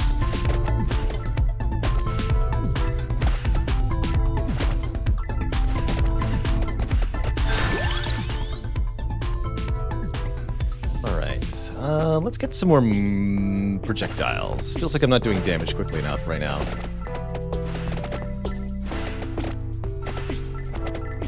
It's a red thing on the ground.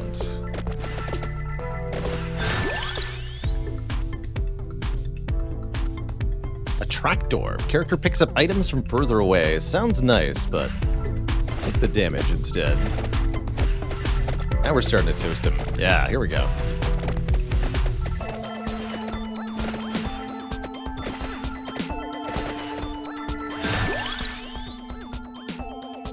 %8 more experience.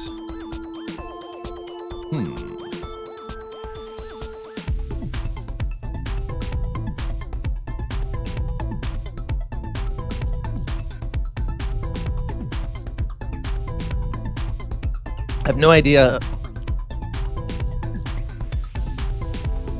if if this ends up being good or not. It seems like only 4 minutes in. It's probably reasonable. I'll give it a shot. If it's good at all, it's got to be good now. Essentially.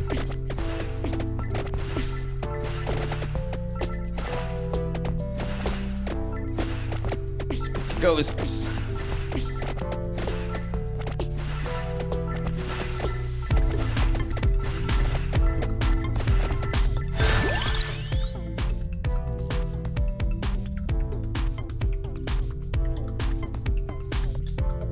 Leveling up the offense for the moment. I don't quite feel the need to invest in survivability yet.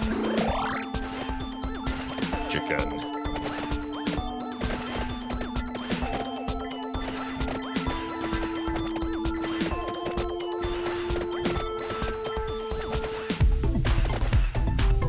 No idea if there's a particular direction I should be heading. We're just kind of going.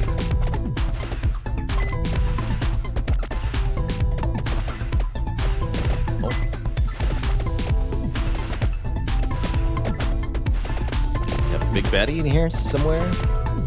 Yes, we do. Hello.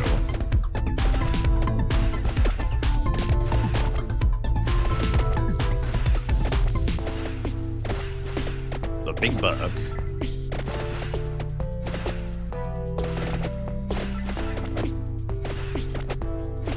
Oh boy.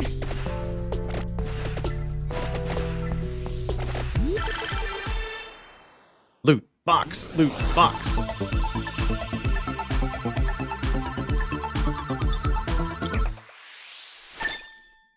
Whip it.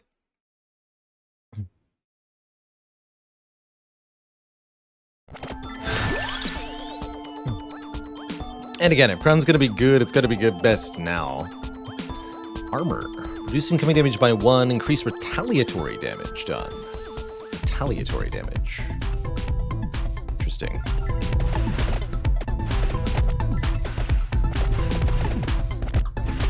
So we get 16% more XP.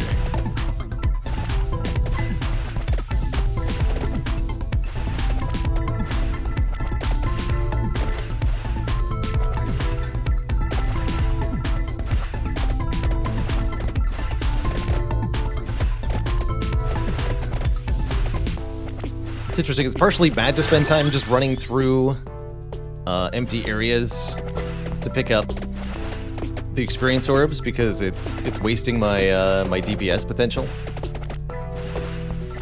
Kind of interesting. Looks like we're doing pretty good though.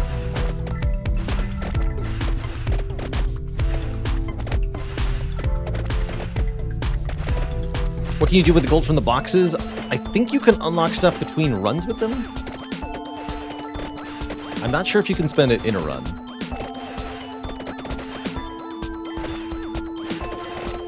Oh, interesting. Froze Bowl. How long does it last? Guess we'll find out.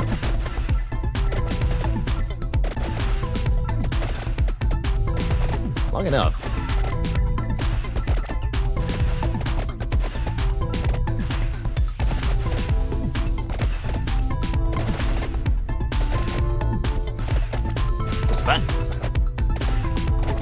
Treasure back.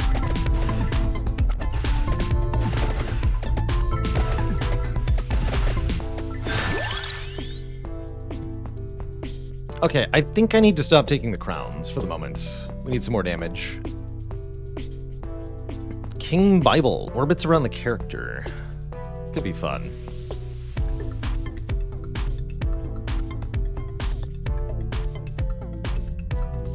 Sure. Oh god. All gone wrong.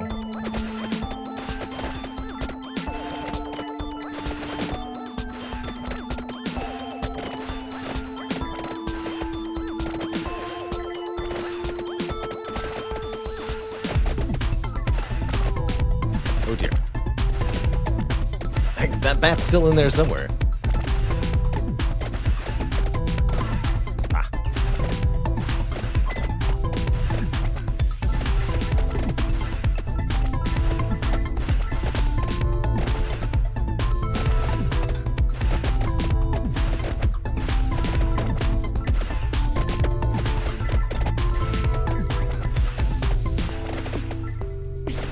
Give me some chicken stat.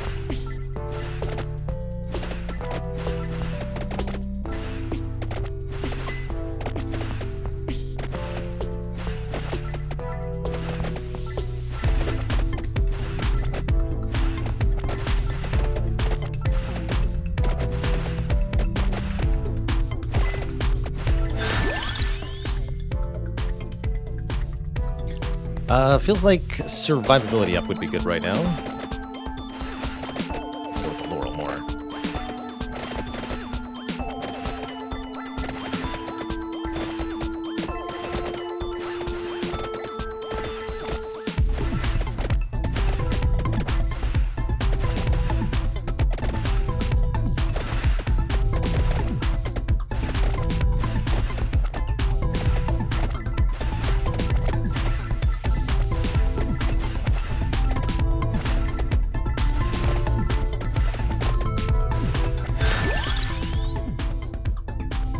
More max health. That's a 20% current heal. I should consider it. But I'll take more whip power. Make that go blip blap. It's not a heal? Yikes. Oh no.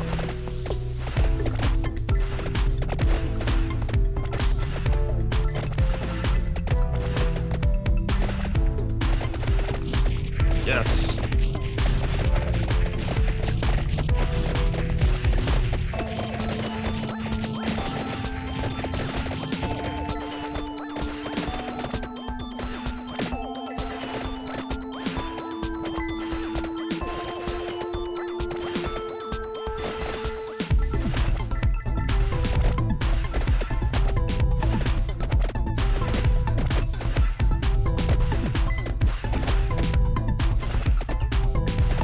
Yeah, get stuck. That's right.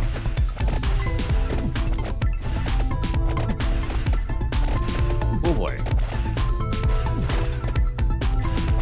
I'm not trapped in here with you, you're trapped in here with me.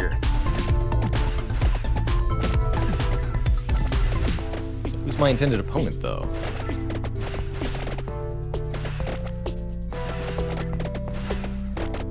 A horde of bats? Or the small one? Or the mantis? No idea.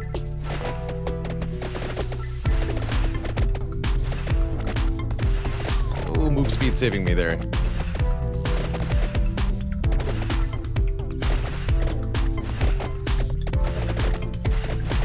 I'm gonna make a break for it.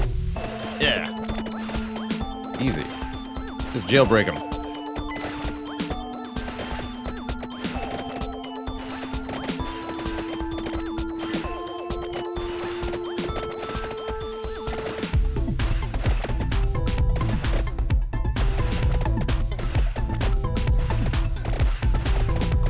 How long do we need to survive? 30 minutes, apparently. A tall order. That is a tall order. Ah, yep. GG. GG. I think that might have been too many crowns taken in the early game.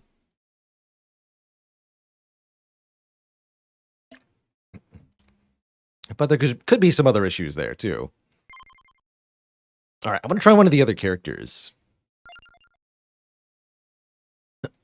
Gennaro. Permanent +1 projectile on all weapons. Starts with a dagger. Let's try it.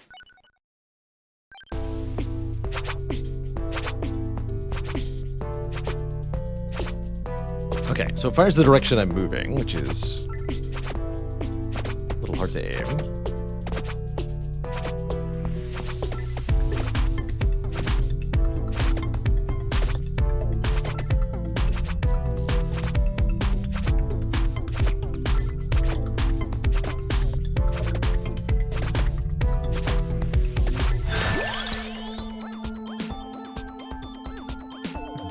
So we get an extra knife projectile, or let's get Fire Wand. We're supposed to get a bonus projectile on basically everything. So let's see what that looks like. Yeah. Toasty.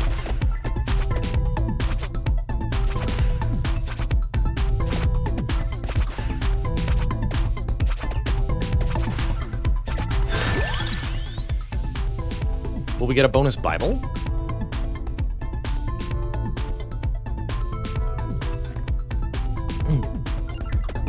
Yes, they say.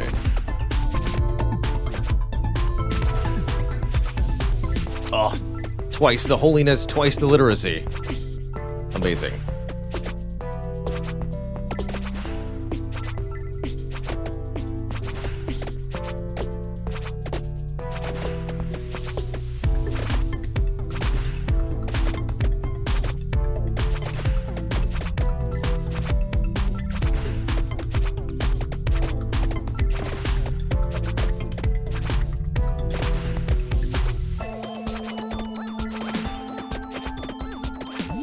What's in the box?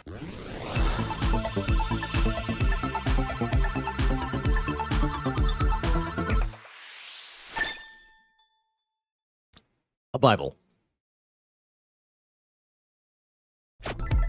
Triple Bible. All right, do I fall for the crown again? Real talk, is the crown a good choice when offered like this?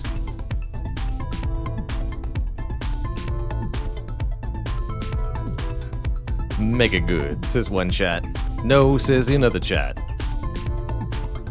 Really not sure what I was expecting.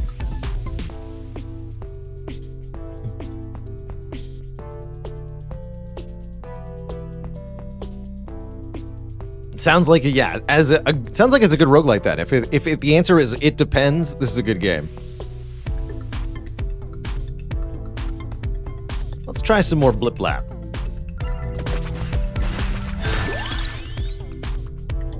And I've been really liking the Laurel when I get it. I'm gonna continue to try Laurel. Although Axe might be nice too.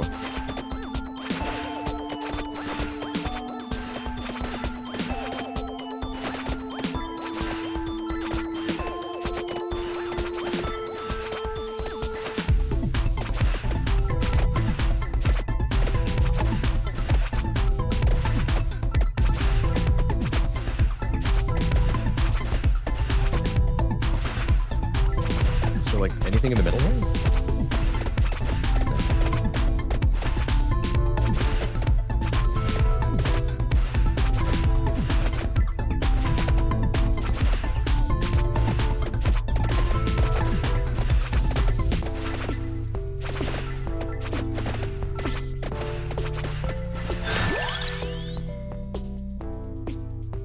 More Lorling.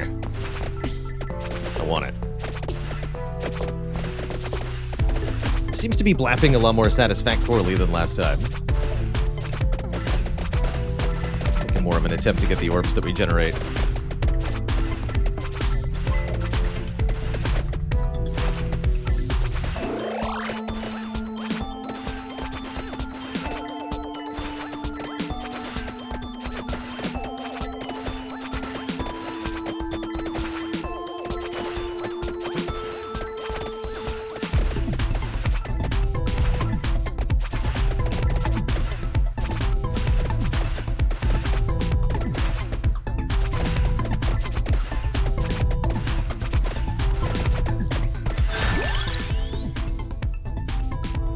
Chance to freeze enemies. All of these seem like defensive options in some way, shape, or form.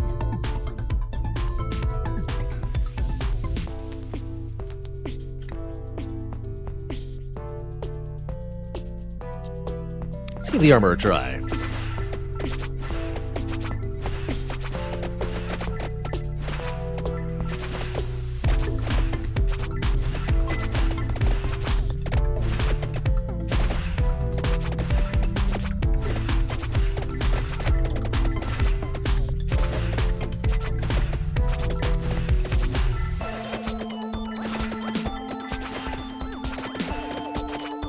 I see you, the bat.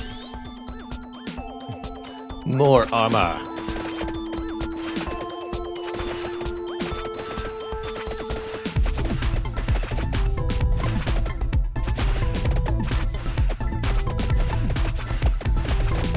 Yeah.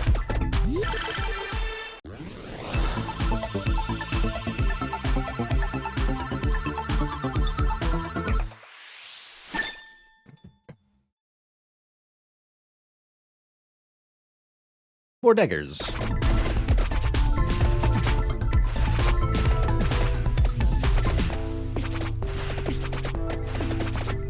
Oh, and there is a skip for that. Cool. Right click. Thank you. Yes, I was hoping.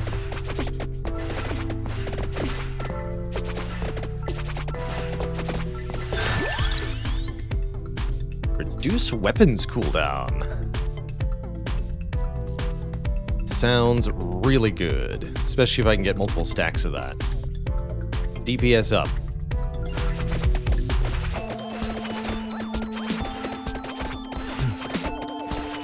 Yeah. even without chat's input, I think I can put together that attack speed up is going to be a really good thing.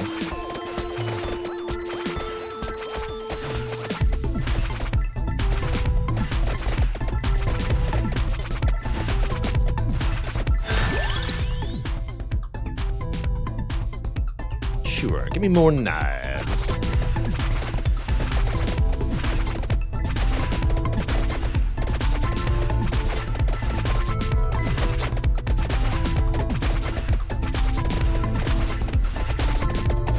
Lots of chicken on the ground, that's good.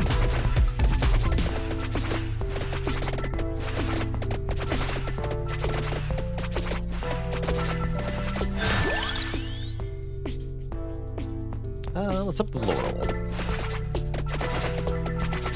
Should have another level here on the ground, too.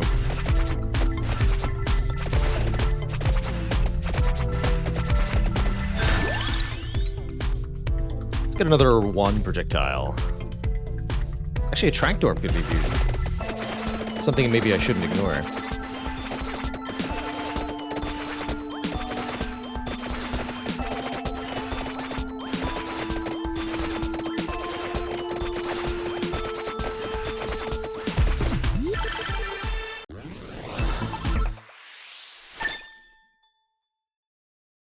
And even more. So we get a second layer of Invuln Shield, the green one. Good. Definitely feels like it's going better than the last run.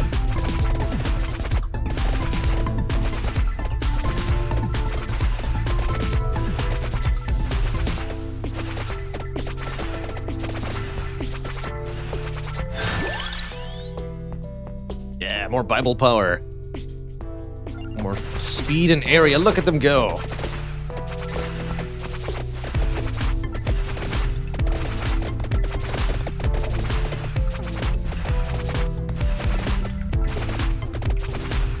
Oh yeah, there's some money back there.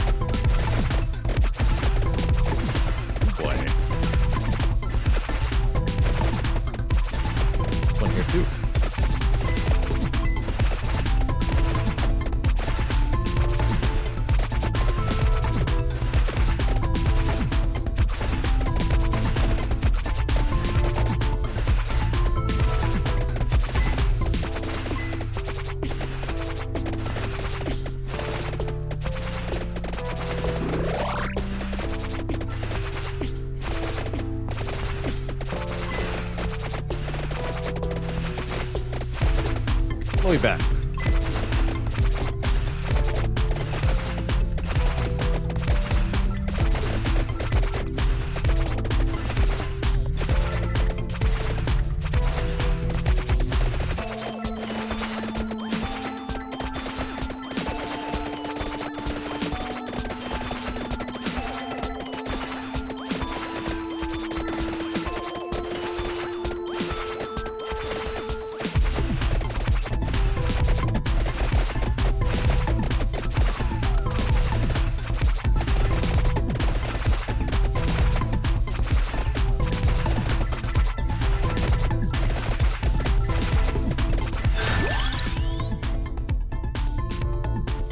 Rival damage up. And longer duration. Let's do it. I want the perma Bibles, you know? Gotta bring the good word to everybody. At the same time, ideally.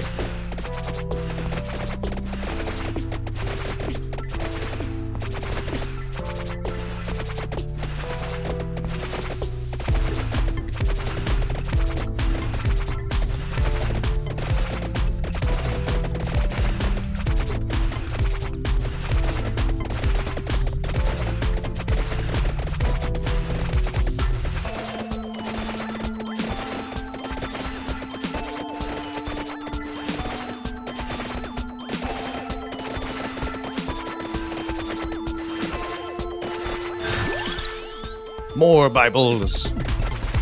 Infinite Bibles.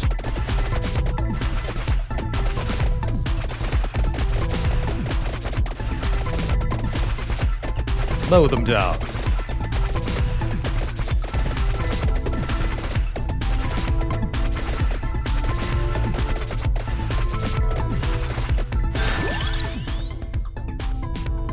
Ooh, we can get move speed up again. I really like that before. It also helps us collect orbs faster. I gotta imagine move speed is amazing here.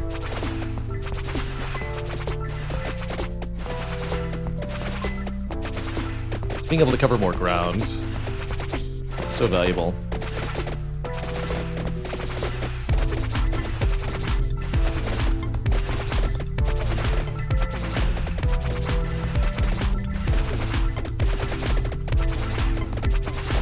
How's it going, Boots and Cat? Ooh, toasty.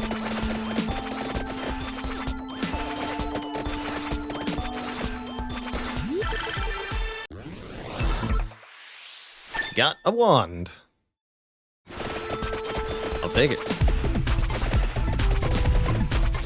It's a super bad time.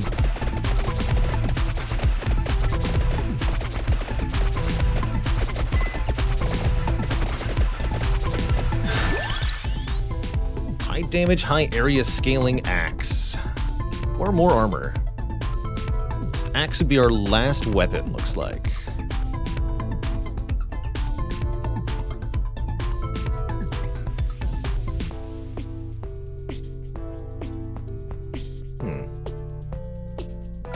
The armor. Let's see if there's other offenses I could pick up in the last slot.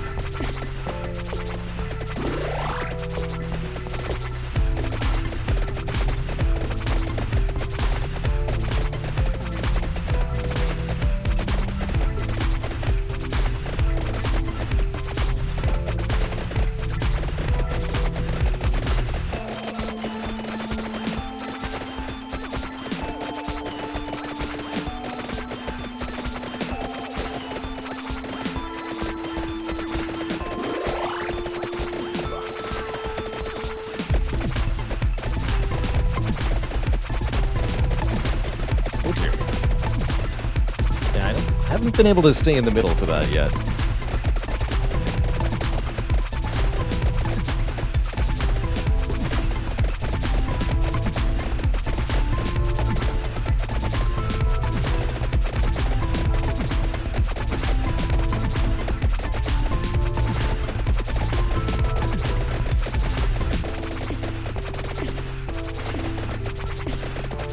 This I can deal with, though. Horde of skeletons will be easy.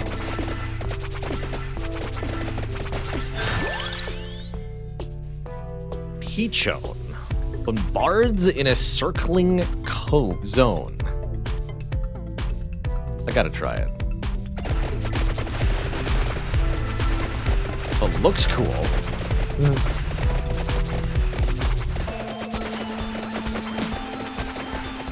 Is it actually any good? Not sure. Had to try it though.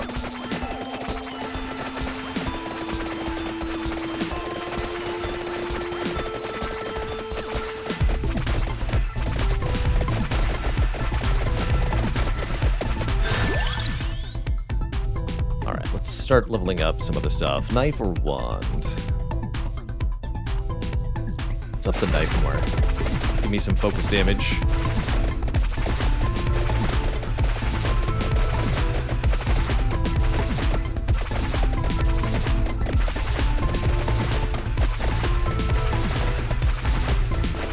Yeah, the Peachone doesn't seem very good. Looks cool though.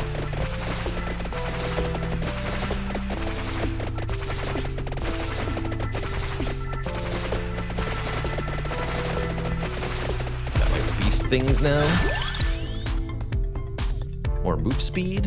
More move speed. Faster. Get out of here.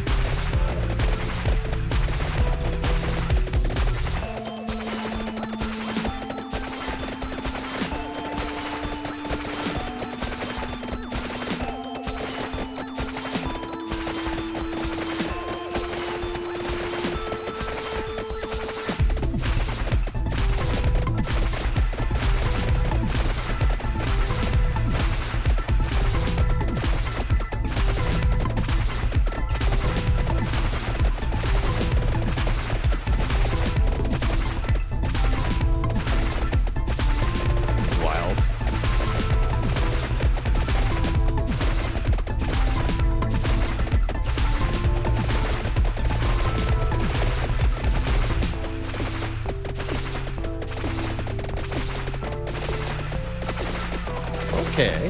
Hello. Hello, ghost friends.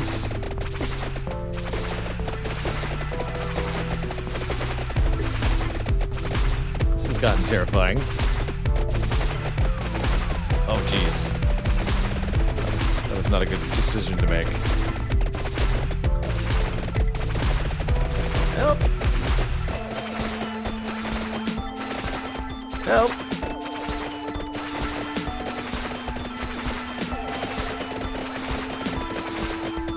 Yes, more stuff. Go. Just go.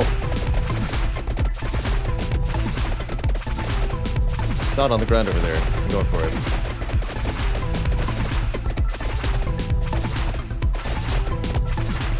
Yeah.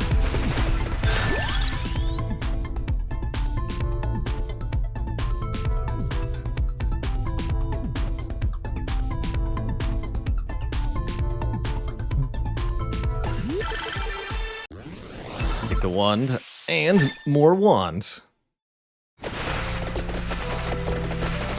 There's spinach or something. Oh god. I died. Wow, there's still a ton happening. Food, yes, okay. Not immediately gonna die. Passes through one more enemy, absolutely. It's like double DPS. If only I knew what the spinach was. So the chest.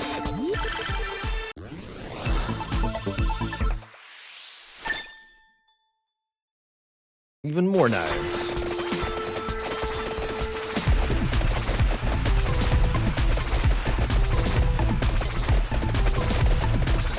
Don't look behind you, but I think you're being followed, sir. Sir. So you're telling me I'm only halfway done at this moment? That's horrifying.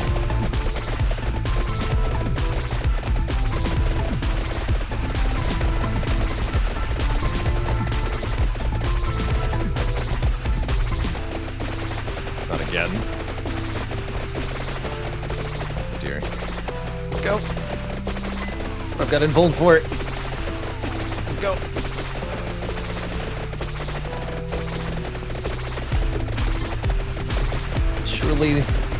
Surely there's an end to them, right? Somewhere.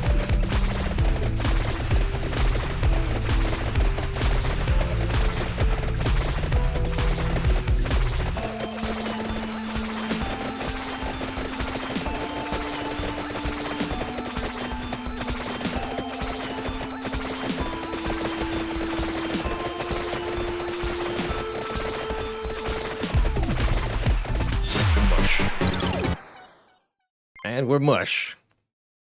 But we got some achievements there. Some unlocks, they say. And I think there's stuff we can unlock between run. Power up? Power up selection. Ah, okay. So we can spend our coins here on meta progression stuff. That could help quite a bit. Recovery. 0.1 health per second. Yes, these are good. Projectiles move faster. Augments area of attacks. Faster weapon attacks. Okay, pretty expensive, but even a couple of these could make a big difference. Gains more XP. amount. Yeah, all weapons fire one more projectile. No kidding. For 5 grand. Revival. Revive once with 50% health for 10k. Effects from weapons last longer per rank. That's pretty cheap.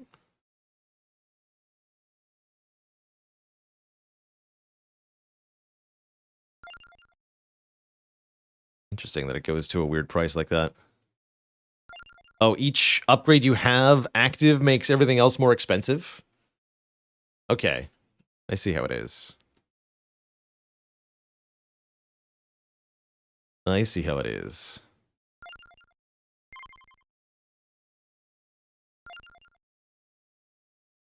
Okay, and there's lots and lots of different equipment that we haven't even seen yet, from the looks of it.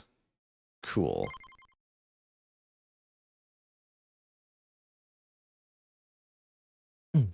Something to clarify something that many people misunderstand. XP orbs outside of your field of view do not vanish, but instead merge together. Cool. Cool. Gain more XP every 5 levels, so Imelda's good at long-term leveling. Let's try her out. We can start stage selection. Interesting. Different music? Question mark? We get a move speed bonus. Let's try it. Yes, different music. Sold. Different enemy waves, different enemy types. Cool.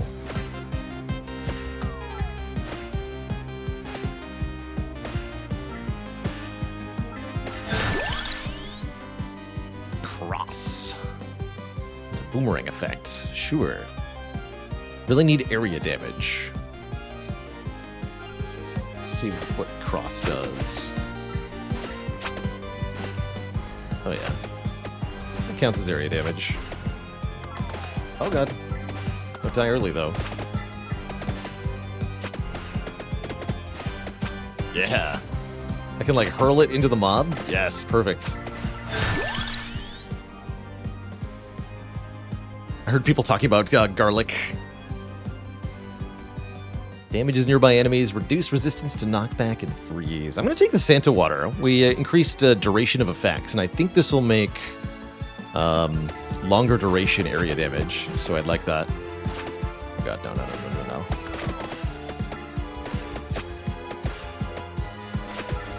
Not sure how important it is that I go for that arrow, but right now I'm just kind of dealing with the horde.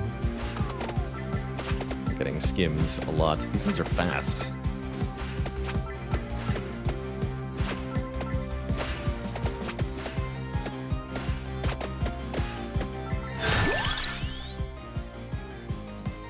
Try out the Clock Lancet. I would really like to be able to freeze the enemies on this stage. Oh, I see. Some of them. Ooh. I like it, actually.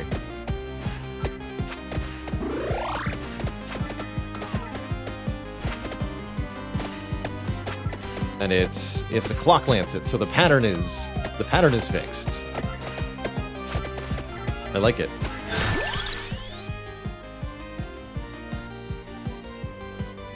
So is Spinach just a global 10% damage up? Is that what I'm reading? Inflicted damage. That's not just a specific kind of damage. That just means all of your damage, right? All damage. Let's try it.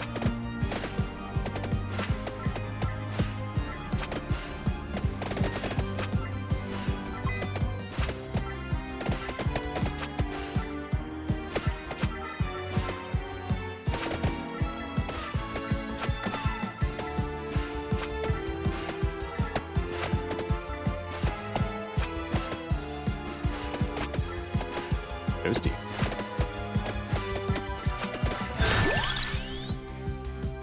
Definitely feeling the need for more speed on this stage. Especially if I want to get over to the arrow, whatever that might be. Oh dear.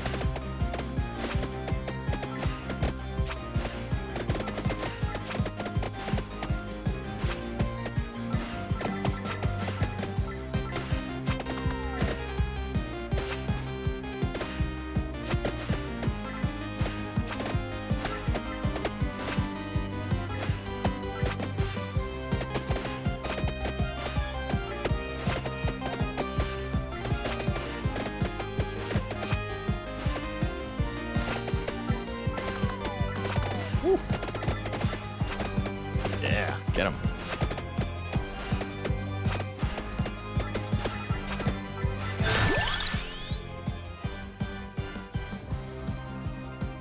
Take more spinach. Axe says high area scaling, actually. Let's give that a shot.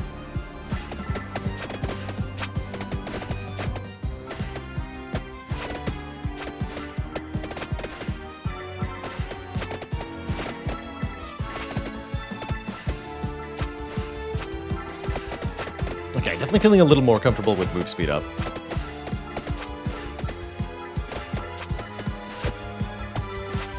Got some actually damaging items. Clock Lance, it lasts longer. We can take armor again.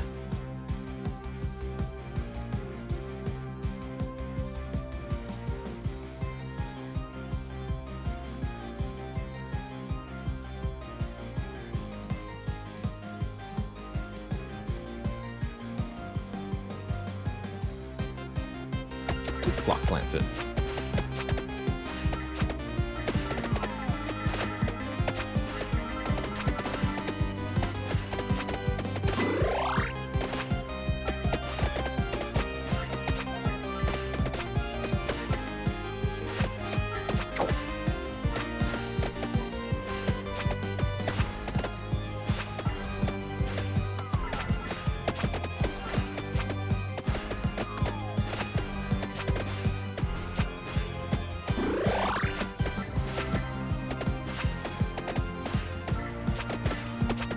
Oh, there's like a mummy in the middle there? We should kill that. Whatever means we might have.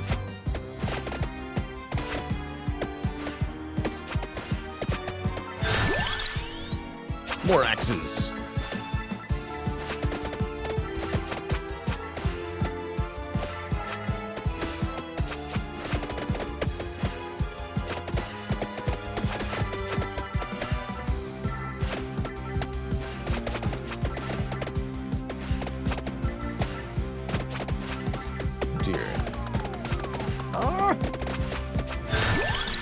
Getting blocked in is really bad. That's what I learned in that moment.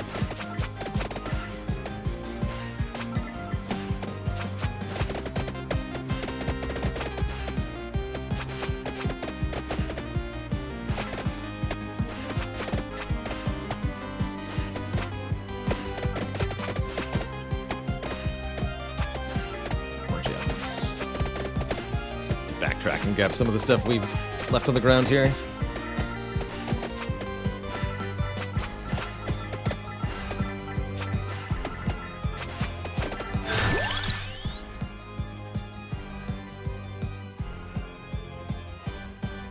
Let's level up the wand.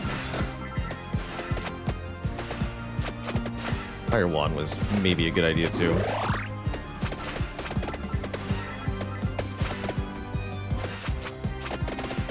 Two big mummies. Yikes.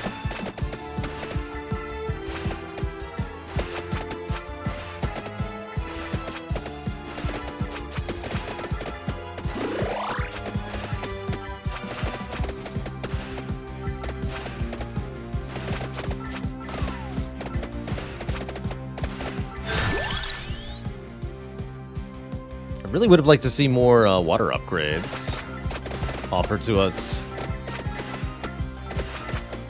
Alas.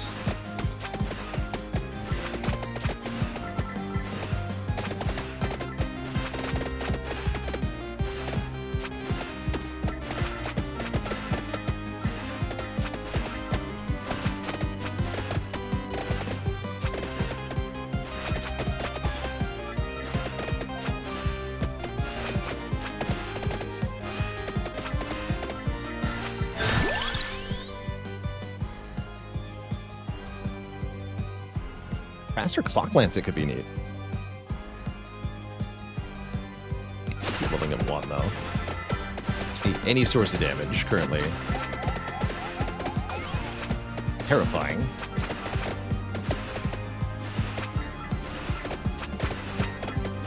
Oh, we don't have to let that happen again.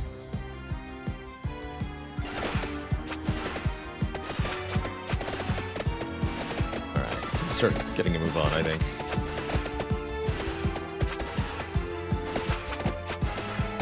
We still haven't killed those big mummies in the middle. Let's do that.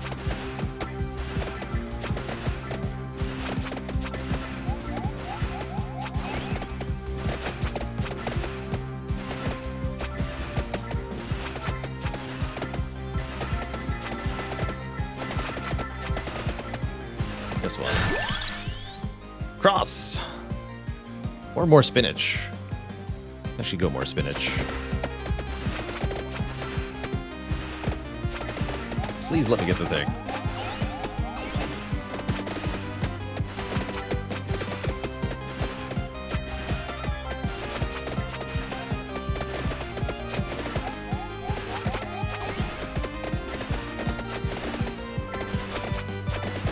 Chicken.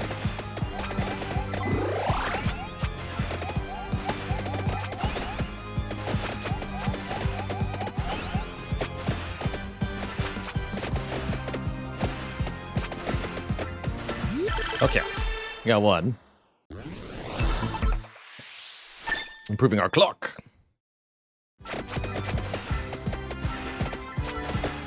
One more.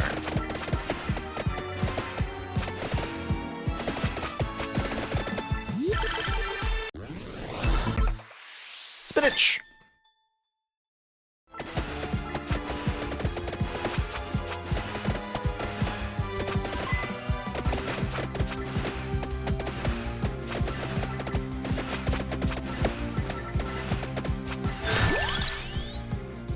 More spinach.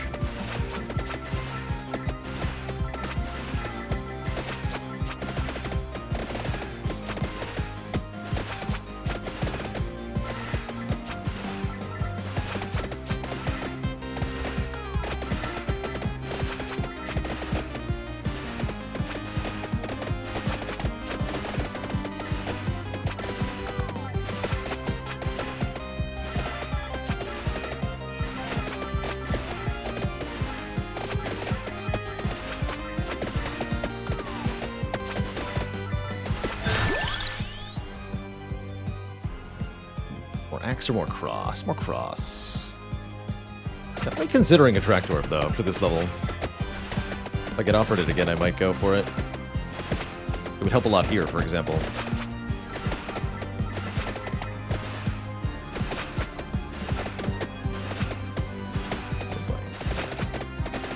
Oh, God. Uh-oh. No. Horrifying.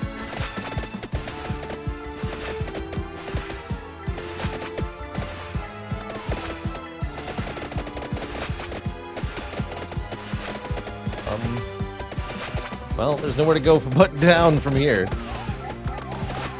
Goodbye, old friends. It was nice knowing you.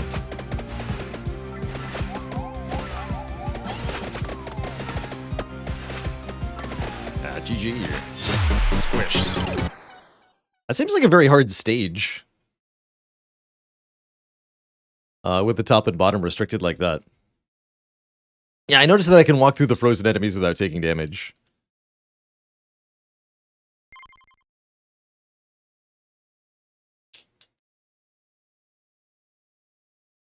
Let's try the first stage again.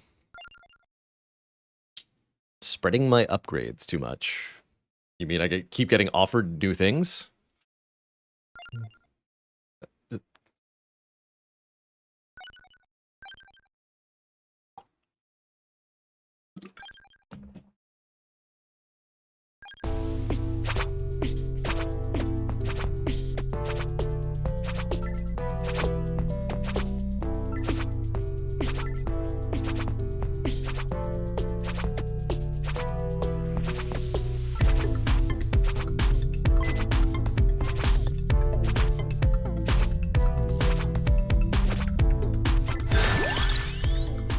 Alright, so by that logic, I should prioritize just maxing out the knife.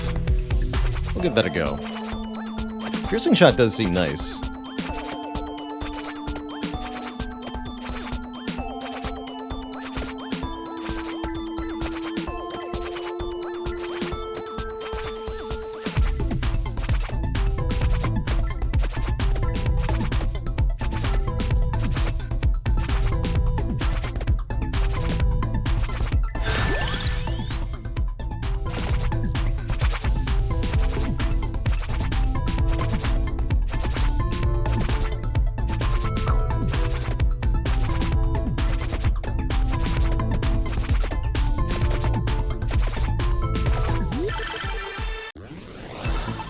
This could only be a knife, right?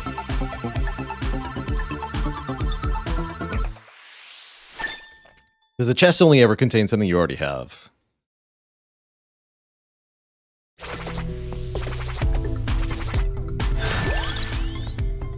But here, for example, I can't level my knife if I don't get offered the choice to level the knife.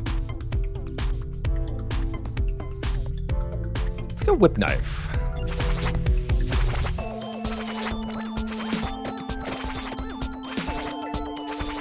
Give me the flaps.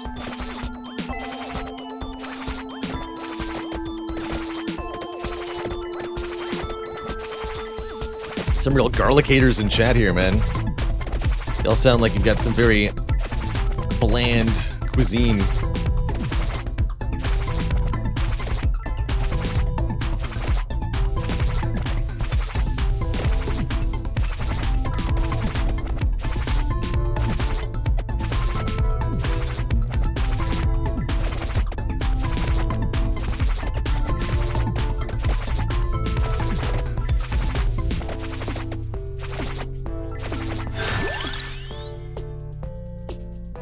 Alright, I'll give the attract orb a try. How much of an improvement is it? Well, it feels pretty nice. Not as much as I'd want. But I guess that's why you can level it up more.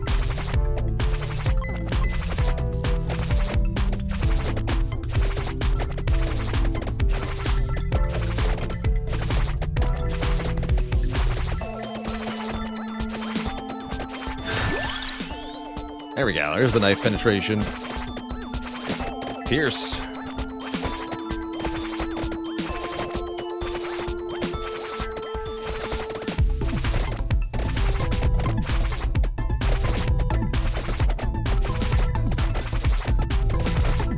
Oh yeah, this is working out.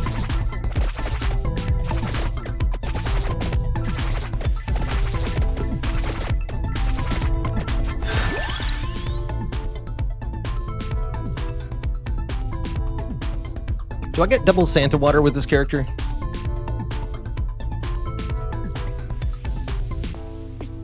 Greeky says, gather that enemies scale up with time. Yes, they do. And I think that at certain thresholds, like bosses or special enemies seem to appear, depending on what stage you're in.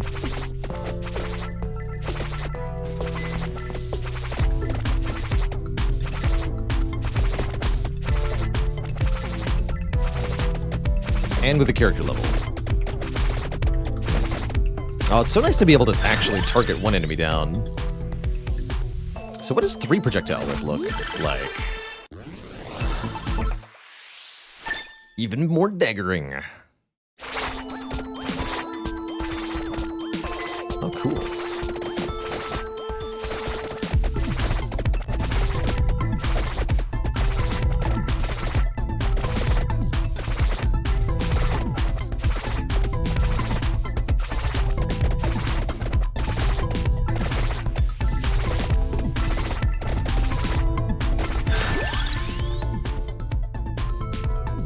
Add some spinach.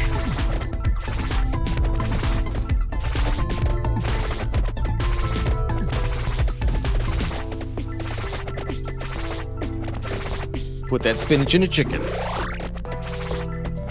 Put the chicken into the oven for 30 minutes. 375 degrees. Add blue cheese.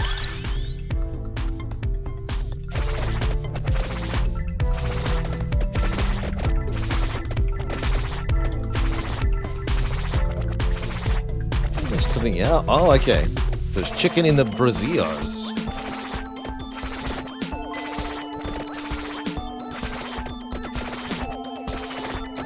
Get him. It's quite the satisfying pew-pew.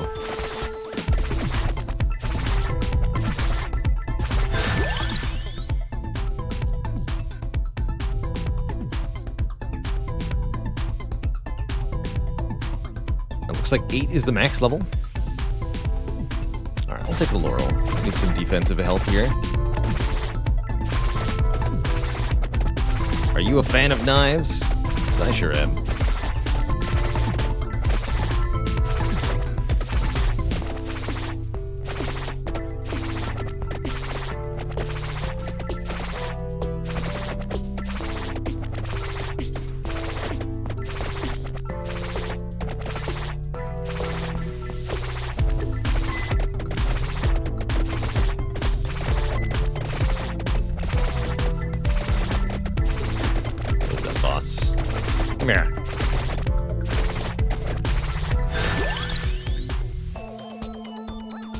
Increases projectile speed is what the bracer does. Not sure why I would want more projectile speed, necessarily, with what I've got going on currently. Unless there's an unknown property of projectile speed I don't know about. Take the maxed out knife.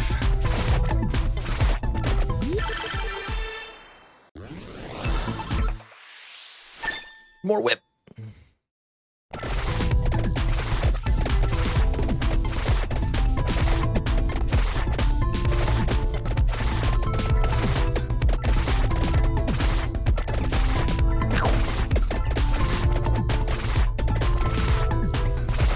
Yeah, stand my ground. That'll teach him.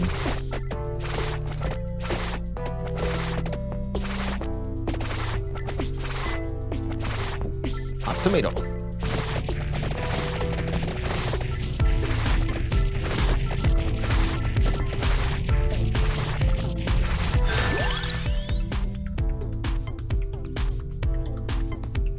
So we keep saying good things about the armor. Go axes.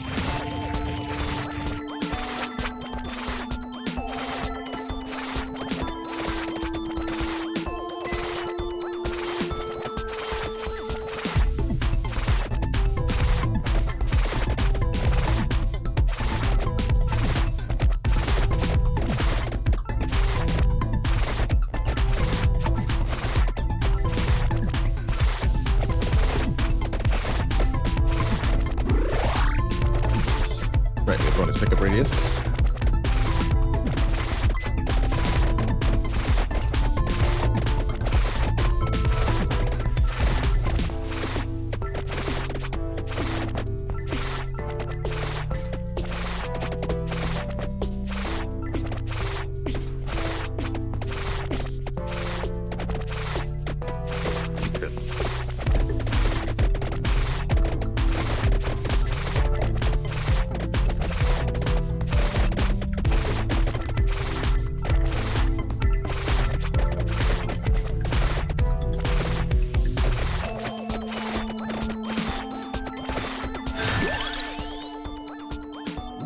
Get the cross added to this. We'd have double cross too.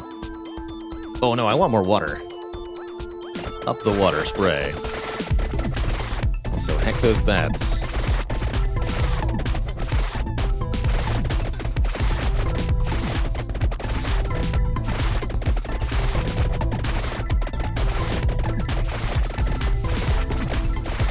Oh yeah, the flip laps.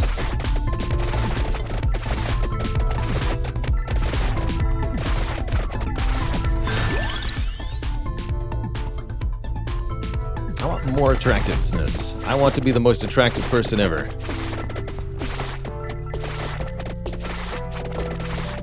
Chat's like, you already are.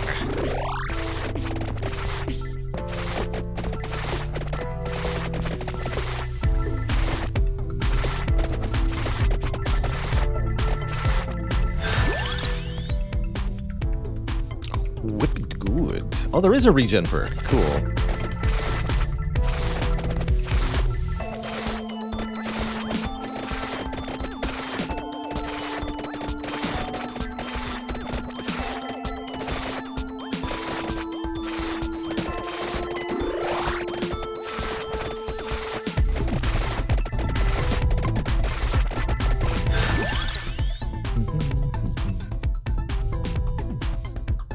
More attractiveness. Every orb will be mine.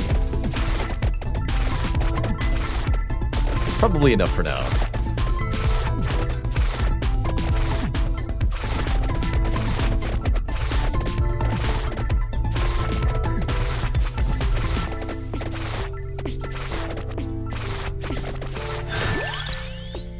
Spinach. Damage up. Let's go.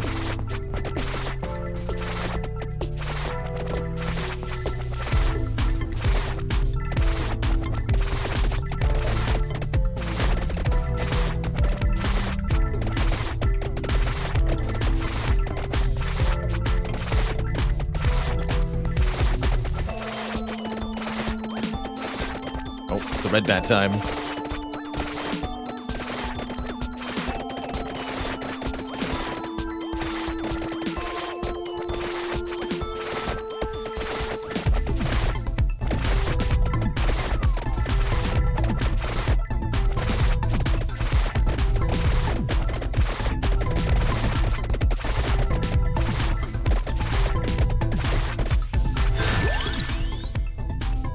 More whipping.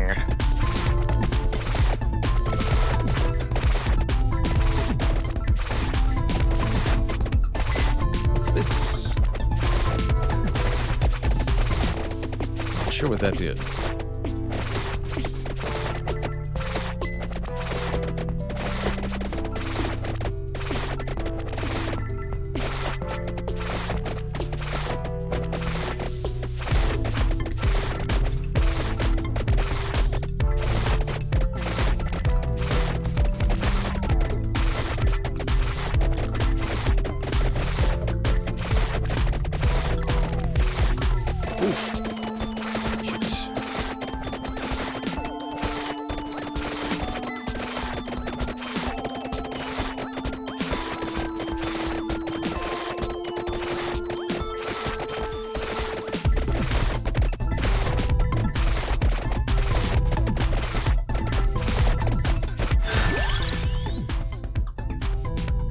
Up that Laurel's power. Some more Buln here.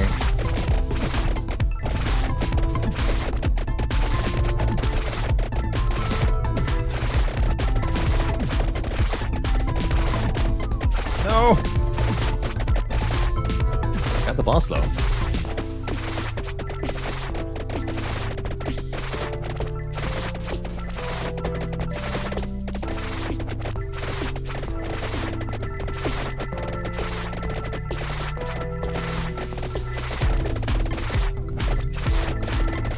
Yes.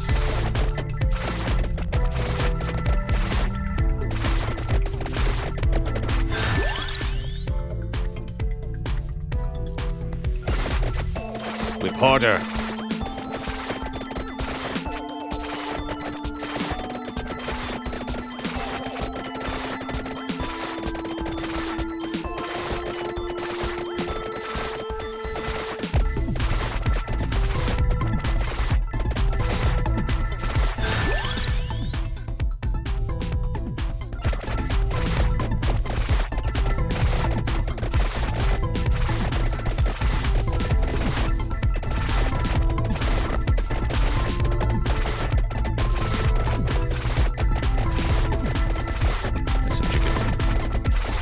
Back to that treasure chest in a moment.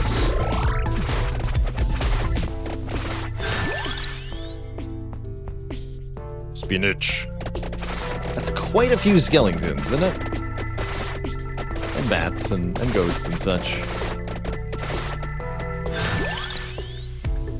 More charges on the Laurel. Have I played this game before? No, this is my first day, my first session of playing Vampire Survivors. Quite a time. So I have no clue what I'm doing, but I'm doing my best. And it's going pretty well, I think. Certainly it's enjoyable to me, so that's what counts most.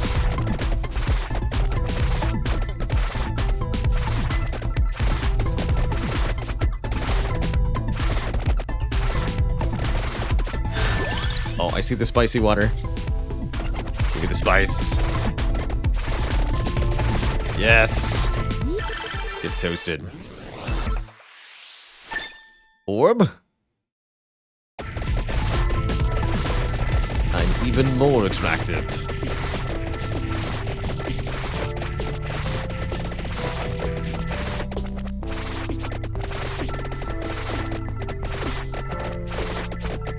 Oh, it's ghost time.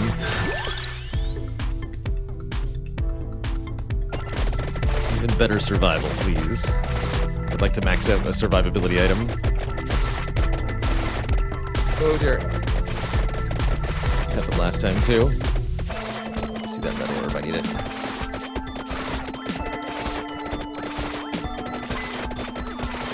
No! Movement speed suffering.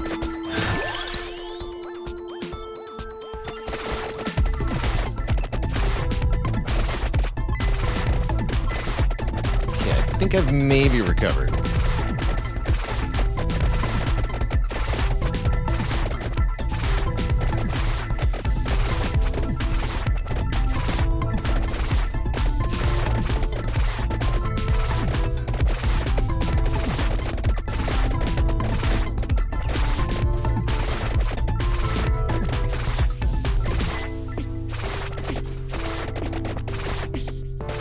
And there's bats.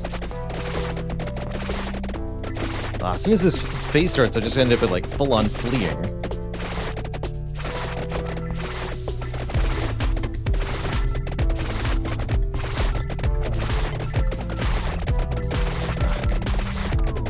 Yeah, I don't know what to do once that starts.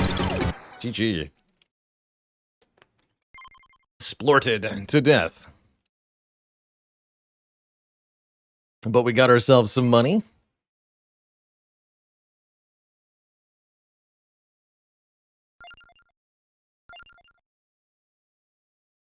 Let's get the recovery up a little bit. Actually, what does it cost for the duration? Let's get the boat duration upgrades. 30% duration. Too much defense, needed even more damage, maybe. Ratio gets more projectiles every 20 levels. Ooh. Save up some money there. We have exactly enough for Pascalina. Projectiles get faster every 5 levels. Interesting.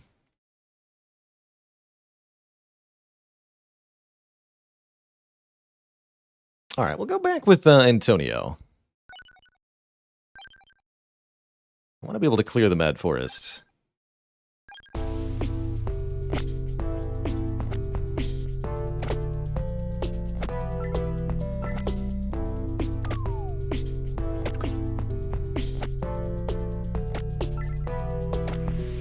Not dropping orbs.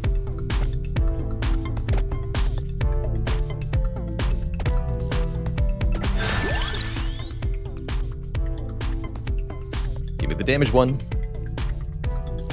Damon H82, thanks for that tier 1 sub. So for example here, like, advice level to whip, right? Can't even do that. But we'll take the damage thing.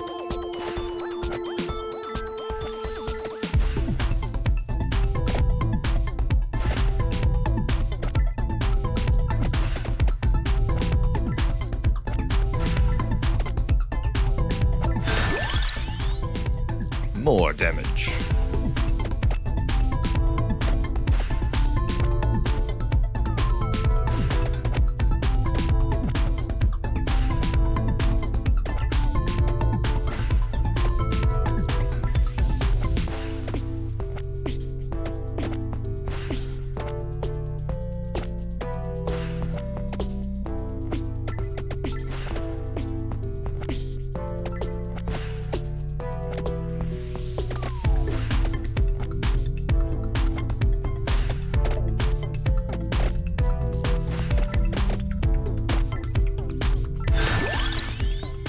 Spinach.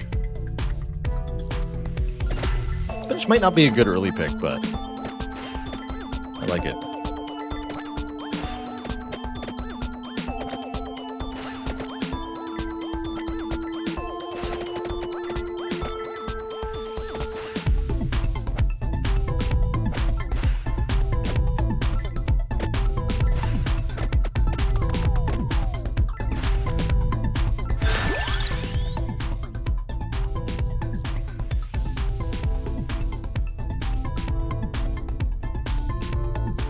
Go Tract Orb again?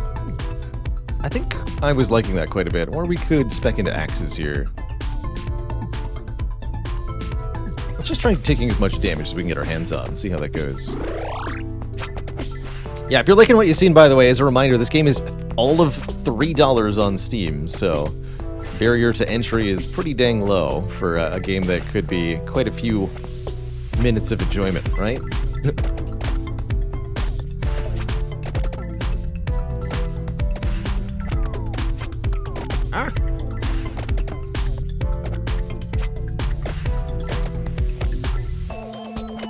No. It's too many bats now.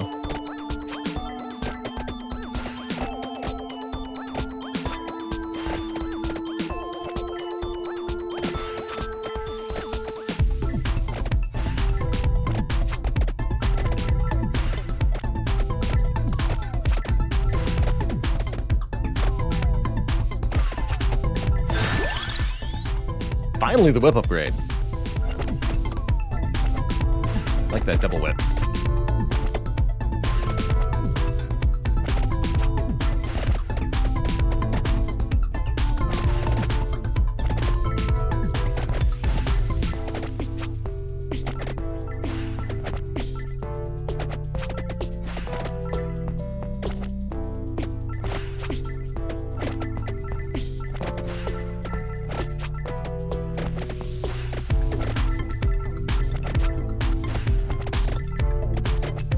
If you're really, really good with your timing, you can get both whip projectiles to go in the same direction.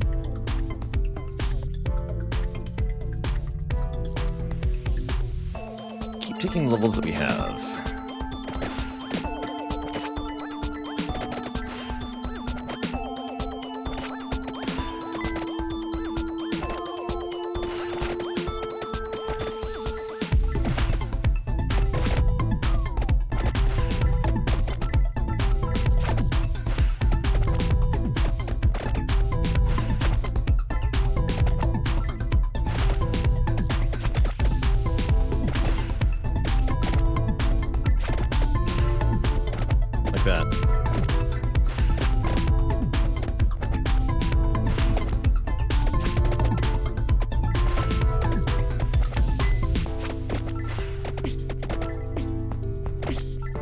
Oh, is it that time already? Yikes.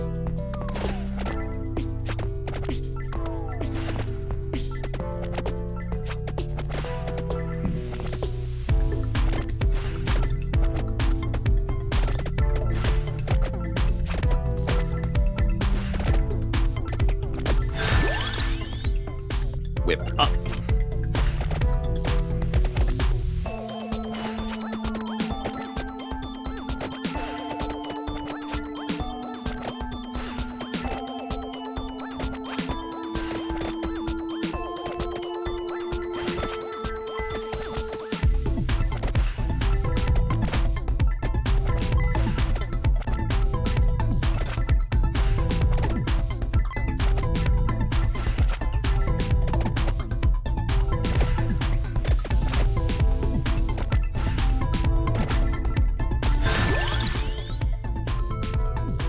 %, luckier. Interesting.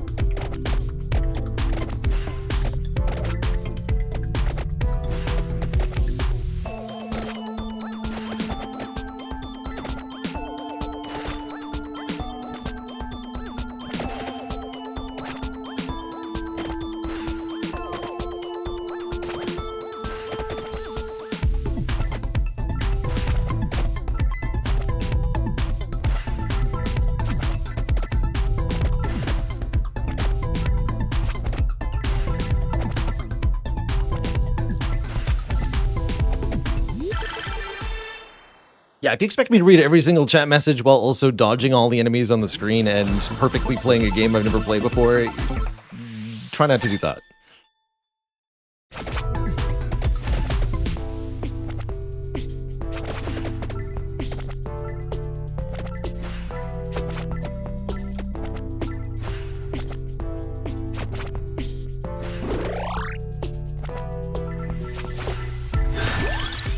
Oh, the empty tome. Give me that.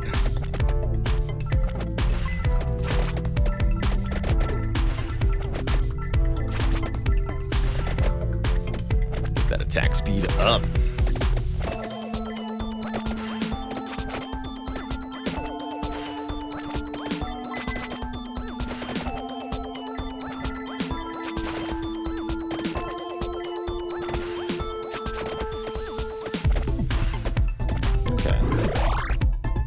Ourselves out here.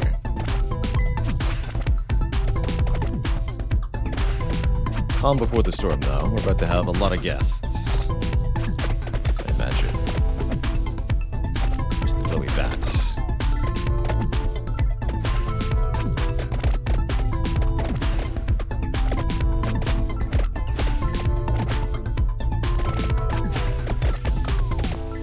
Okay, that was rude. They pushed the zombie into me. Now I have no health again.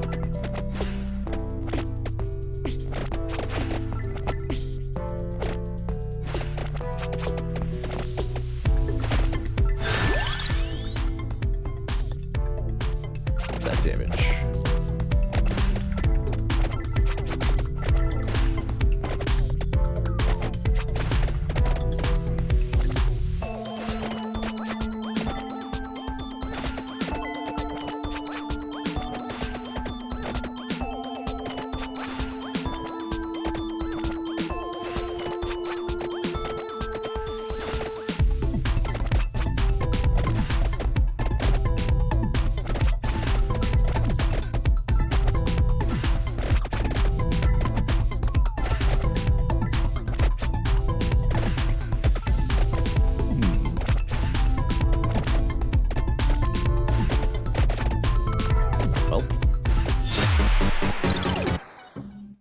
GG. Didn't get too far on that one. Alright, I'll try the second stage again.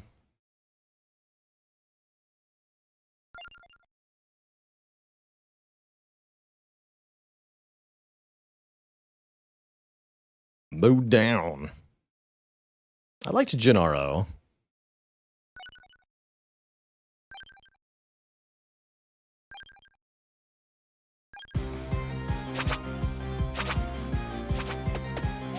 Definitely don't like these exploding enemies, but I like this character. I feel like this character might not be good at this stage, maybe.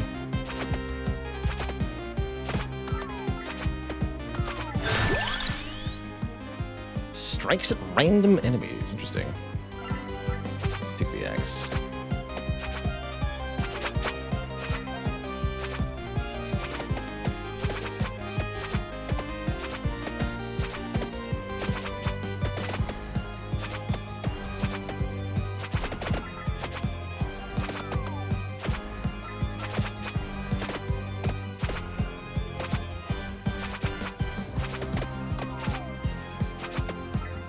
Nova. Make me luckier. Whatever that might mean.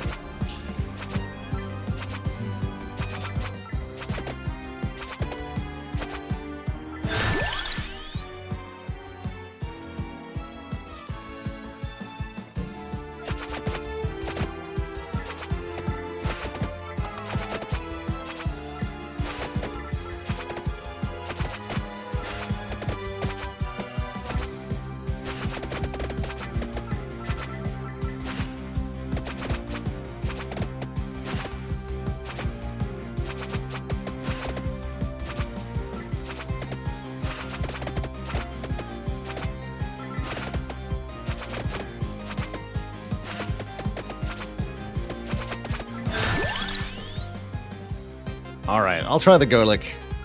Damages nearby enemies how much? I am stinky now. Actually seems like it might help in this particular stage. Don't seem to be taking contact damage as much anymore. It definitely seems good. It's my highest level. The farthest I've made it is about 15 minutes. Haven't gotten anything better than that yet.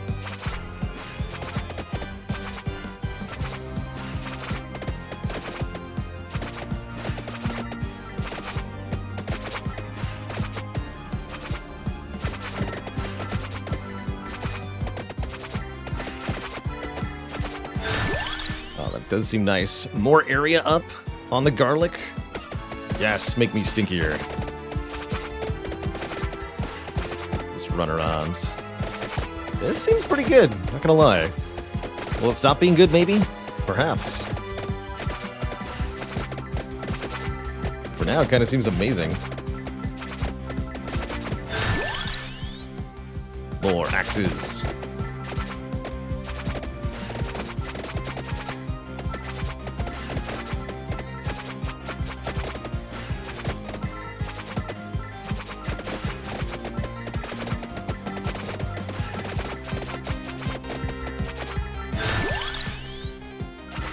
Knife up. I like the sound the knife makes with higher levels. Quite a lot.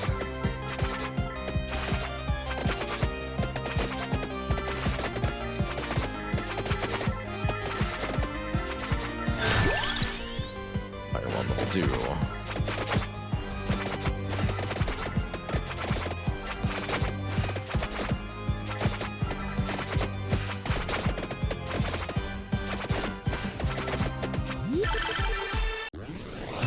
First time I've been able to do that, doing a boss enemy on this stage, just kind of stand in its face. All thanks to the power of garlic?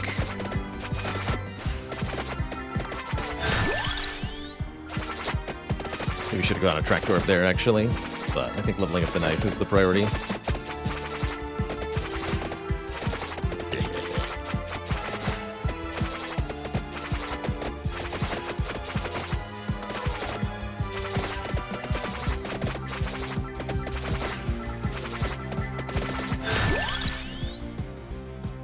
Cooldown reduced. Now. Now let's level up Axe more.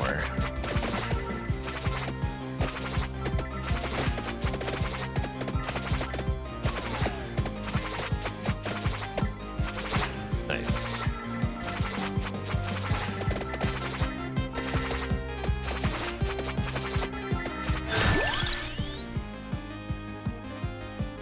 Now I can level up the garlic. Over-investing in garlic, perhaps. Foolhardy, but sure seems nice.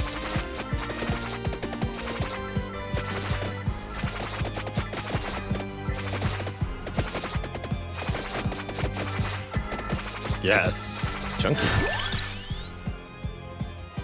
One more axe.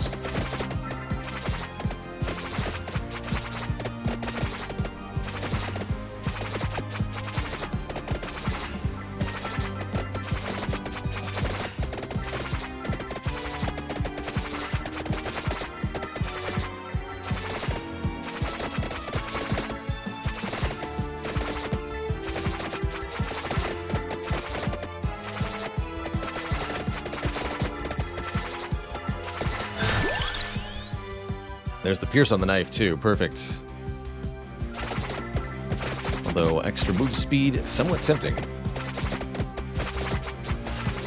can focus on that after we max out our offense. Whatever extent we can do that.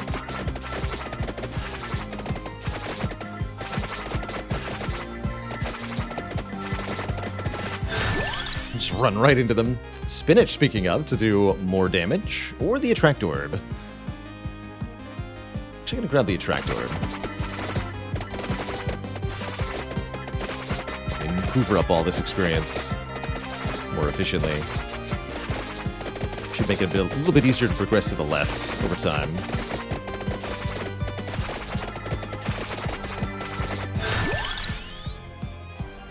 Ooh, let's go more axe investment.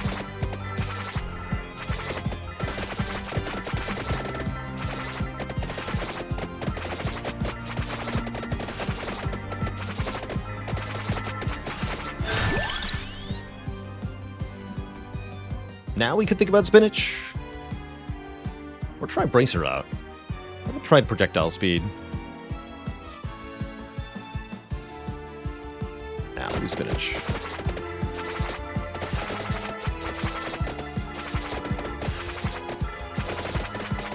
Oh, I see you, boss.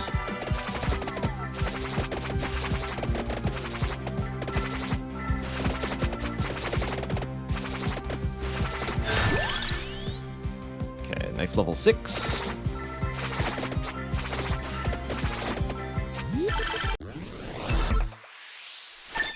Axe up again. Perfect.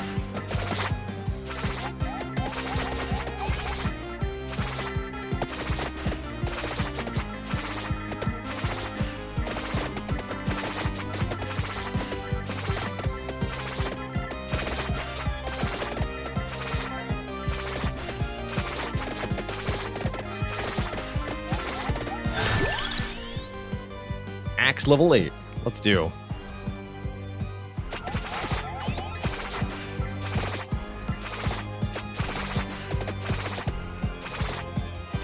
Yeah, escape or right click will both skip the chest animation. So you don't have to watch that every time.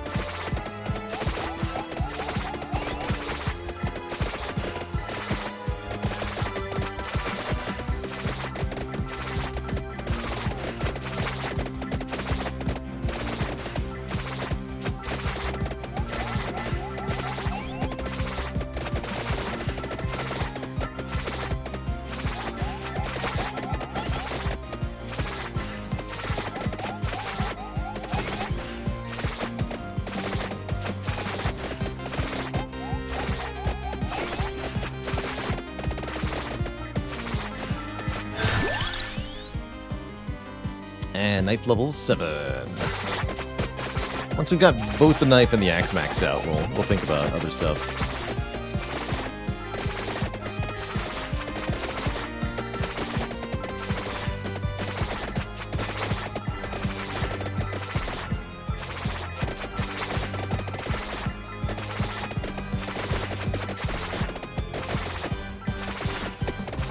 It's big. Why are you so big?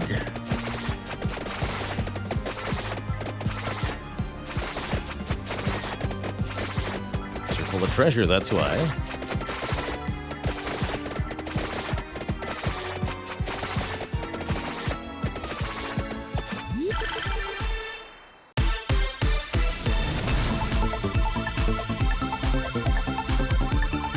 It's a triple. Behold. Oh lordy. It's a 5er. Look at that. That's a lot of stuff. Beautiful.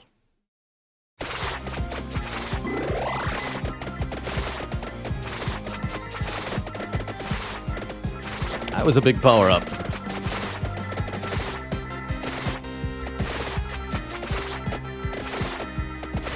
Love the chest animations. They're so over the top.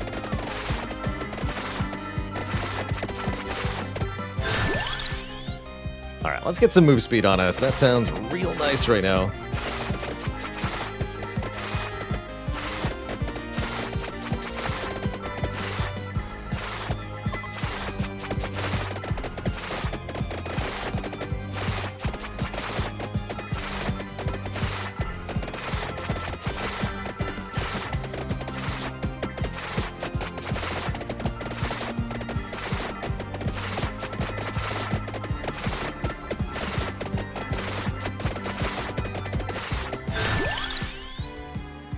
More garlic.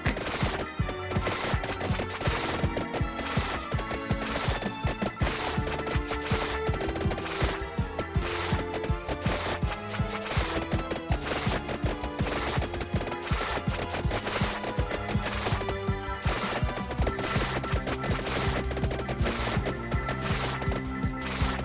want all these orbs, man.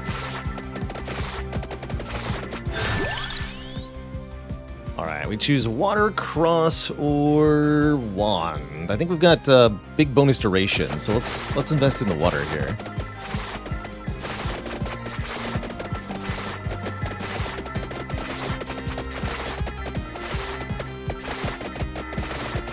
Level harder.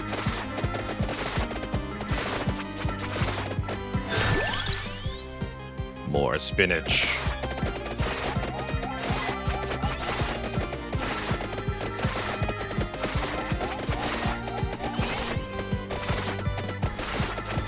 That's a different thing.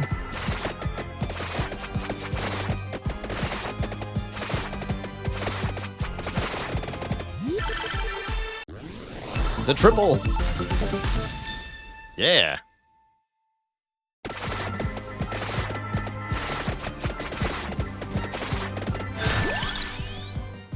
More garlic. Or is it bracer time? Let's try out the bracer. Projectile speed up. Is that necessarily useful? Maybe. I bet the axes will benefit.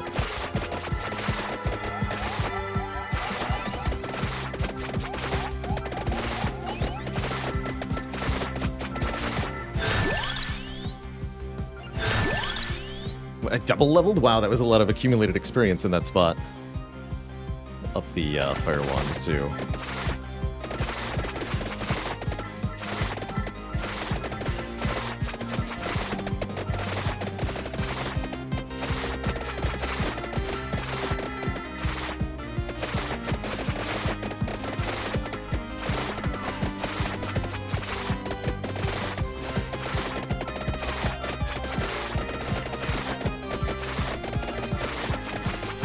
Oh, I see the chest.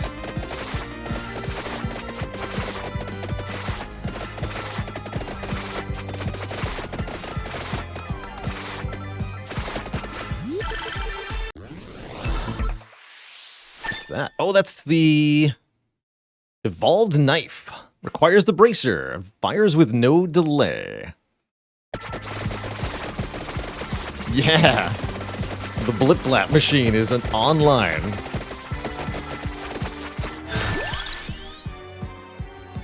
Alright, well, keep leveling the bracer then. Make them faster.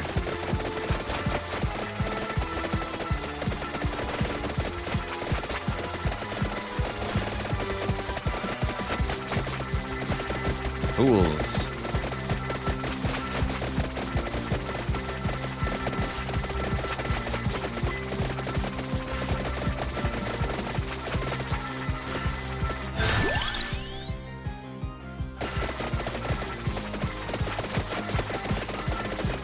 So we know the combo now. Knife bracer.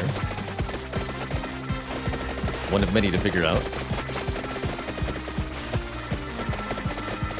Stupid bat had no chance. The Wombo combo.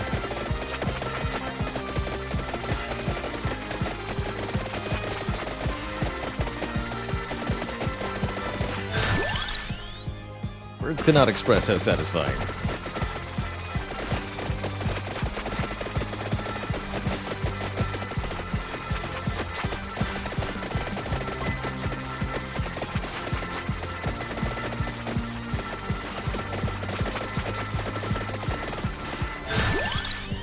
Definitely need more attraction range at this point, just to pick up all the stuff.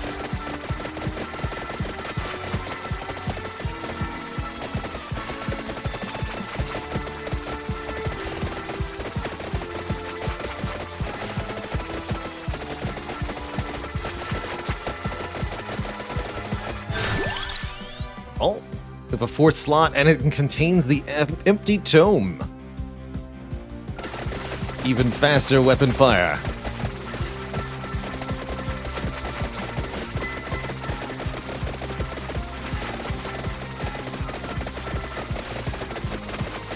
Boss type enemy, not for long. Yeah, I didn't think so. Garlic in a chest.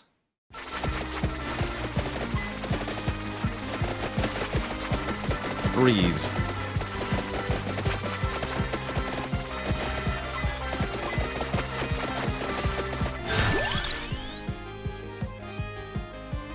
Sure, max out the garlic.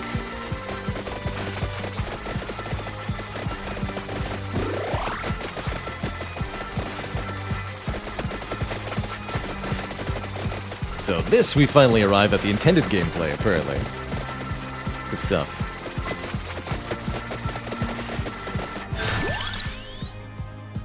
Fire wand up. Well, that's quite the horde. Rob. Turn them into mincemeat. Including that bat.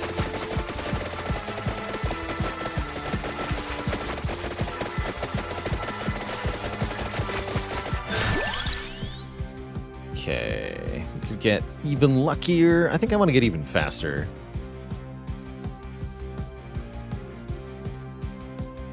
Oh, the bit rate's gonna start to suffer. I bet. Oh, actually, yeah, we can max out the fire wand, get that out of the pool. Let's keep getting max rank items. Don't outrun your own bullets. The good news is I get to see all the pixels. Just fine.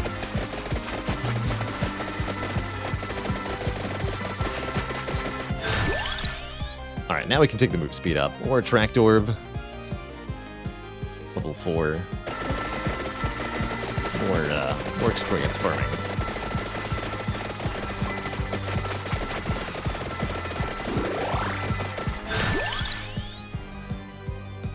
Tome rank 2. Movement speed. Movement speed again.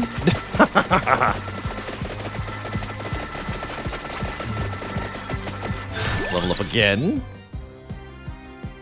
It begins. Let's keep leveling up the water now. We haven't gotten any ranks in that yet.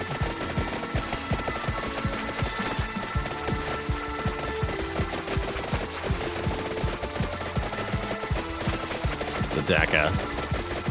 He's gone mad with power. And garlic.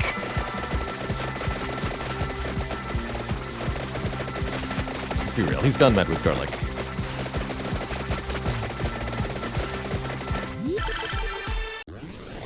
I can't believe chat was holding out on me about garlic the whole time. Evolved Fire Wand requires spinach. Passes through enemies. Oh boy. If you thought our first evolution was silly, let me introduce you to giant fireballs. Everywhere.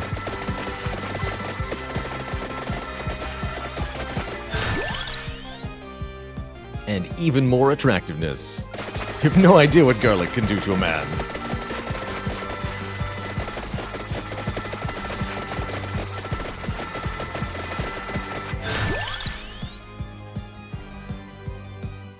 Up the water.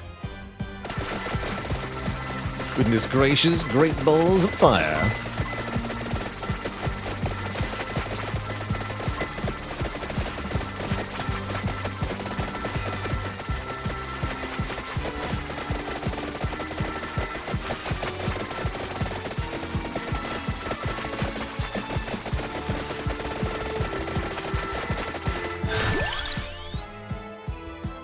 Empty tome. Oh, the knockback is so powerful. No one can resist it.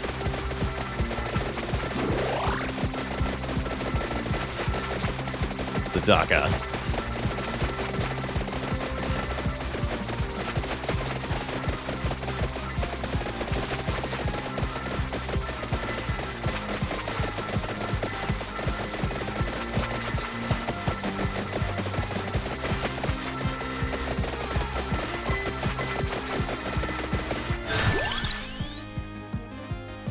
Okay, time to choose a new piece of equipment. Do we go Bibles? Do I try out the lightning ring? Try out the lightning ring. See what striking random enemies entails. Seems like it's just going to add to our overall DPS, which is fine by me.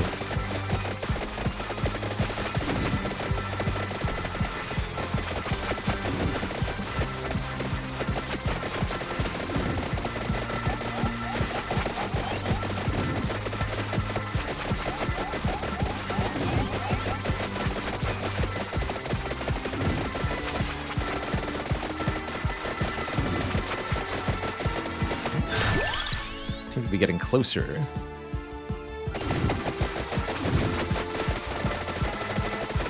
Whatever that's pointing to.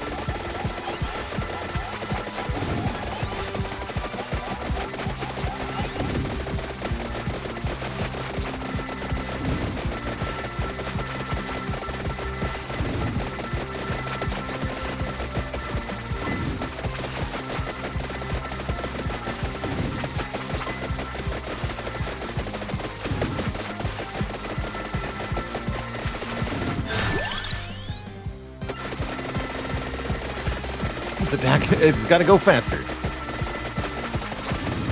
No such thing as too many knives.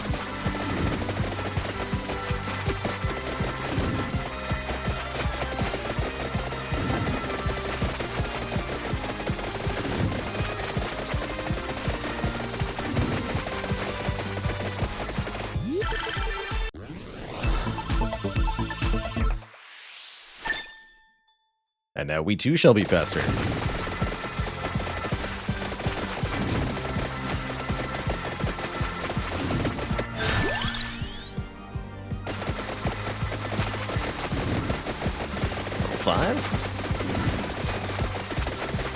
What if that's 8% multiplicative or additive attack speed?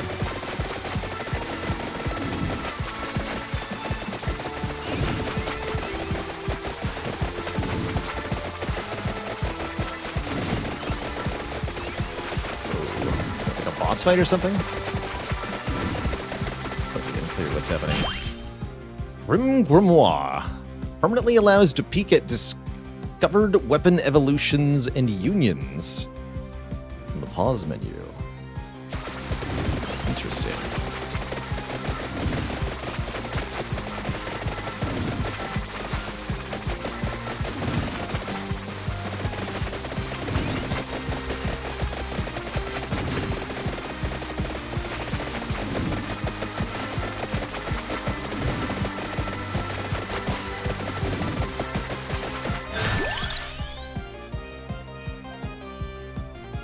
discovered ones.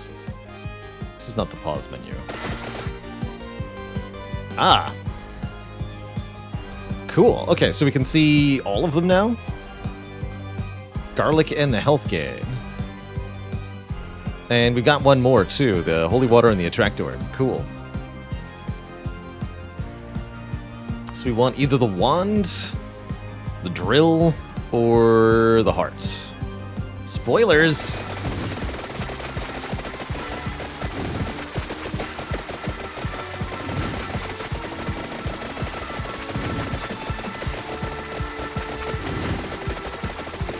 Alright, now we just slaughter everything for 10 minutes.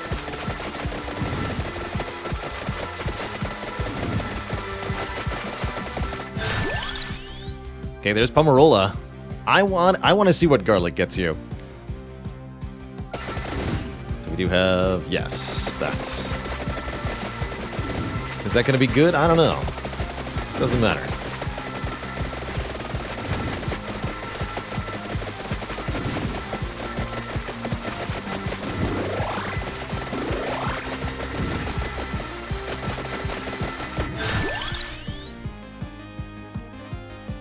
Sample water.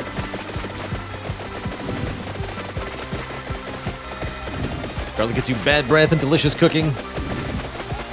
Yes.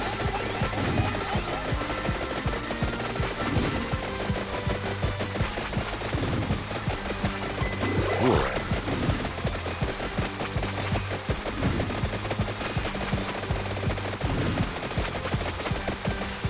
Easy. Is that it? Soul Eater, evolved garlic, steals hearts. Power something, something.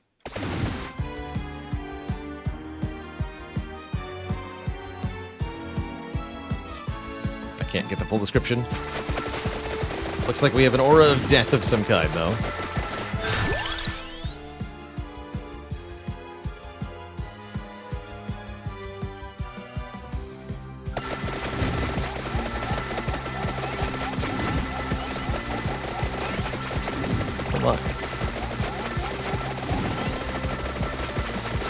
Maximum blip lap, clearing at move speed, which is very fast.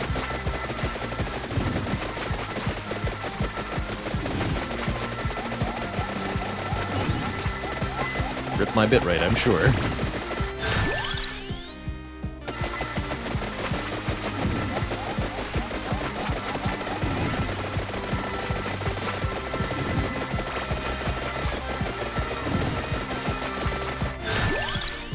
Level 8 Santa water.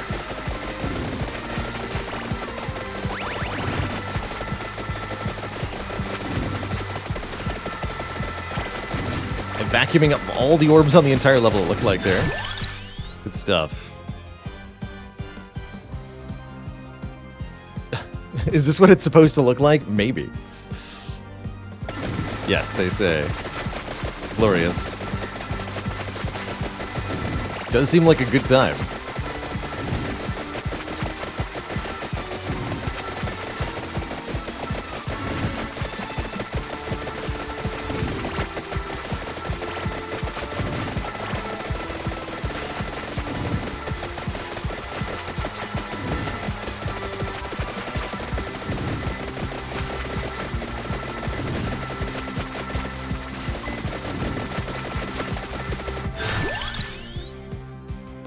More projectiles.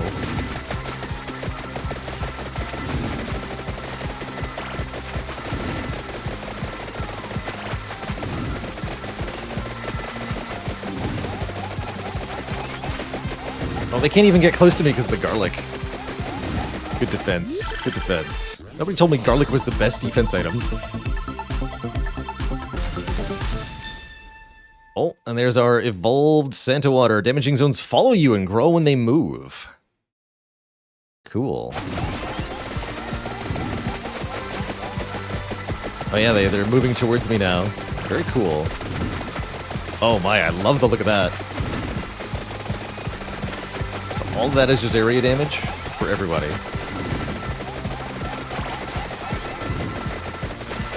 Beautiful.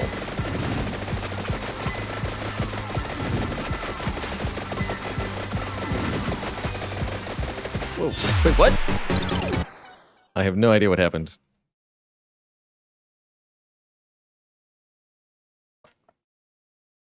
We seem to be dead.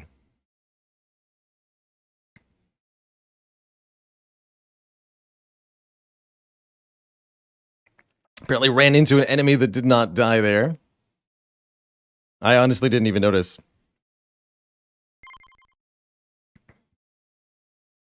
It's the danger with move speed, apparently. I get it.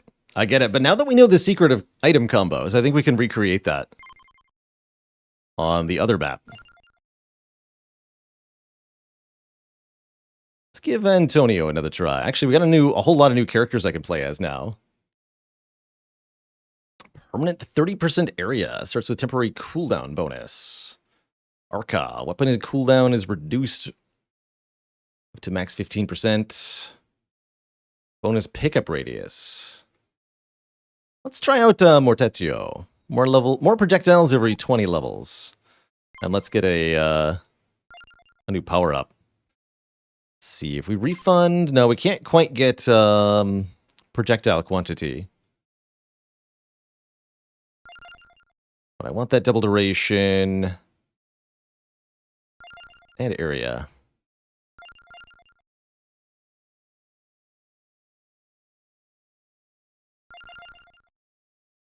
%15 damage. More item pickup radius. That looks pretty good. The bone.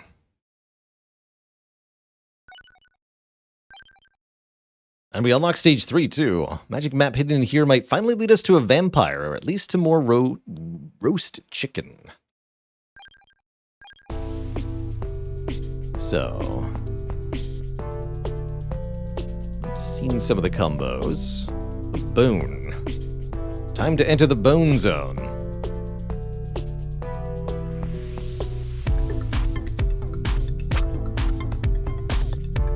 Oh, it bounces? I like that.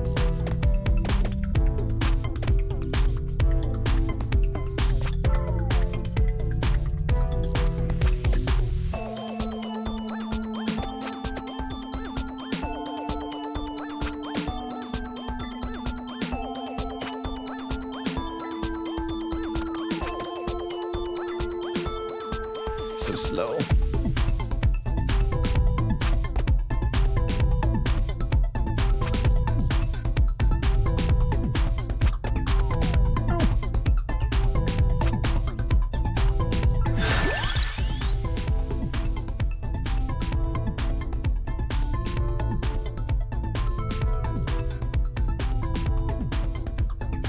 Let's go axes. What do axes combo with? And lava rod thing, which I've never seen.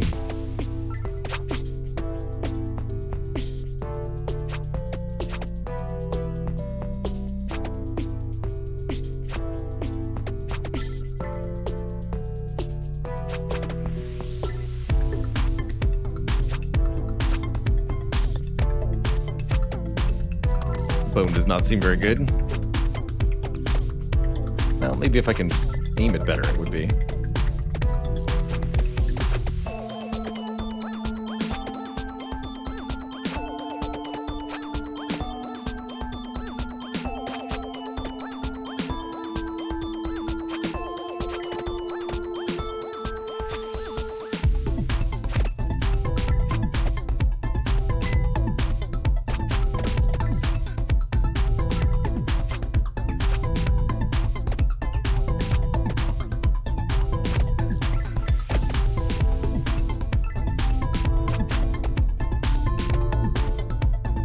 Character in general seems like he's going to be weak in the early game, really good in the late game.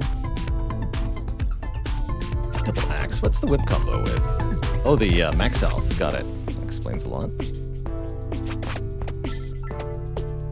There we go. Double axe looking a little bit better here.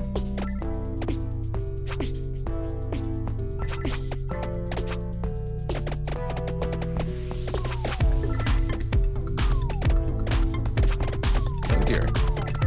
Really?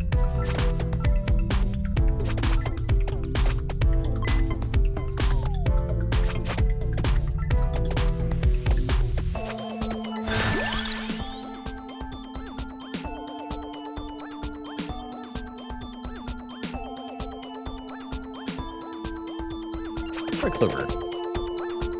Combos with Cross. Got it.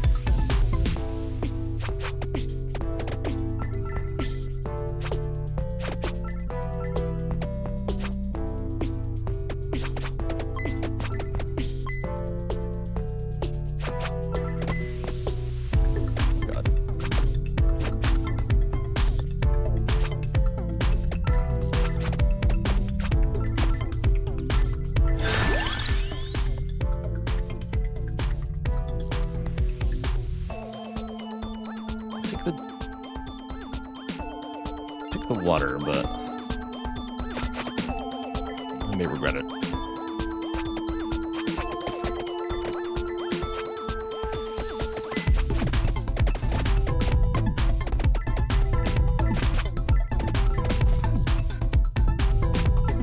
Oh, there's 2 blue bats on the screen now. I have no ability to kill.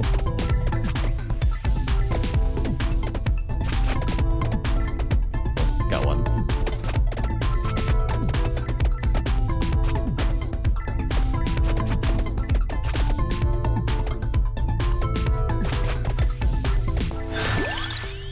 Bone! You can level up the bone.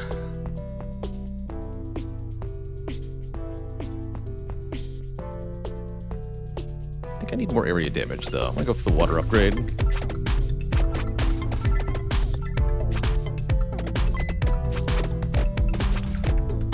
Chicken.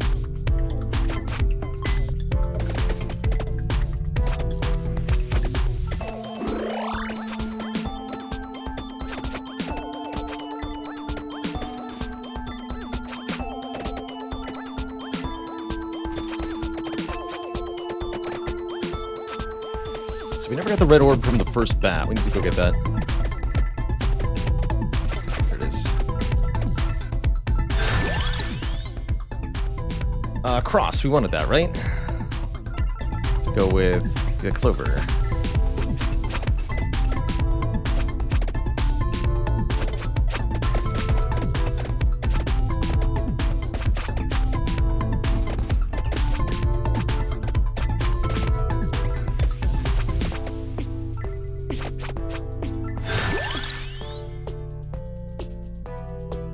And there's garlic.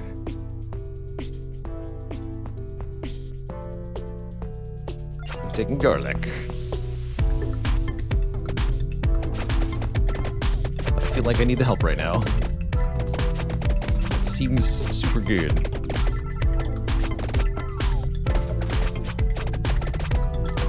Just gotta be in it for the long haul here. Okay, level up the cross. Hollow Heart goes with the whip, right? That's right, we're not doing that.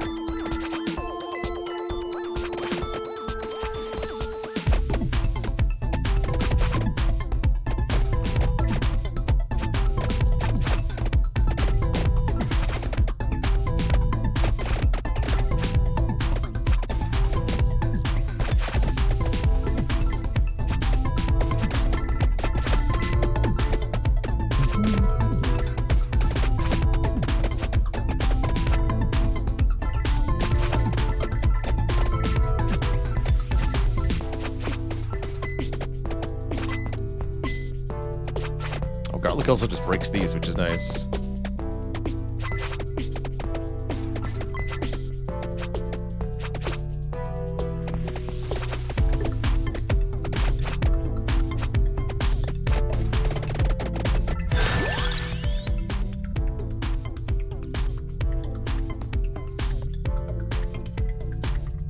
It even shows that we've got the evolution, the tracked orb, the water. Not as important right now. But I'm gonna grab it anyway, right? We're still looking for whatever that is.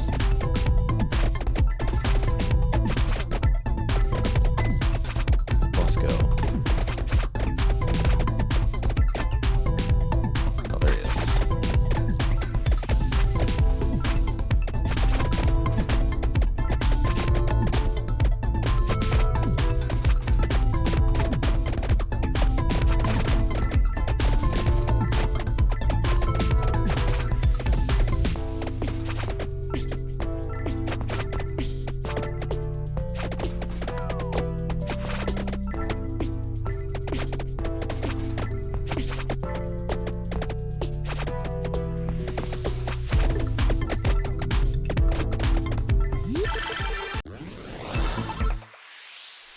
Cross up.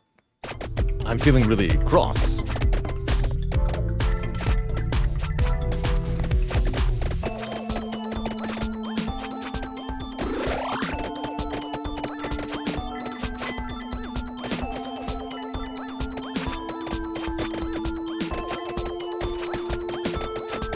Let's pay you fiends.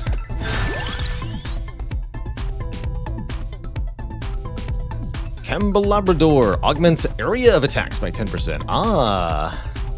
That said, I think I need to be investing in what we've got already. We've got our upgrades spread a little bit too thin currently. So let's try to get higher level stuff here.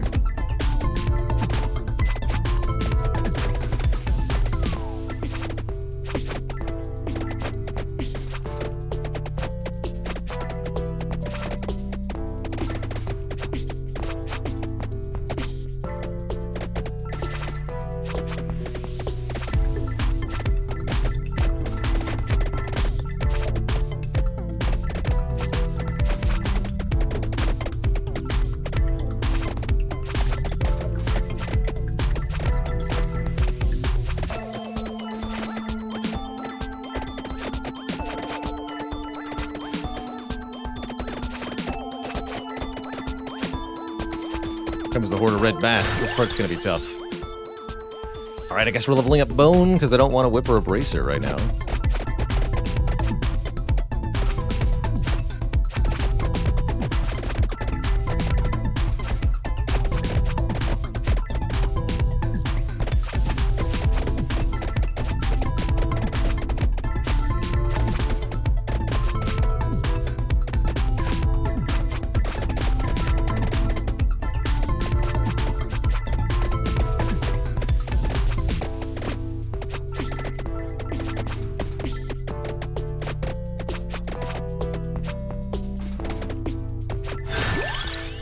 Oh, the empty tome is here.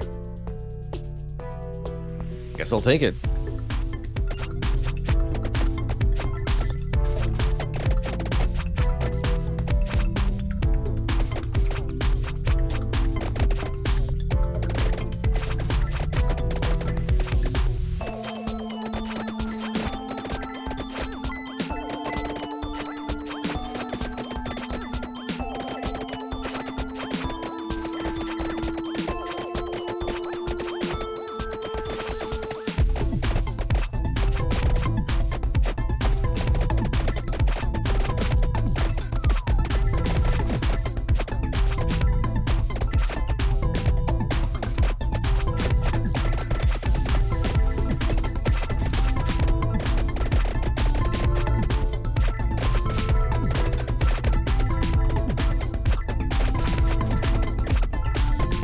So what's his character's ability? Every 20 levels, we get a bonus to our number of projectiles. So once we hit level 20, we'll get a big bonus. And if we get it to make it to level 40, we'll get another big bonus.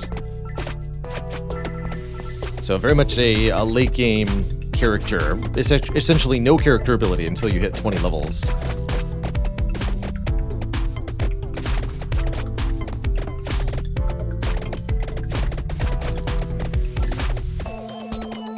Blind Dome, thanks for the 15 months in the Prime sub. Appreciate you keeping it cozy.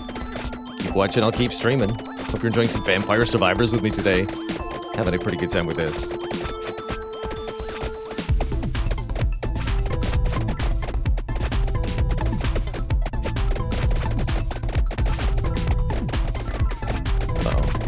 squish me.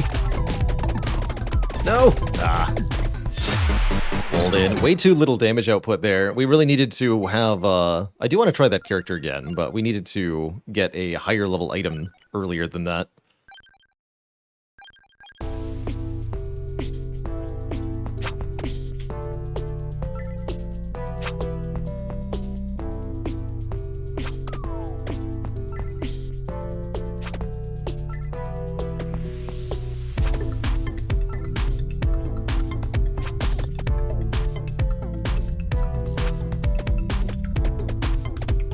Nice. The rebound. Sure. Let's go Bibbly Bible. Bible combos with something I've never seen.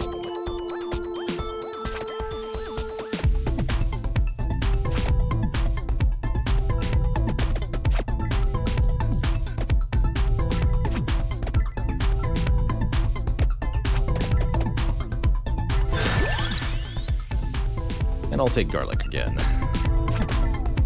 Proper vampire hunter with a garlic and a Bible.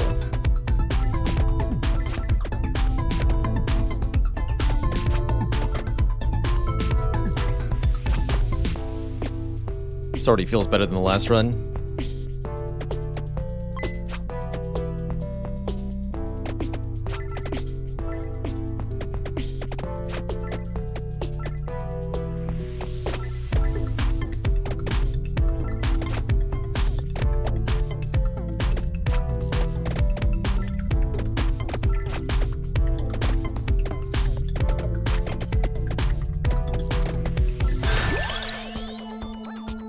We'll go with the garlic.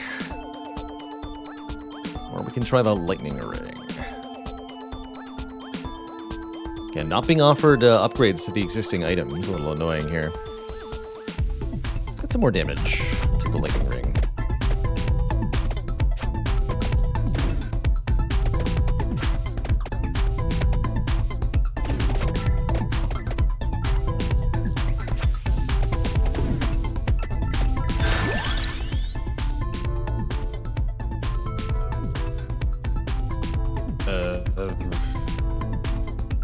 Cross.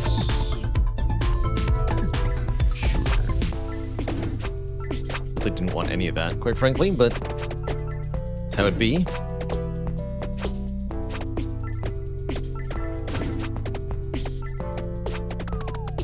Jeez.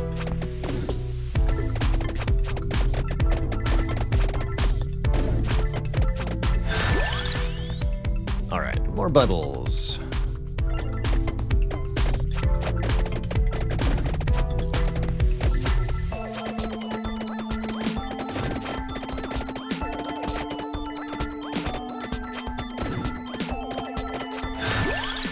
More Bibles. Here we go.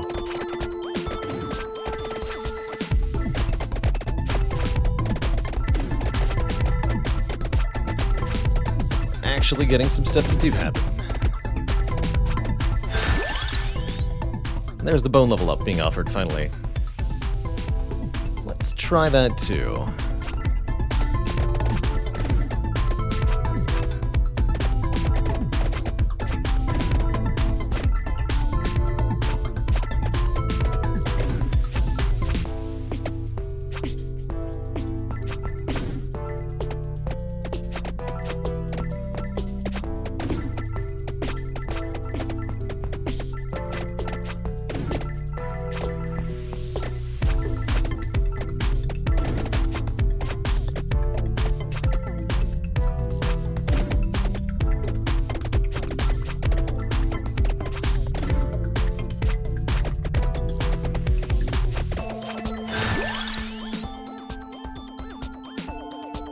Up the lightning ring.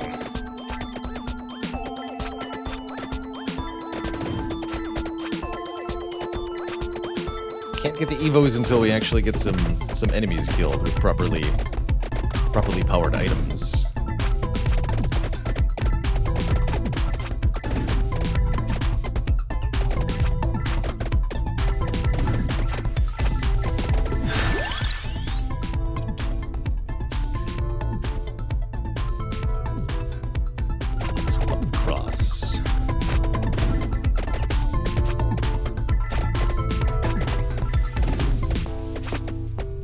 reached the end yet? I have not.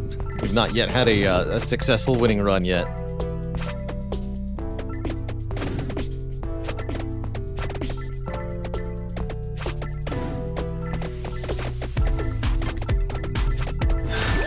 Figure it out.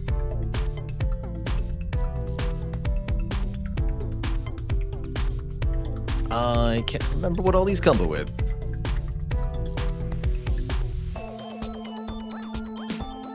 I'm not allowed to look. Candleworks Bible, at least. Let's try the candle out. Bigger attacks. And it goes with the axe. So we should consider grabbing axe.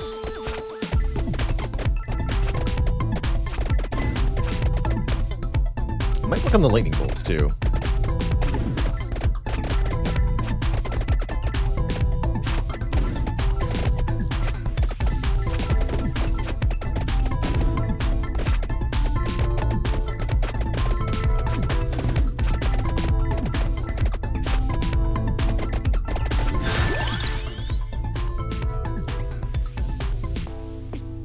Garlic up.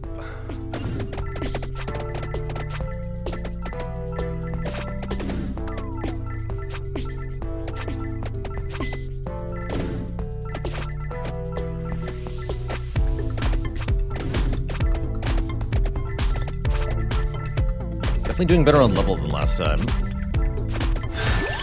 There we go. More level ups too. I'm gonna keep investing in Bible for now. Do we have a assembled combo yet? Negatory.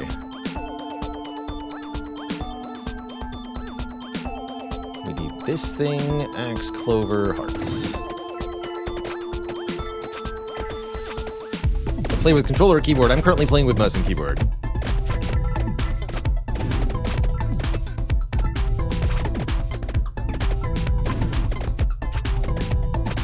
Not very good at damaging a particular foe, mind you.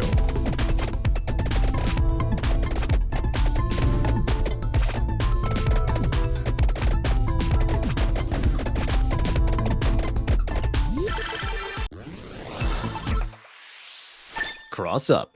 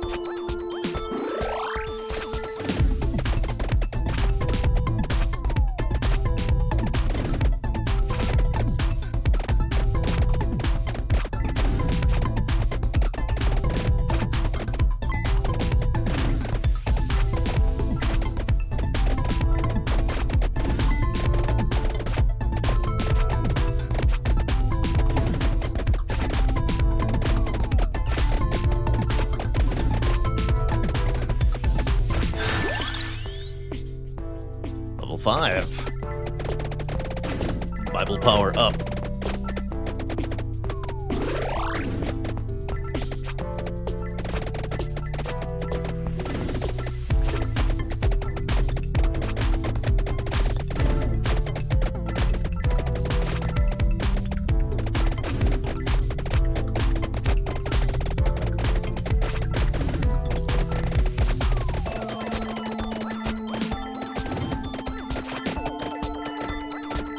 So we run into the bats, but only the bats. Everything else is murderous. Noted.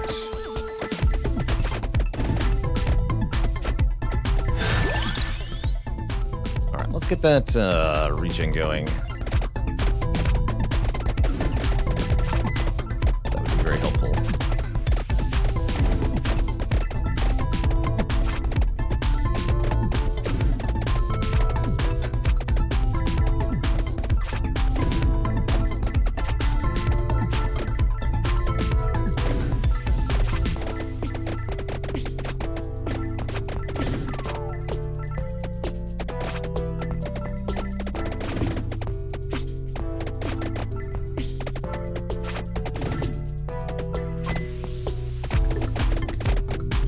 red ones.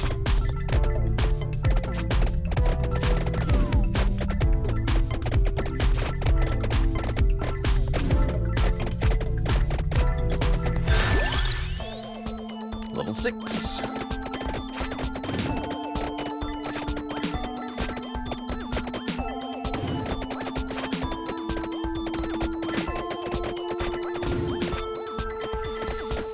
Few levels away from getting our first projectile up. That'll make a big difference when that happens.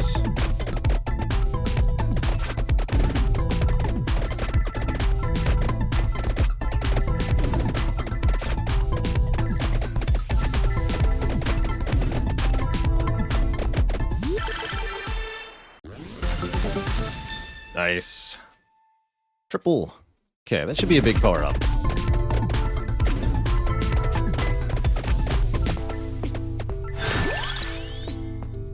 And there's the axe. Let's have that.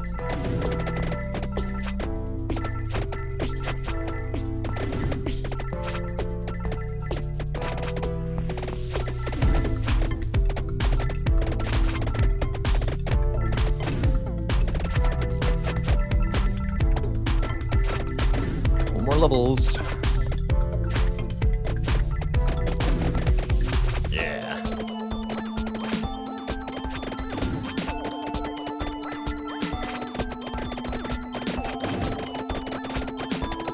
We might actually have a good build for the red bats finally.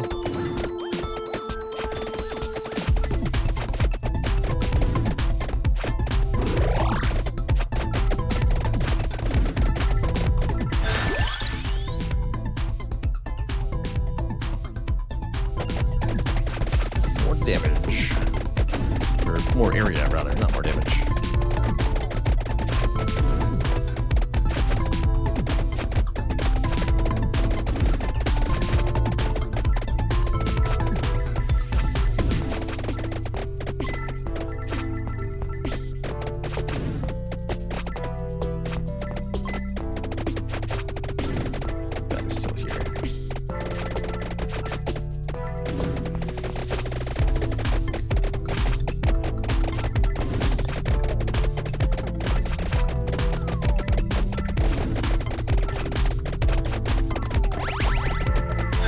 Yes.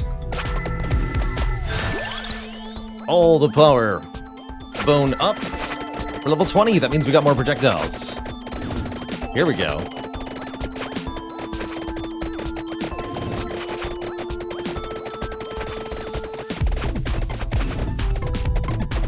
Our late game powerhouse skills are beginning to activate.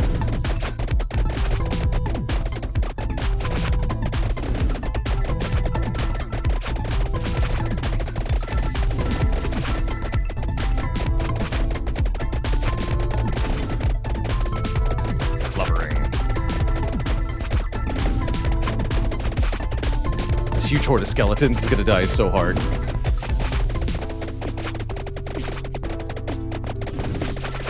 They can't resist the power of garlic. Extra big garlic. No attract orb, huh? Well, about that. Or we can keep boning. I'm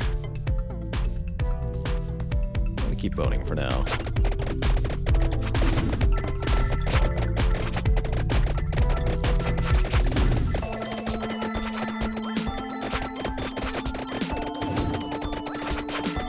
Yeah, I can imagine more XP would be particularly good for this character, huh?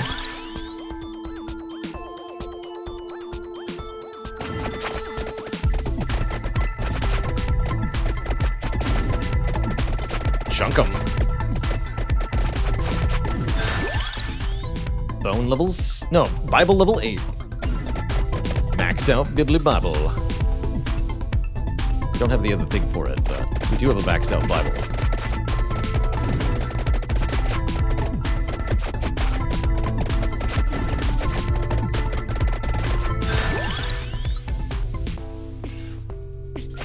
You a question. Our axe is good.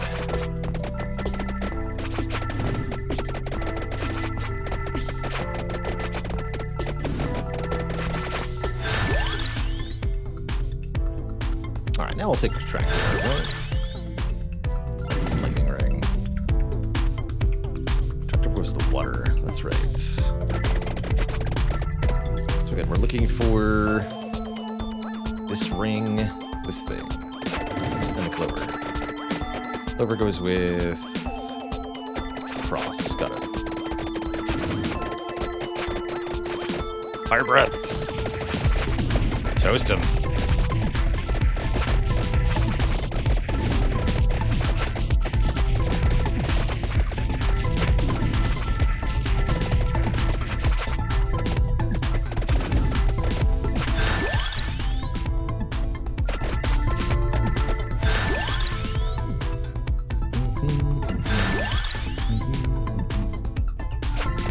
Like 3 levels at once.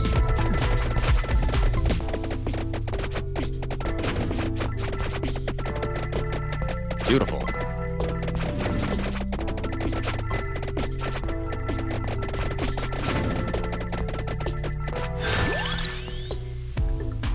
Base damage of bones up by 20 here.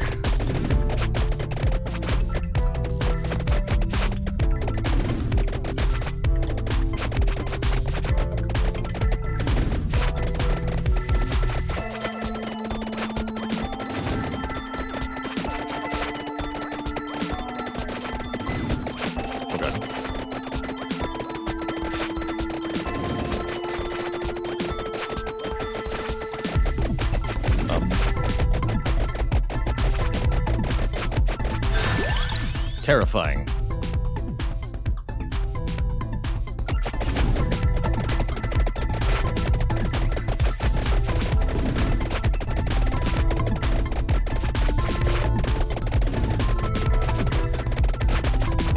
Hold.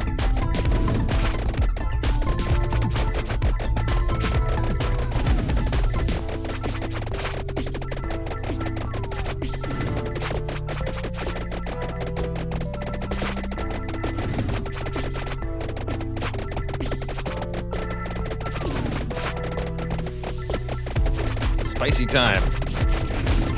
Time for revenge. Yes. Make the bones faster.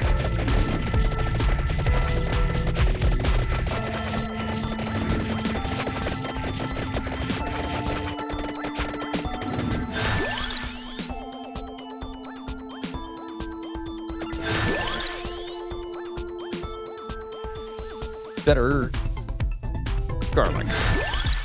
Even better garlic. Oh, that's a lot of levels. Jeez.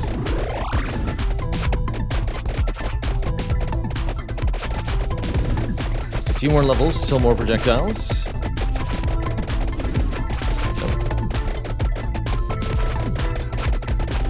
Path through here. There we go.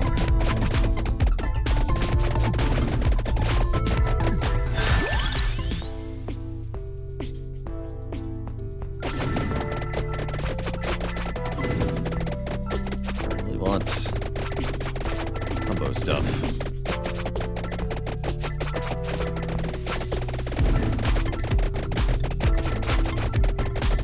It's all gonna come together any minute now.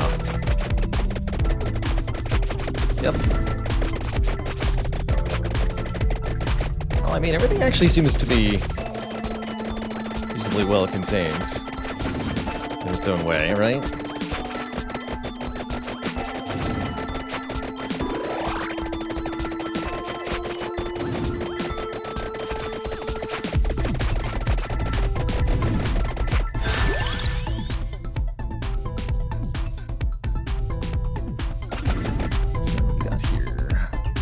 Axe is still a ways away. Bible doesn't have its counterparts. Garlic is a few levels away. I understand.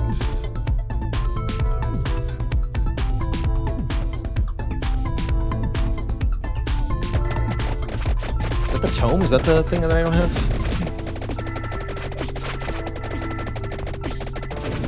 I see the chest. And the mini boss. You know, it's actually working out okay here.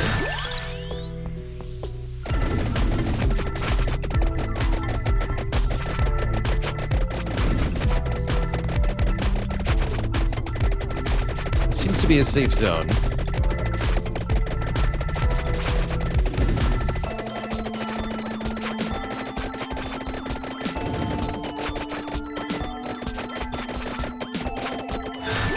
One more level.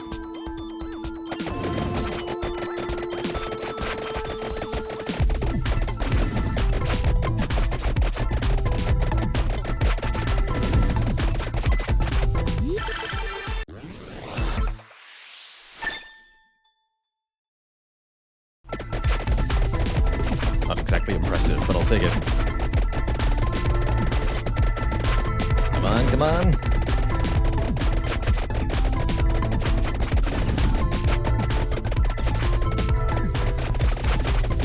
It's a sea of green. So many mantids.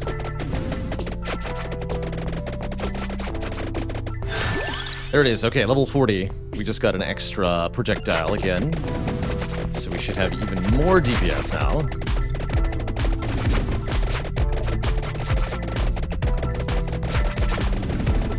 And now we're officially stronger than basically any of the other characters.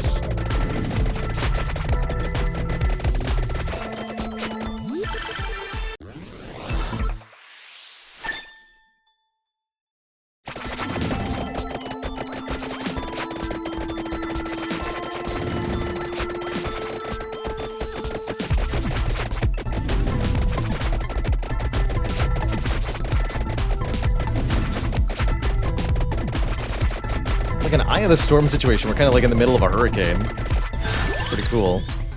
Axe 5. Yeah, we want to get Axe leveled up max here. Big time.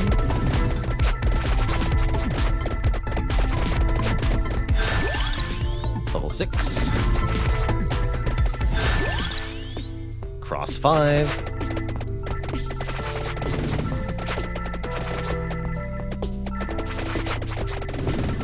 To have killed everything.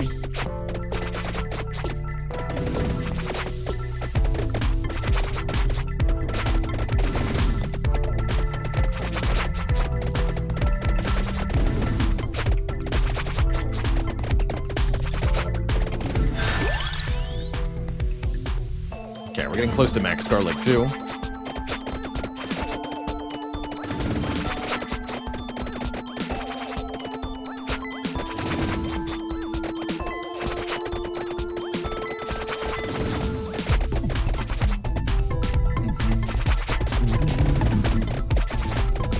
Must achieve maximum power.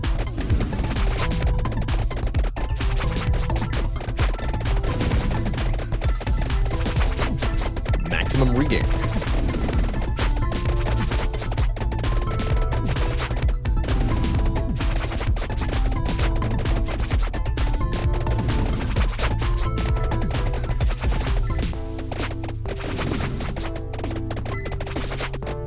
Where you sticky bat? Yeah, my ability to kill one specific enemy is actually quite terrible. It's funny. Chase you across half the land if I have to, Bat. There you are. All that for an axe. Worth it.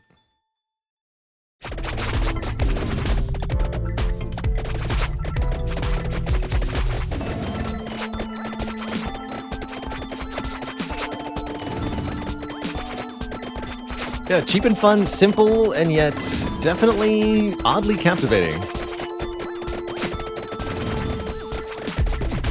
So many different ways for the like build to develop with all these items and the combos you can get. It's cool.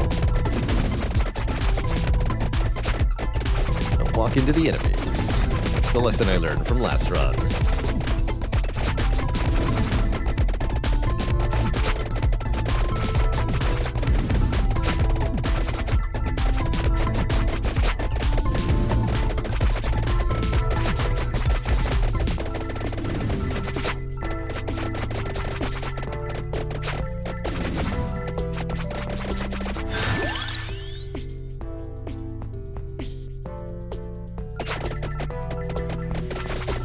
Not a very exciting level, that one.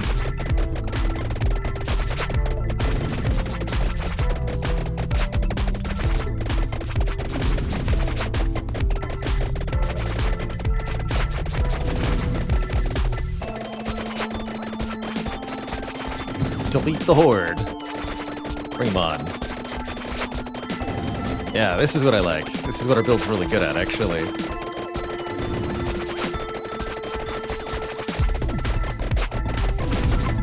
slapping everything kind of evenly from the middle. Perfect. There's the empty tome. We should grab that. Is that the... That's not this, though. That's this. Okay, that goes with the wand. Got it.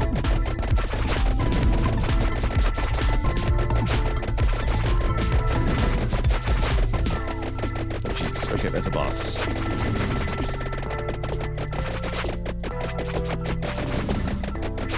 I mean, the attack speed up on the tome is going to be pretty sweet, even if it's not a combo piece.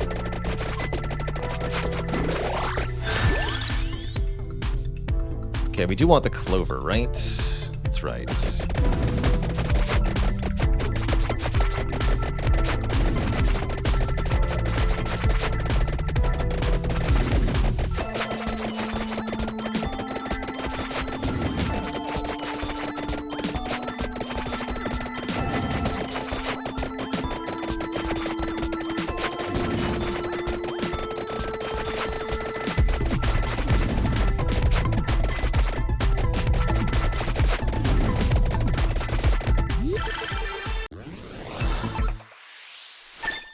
Should be Axe 8. Cool, now we can get the evolution.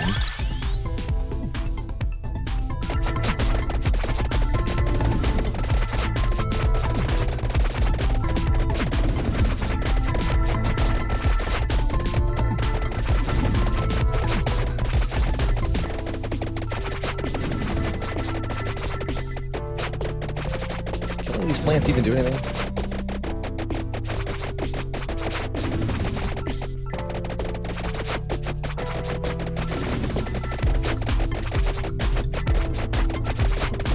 Like it's worth my time.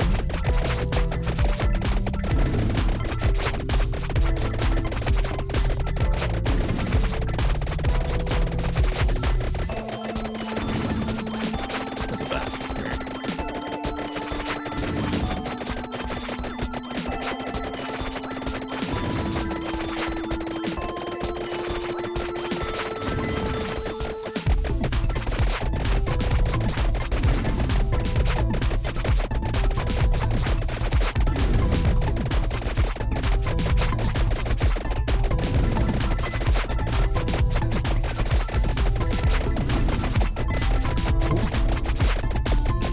The hot tamale.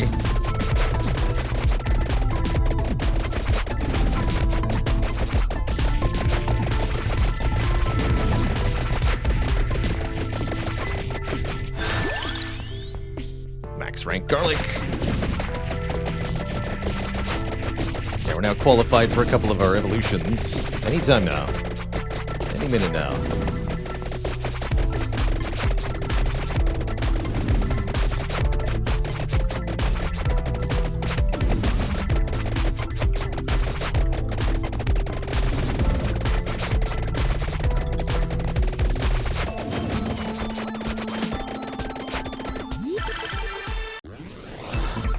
And there it is. Death Spiral. Evolved Axe passes through enemies. Show me the power. Yeah. It's like I'm playing Binding of Isaac.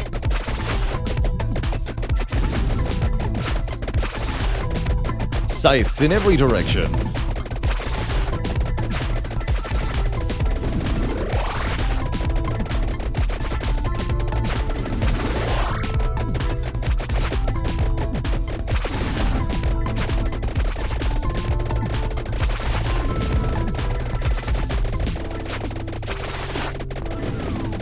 About that. That's right. Learned our lesson there. Don't push into the enemies. That's how you die.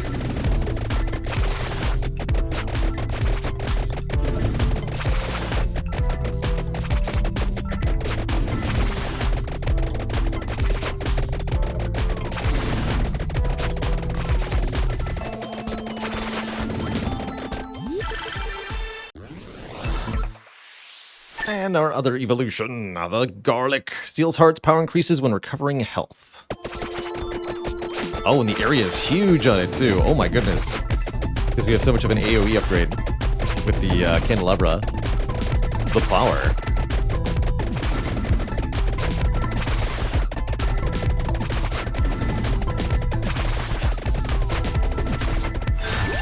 See you later, Rip. See you later, Ripnator. You have a great one.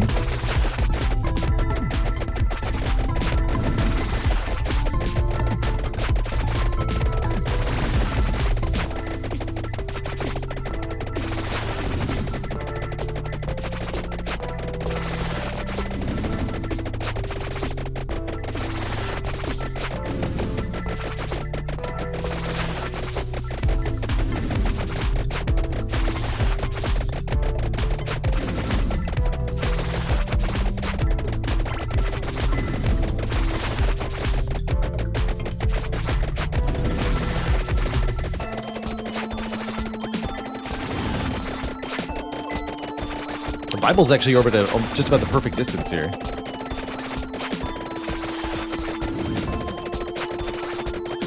Just push my way through the wall. Easy.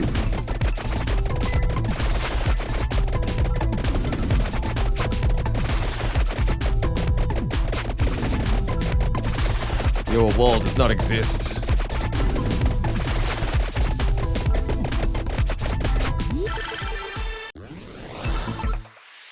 What's that? Oh, it's just retractable. Got it. You know what that is. It's the Hoover. How many level ups are on the ground, do you think, right now? I'm about to find out. Give me all the orbs. Up my chance to get lucky. Twice. Empty tome up. Empty tome up again. That's a lot of levels.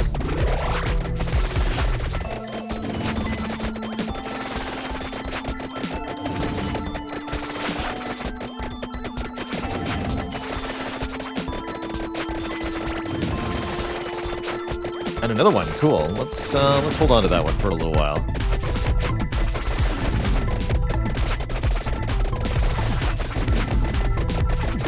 Get as much done as we can in the next 4 minutes.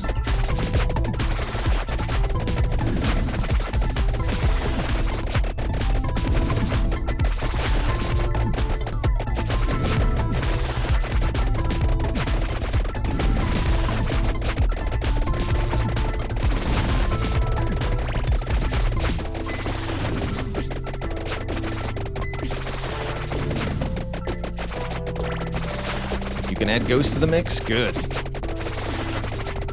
So, we need to get the cross maxed out if we can.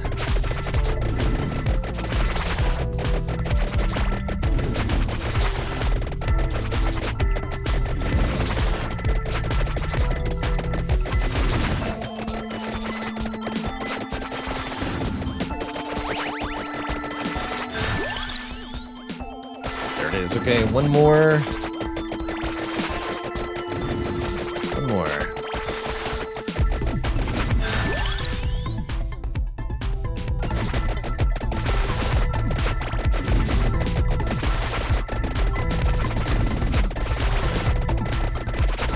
Wow. Just cutting a swath through everything now.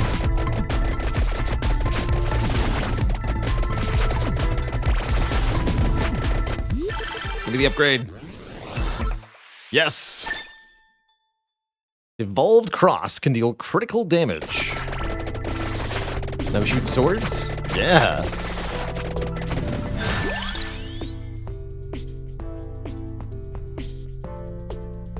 And I imagine grabbing spinach will be pretty useful. Just nice global damage up.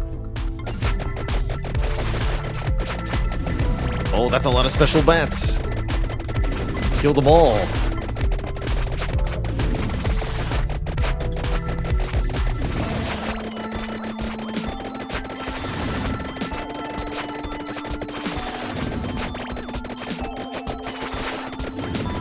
Or maybe none of them, you know? Whatever feels appropriate.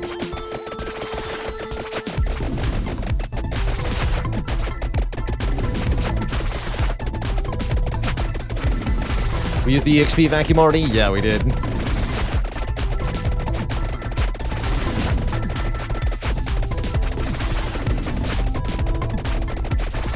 Just 2 more levels? I think we can do it if We can get some kills here. Oh yeah, I see him now. There's one.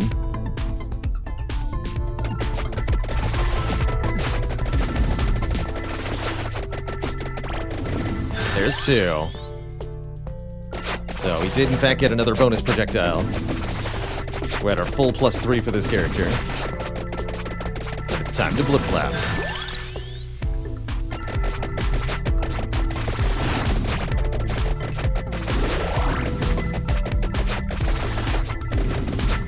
Wow.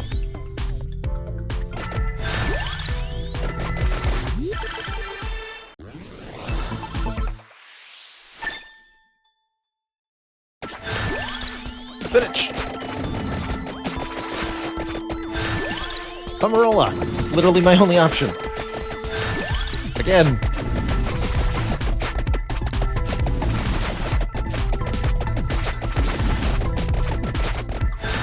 Again.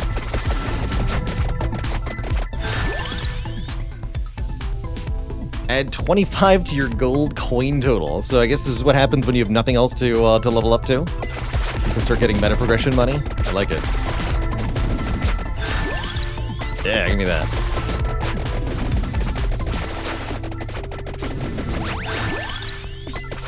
The vacuum.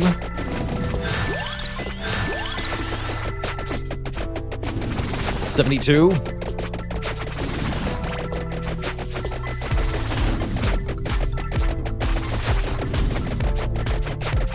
We got one more in us.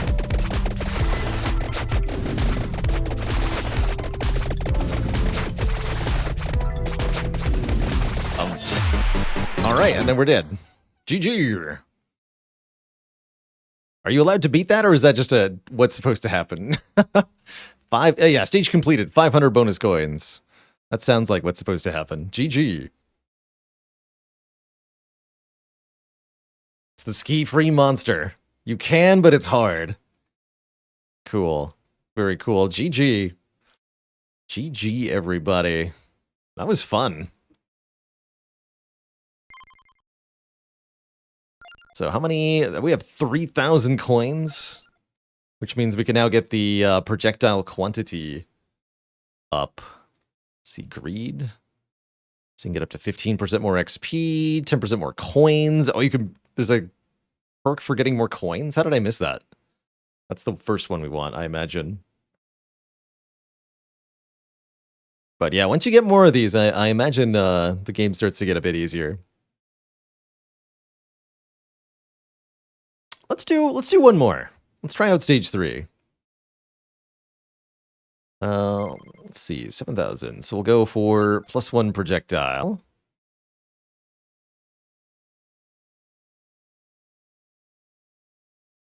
Pickup range is nice.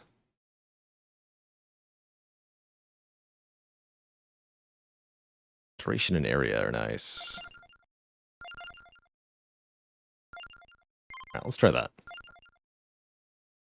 Tiny bit of bonus damage goes a long way, I bet.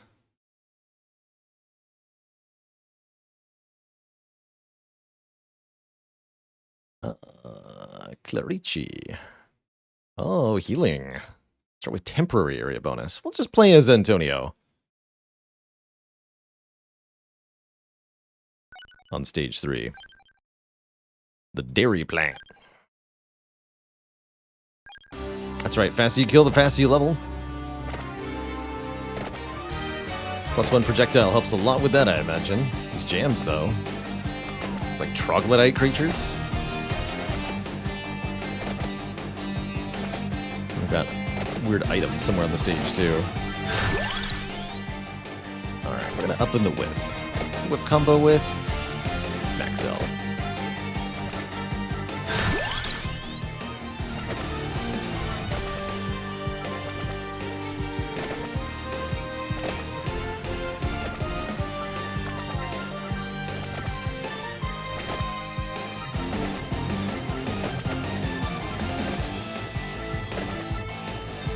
Like a high school or something? I think it's supposed to be a sewer.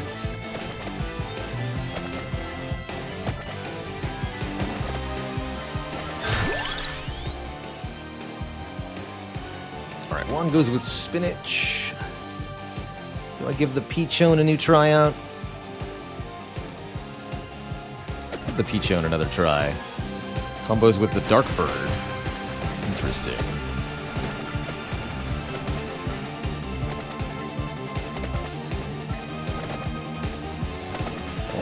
Oh, enemies with projectiles? What? That's new. I did not sign up for this.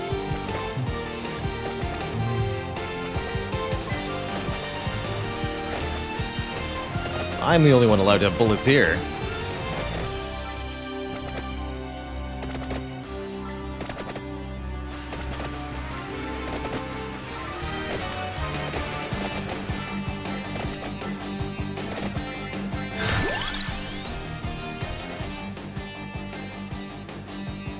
Try early crown. Let's further invest in what we got.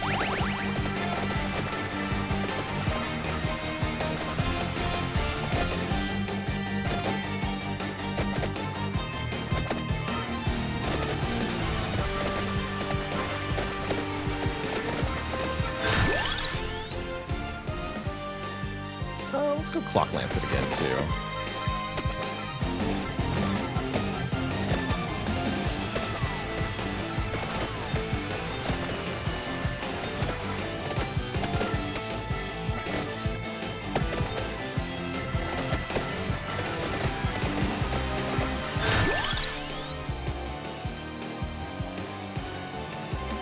I guess we'll go with axes. We need some AoE. We want the area size up, we want the max health, we want the dark bird.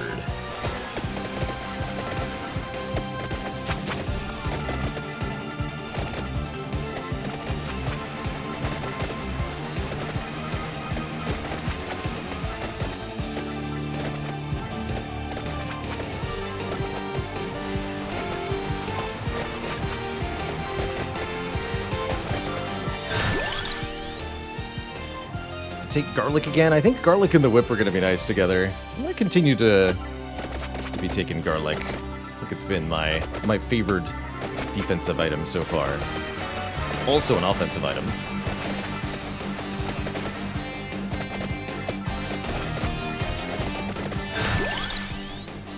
More whip, more area, yeah. Bigger whip.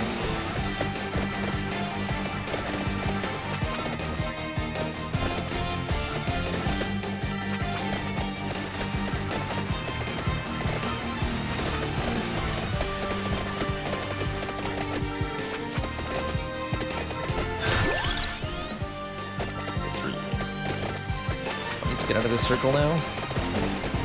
Clear.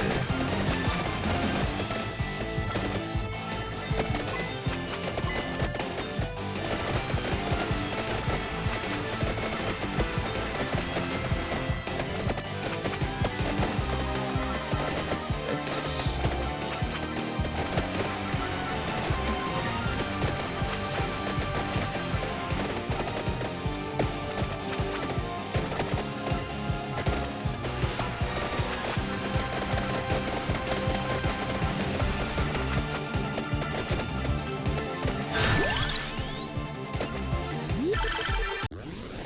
Triple. Spicy.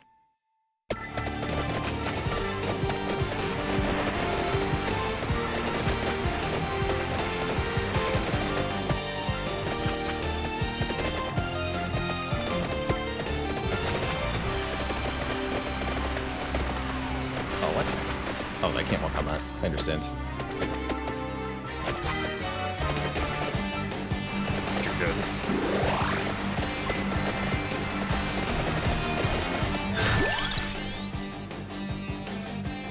Let's try more lances. What does it even come up with?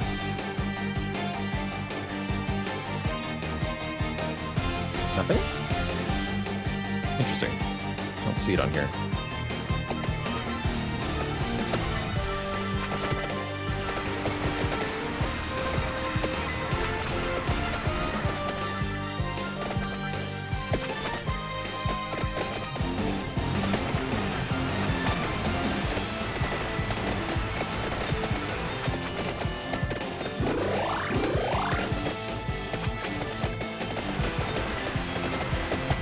thinking I can walk on the white parts of the floor, but I can't. Horrifying. Alright, we'll grab the Pomarola, because we A, don't have health regen yet, and B, it goes with the garlic. It's doing pretty good work so far.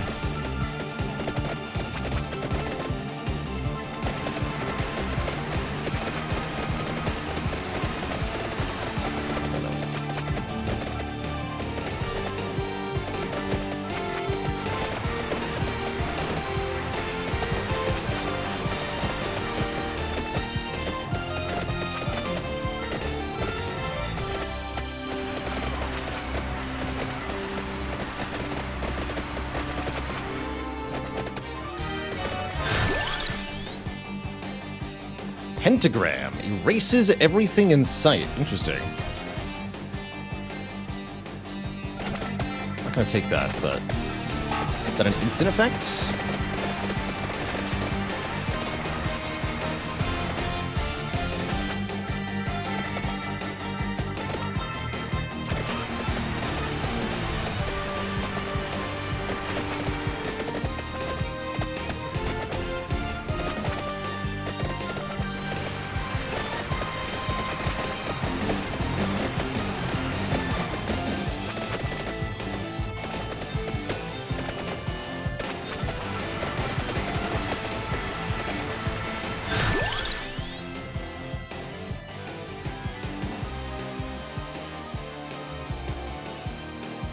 It really means everything, but with like a 90-second cooldown. Gotcha. All the things.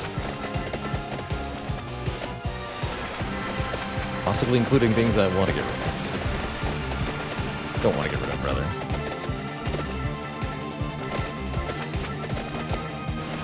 Let's say Whip's putting in pretty decent work. Make it even bigger.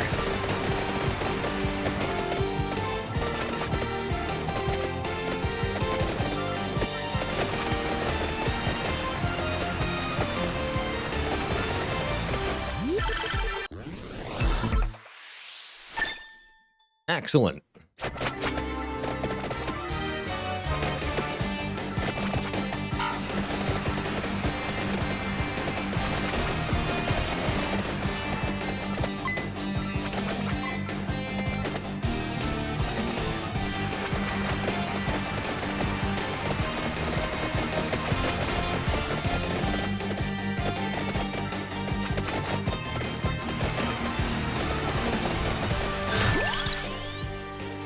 Wow, it's already level 6. Keep going.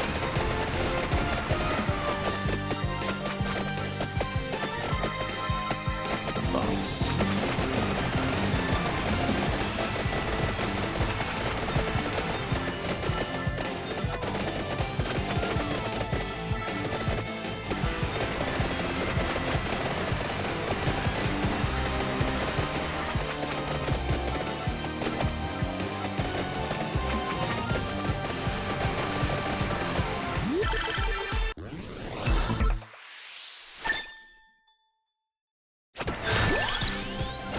Seven. Alright, what do I need for Whip-Epo? The max health thing. Still haven't seen that.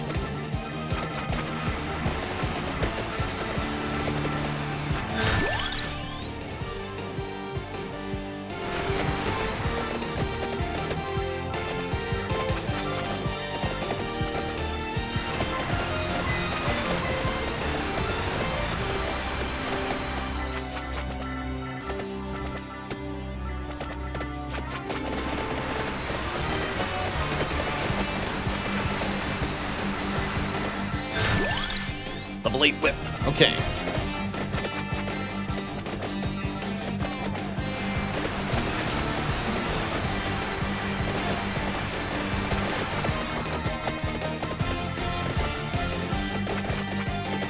Ninja skeletons are kind of spooky, huh?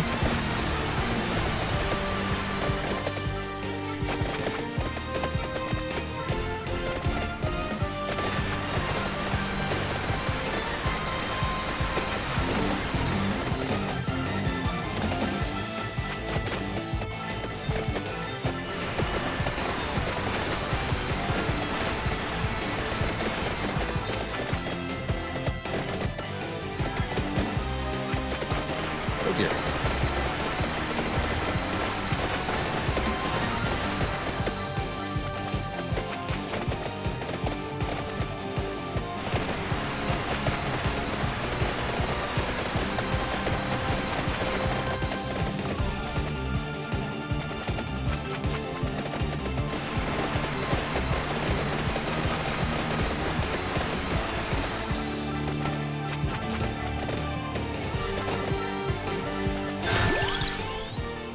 Peachone 2.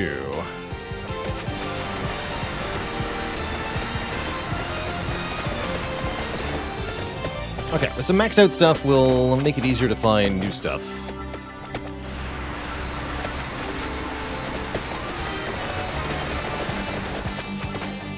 Just trying to survive at the moment.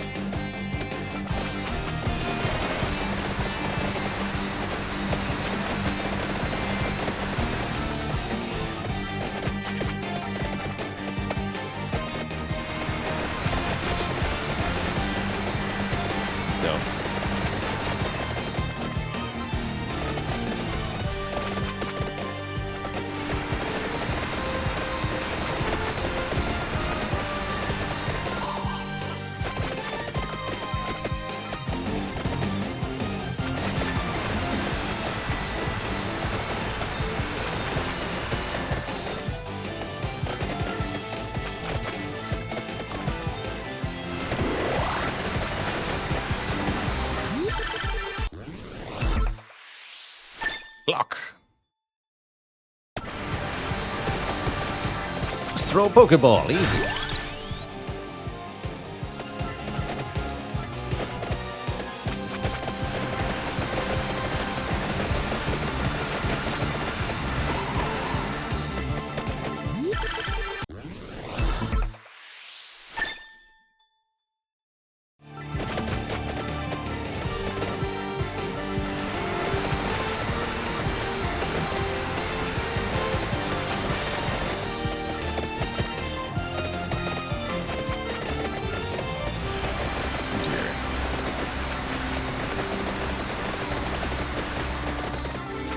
Sure is a lot of skeletons.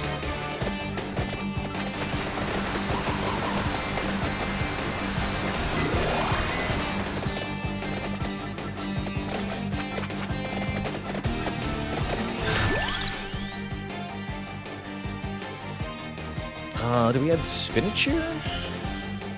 Swanton Tome, Knife and Bracer. Yeah, let's add spinach. That's some immediate value too.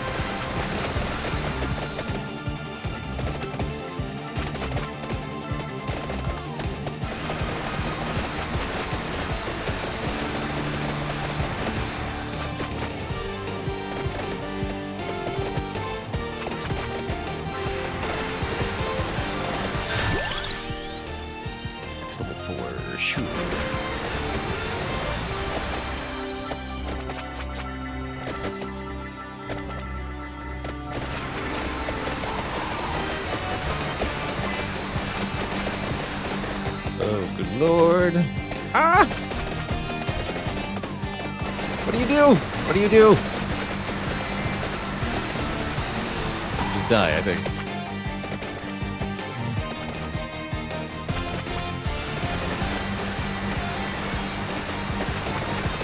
It's not ready for enemy projectiles on this stage, that's for sure.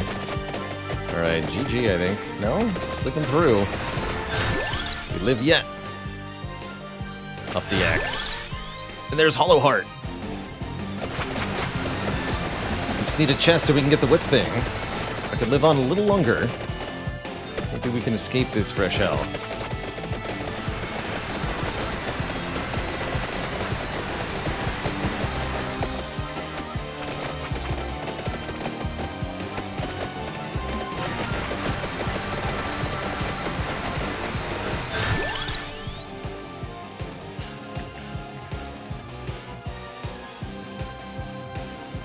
This won't take a knife?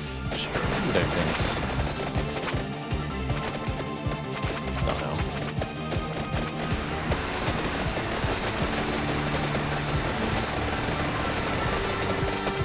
Just follow the clock.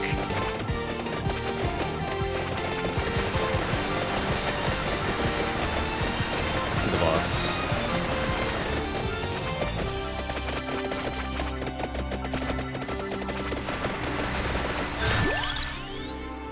There's our Evo.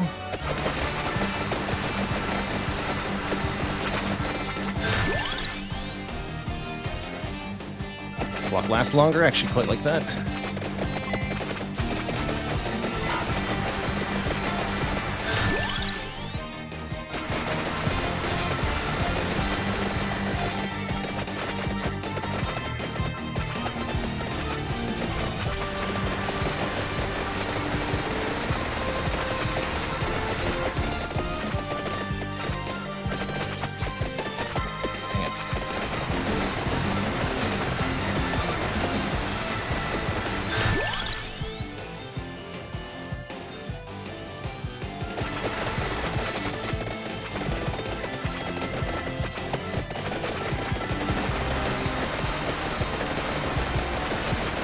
Yes! Make it an upgrade, please!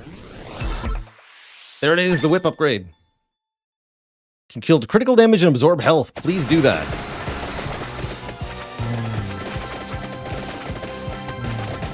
Yes, here we go.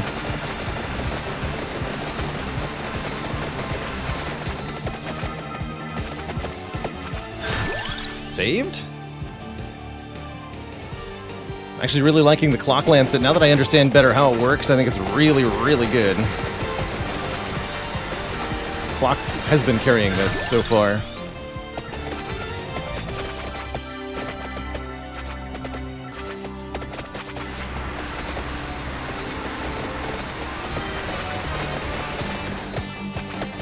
Yes, that'll be a lot of levels. There's so much stuff on the ground.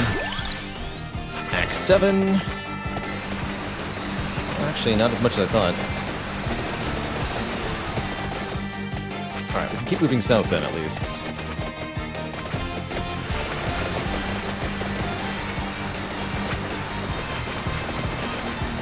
That's a huge heal on the whip, too.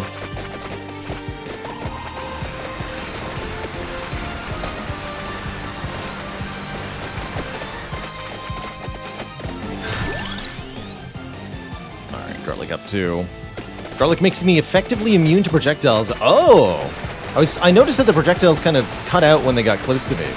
But I didn't realize that was Garlic's fault. But the 2 green arrows at the south mean there's something down there to find if I can go far enough. I'm gonna start making my way that direction now, once we kill this Trident Man.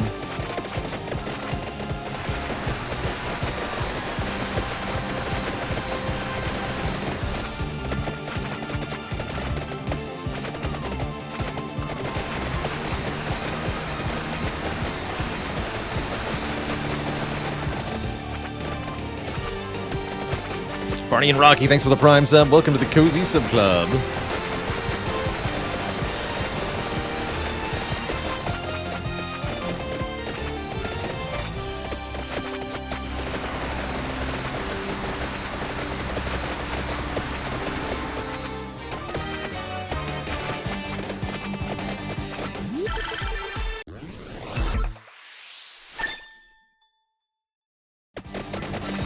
Not feel particularly worth it, but there we go.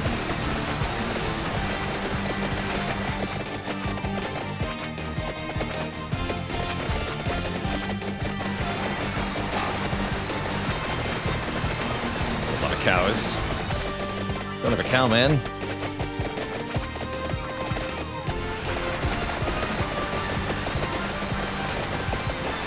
Terrifying.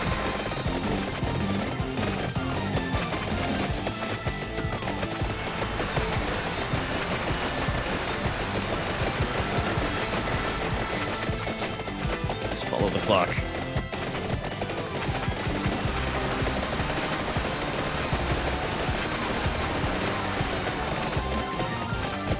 Not working. The healing is great, though.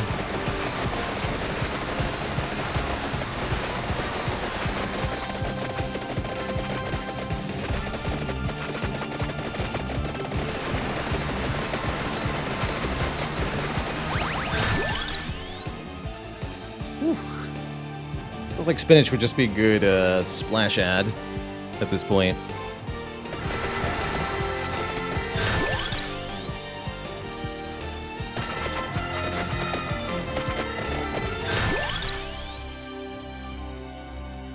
Add bracer for dagger. Let's grab more spinach. Mini boss.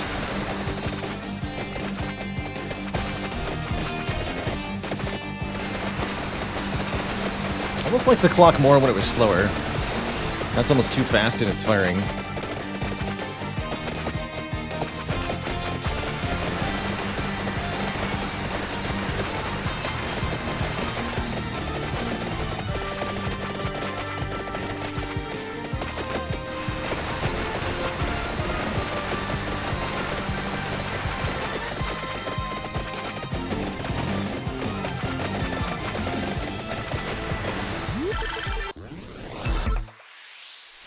Better garlic. Garlic Evo will help a lot too.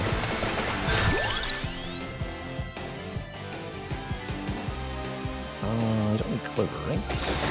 What do I need?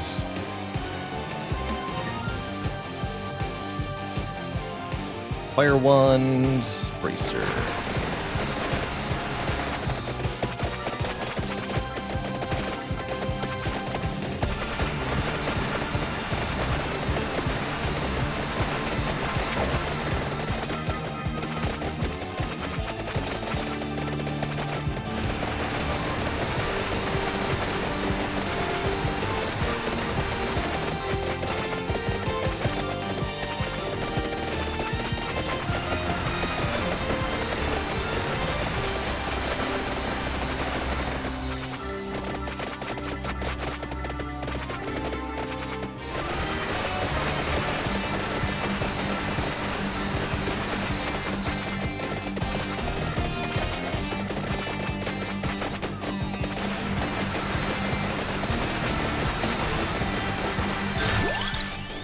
There's 8 garlic.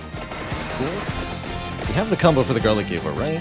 Yes, so we can now get offered that with our next chests.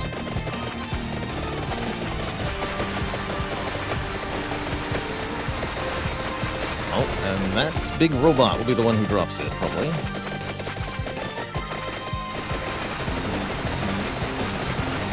So trust in the clock.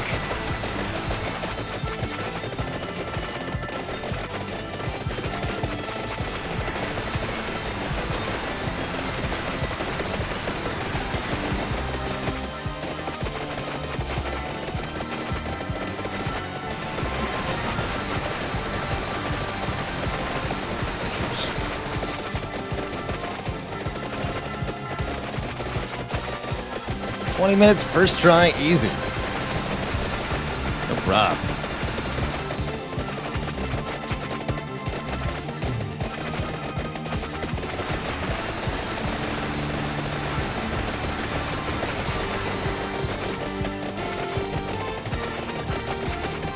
Terrifying, but easy.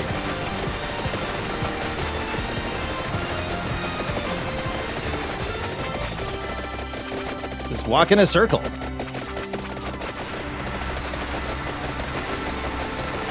I'll never know what hit him.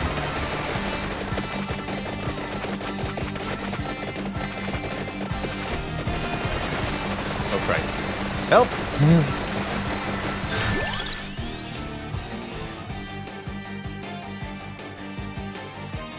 Keep taking this, I guess. Yeah, it shoots like a clock, so it goes clockwise in a circle, and if we kind of following the stun pattern it's creating, I'm able to keep myself really well alive here. Just pushing myself into the enemies that are disabled, keeping the bulk of enemies where the clock is shooting.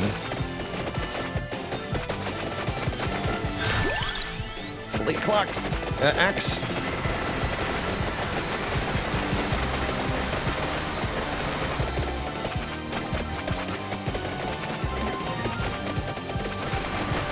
Because I'm effectively immune to projectiles. There's 2 giant robots now.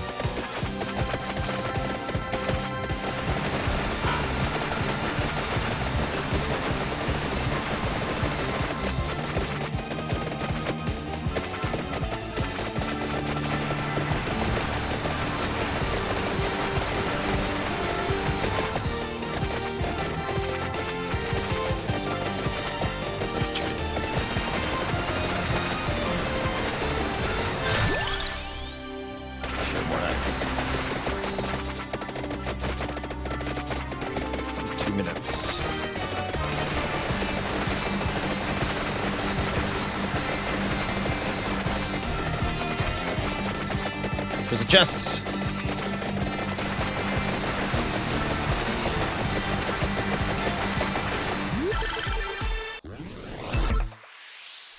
Garlic up.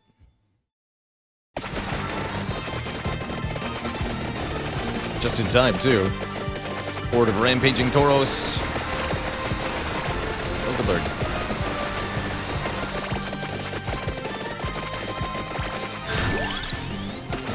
Knife up.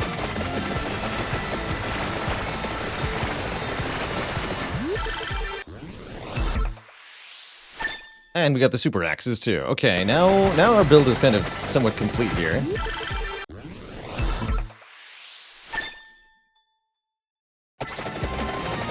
Actually, max health up is really good for this too, right? Guess that's why the whip goes with max HP.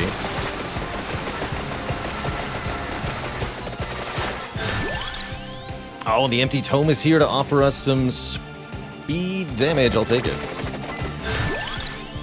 More area too. Bigger swings. Chunk them all.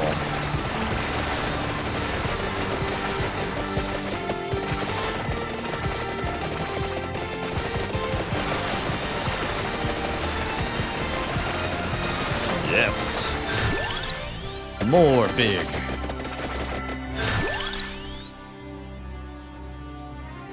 More max out too.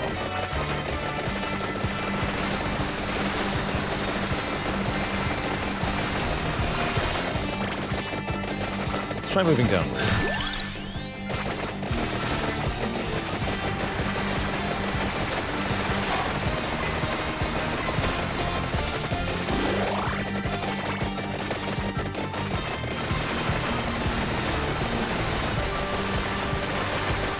Blackbird has to be unlocked, maybe? That makes sense. Cool with that.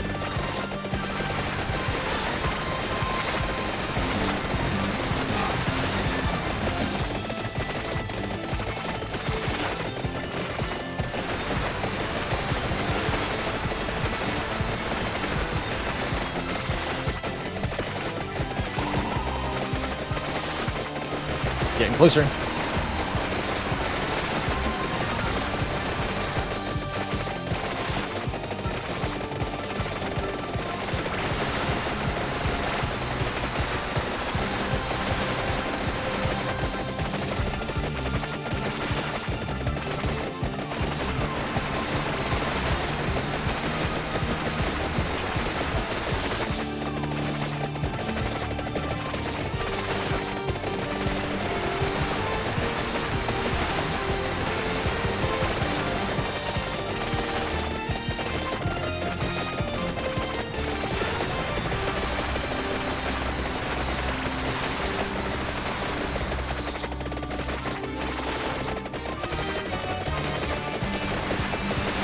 Was immune to the freeze? Interesting.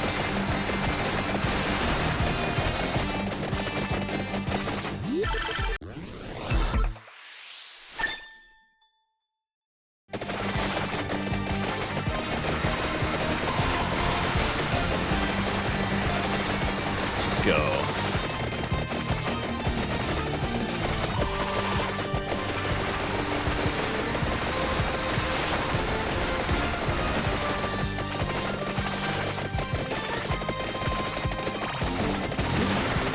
Wow, look how fast the health comes back, eh? It's wild.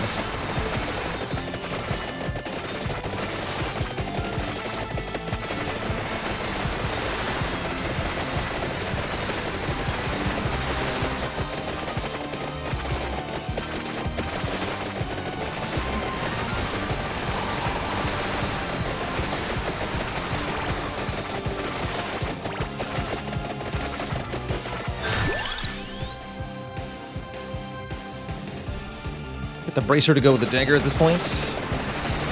Not sure I'll get the dagger combo, but might as well try.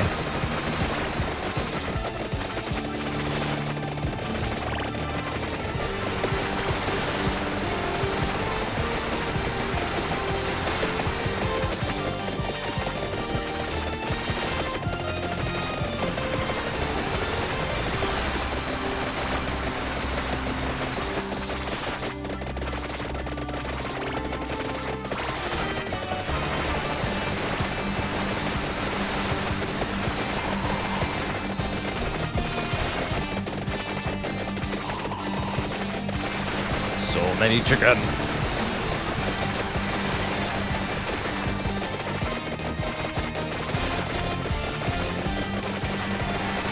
Die.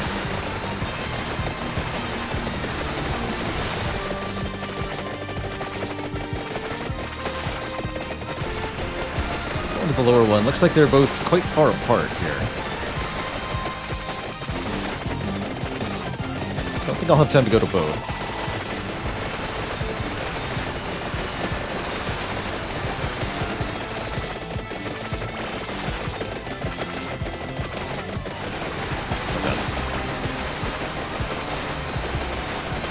Walk into the mini bosses.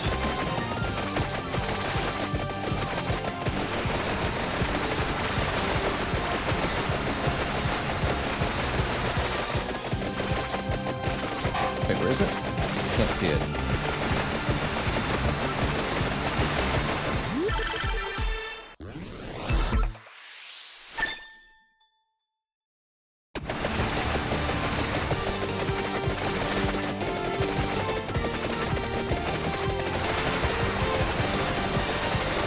It's in here somewhere, but I cannot see it.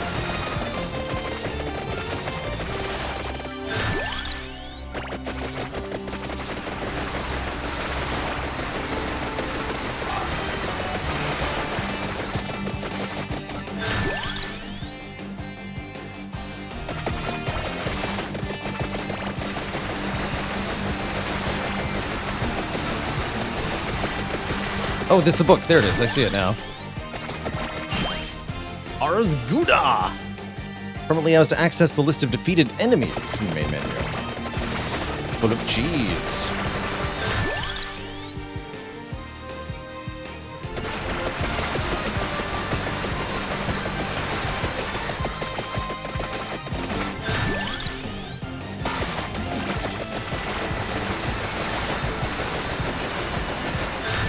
Slice and dice.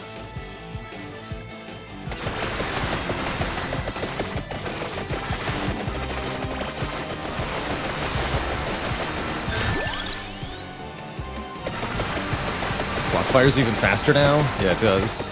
Everything's blue! Everything's blue. No one can harm me. Oh, except that guy. That guy can hurt me.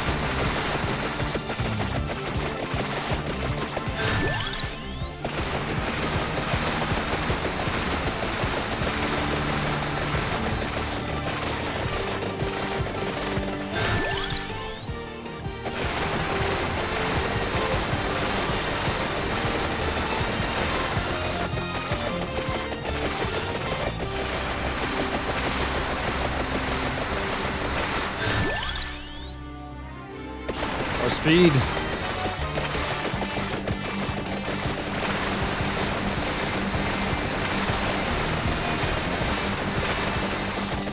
And there's the 30-minute mark.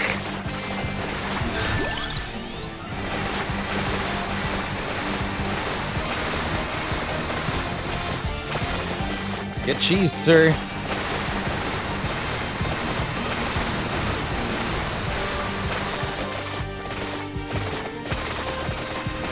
Oh, he got me. GG. GG. Made it 19 seconds in contact with that fool. Got him. That was fun. Note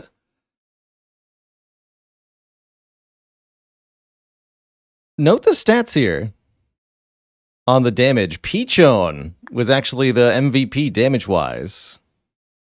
1.8 million total. The Death Spiral did a lot, too, once we got that. That was huge. But the Pigeon was doing a lot. GG. That was cool. That was really cool. I liked the Lancet quite a bit in that run. I think there's a lot of potential there. And we unlocked the Dead Bird. Nice. Very good. How much money did we get? 25 hundo. Let's see if there's any characters I want to unlock. That'll be the last. Let's just get everybody unlocked. That we can. So, I think we'll be back to this game at some point. I had an absolute blast checking out Vampire Survivors, but that is going to bring me to the end of today's stream, the end of the week of streams. It's going to be a little while before we're live again. Expect to catch me not next week, but the week after next. I'm away in Virginia next week, so there'll be a week of no Baylor, but upon the Baylor's return, there'll be some more stuff. Since there aren't as many streams in August, we won't be doing a community game vote in August, but I will be playing the Stanley Parable Ultra Deluxe, one of our runner-ups this month. A game that's been on my radar for a little while now, and I think I want to check that out. So we'll be doing that later in August, one of the 2 weeks that I'm back. Probably more Vampire Survivors, more Slay the Spire, more Into the Breach as well. There will still be YouTube uploads in my absence. Those will keep at their regular schedule. So you should notice no difference whatsoever on the YouTube. That's the plan for the next little while. Hope you all have a wonderful, wonderful, wonderful weekend, folks. See you later, Tyron the Third, Hell's Razor, Olivia 5K, Gardemoen, Space of Diamonds, The Scythes, Infamous Oryx, Ranton Lad, and everybody else. Thank you so much for watching. Ta-ta for now. Till next time, stay cozy, be kind to one another, and have a good one. Toodaloo, folks, and good night.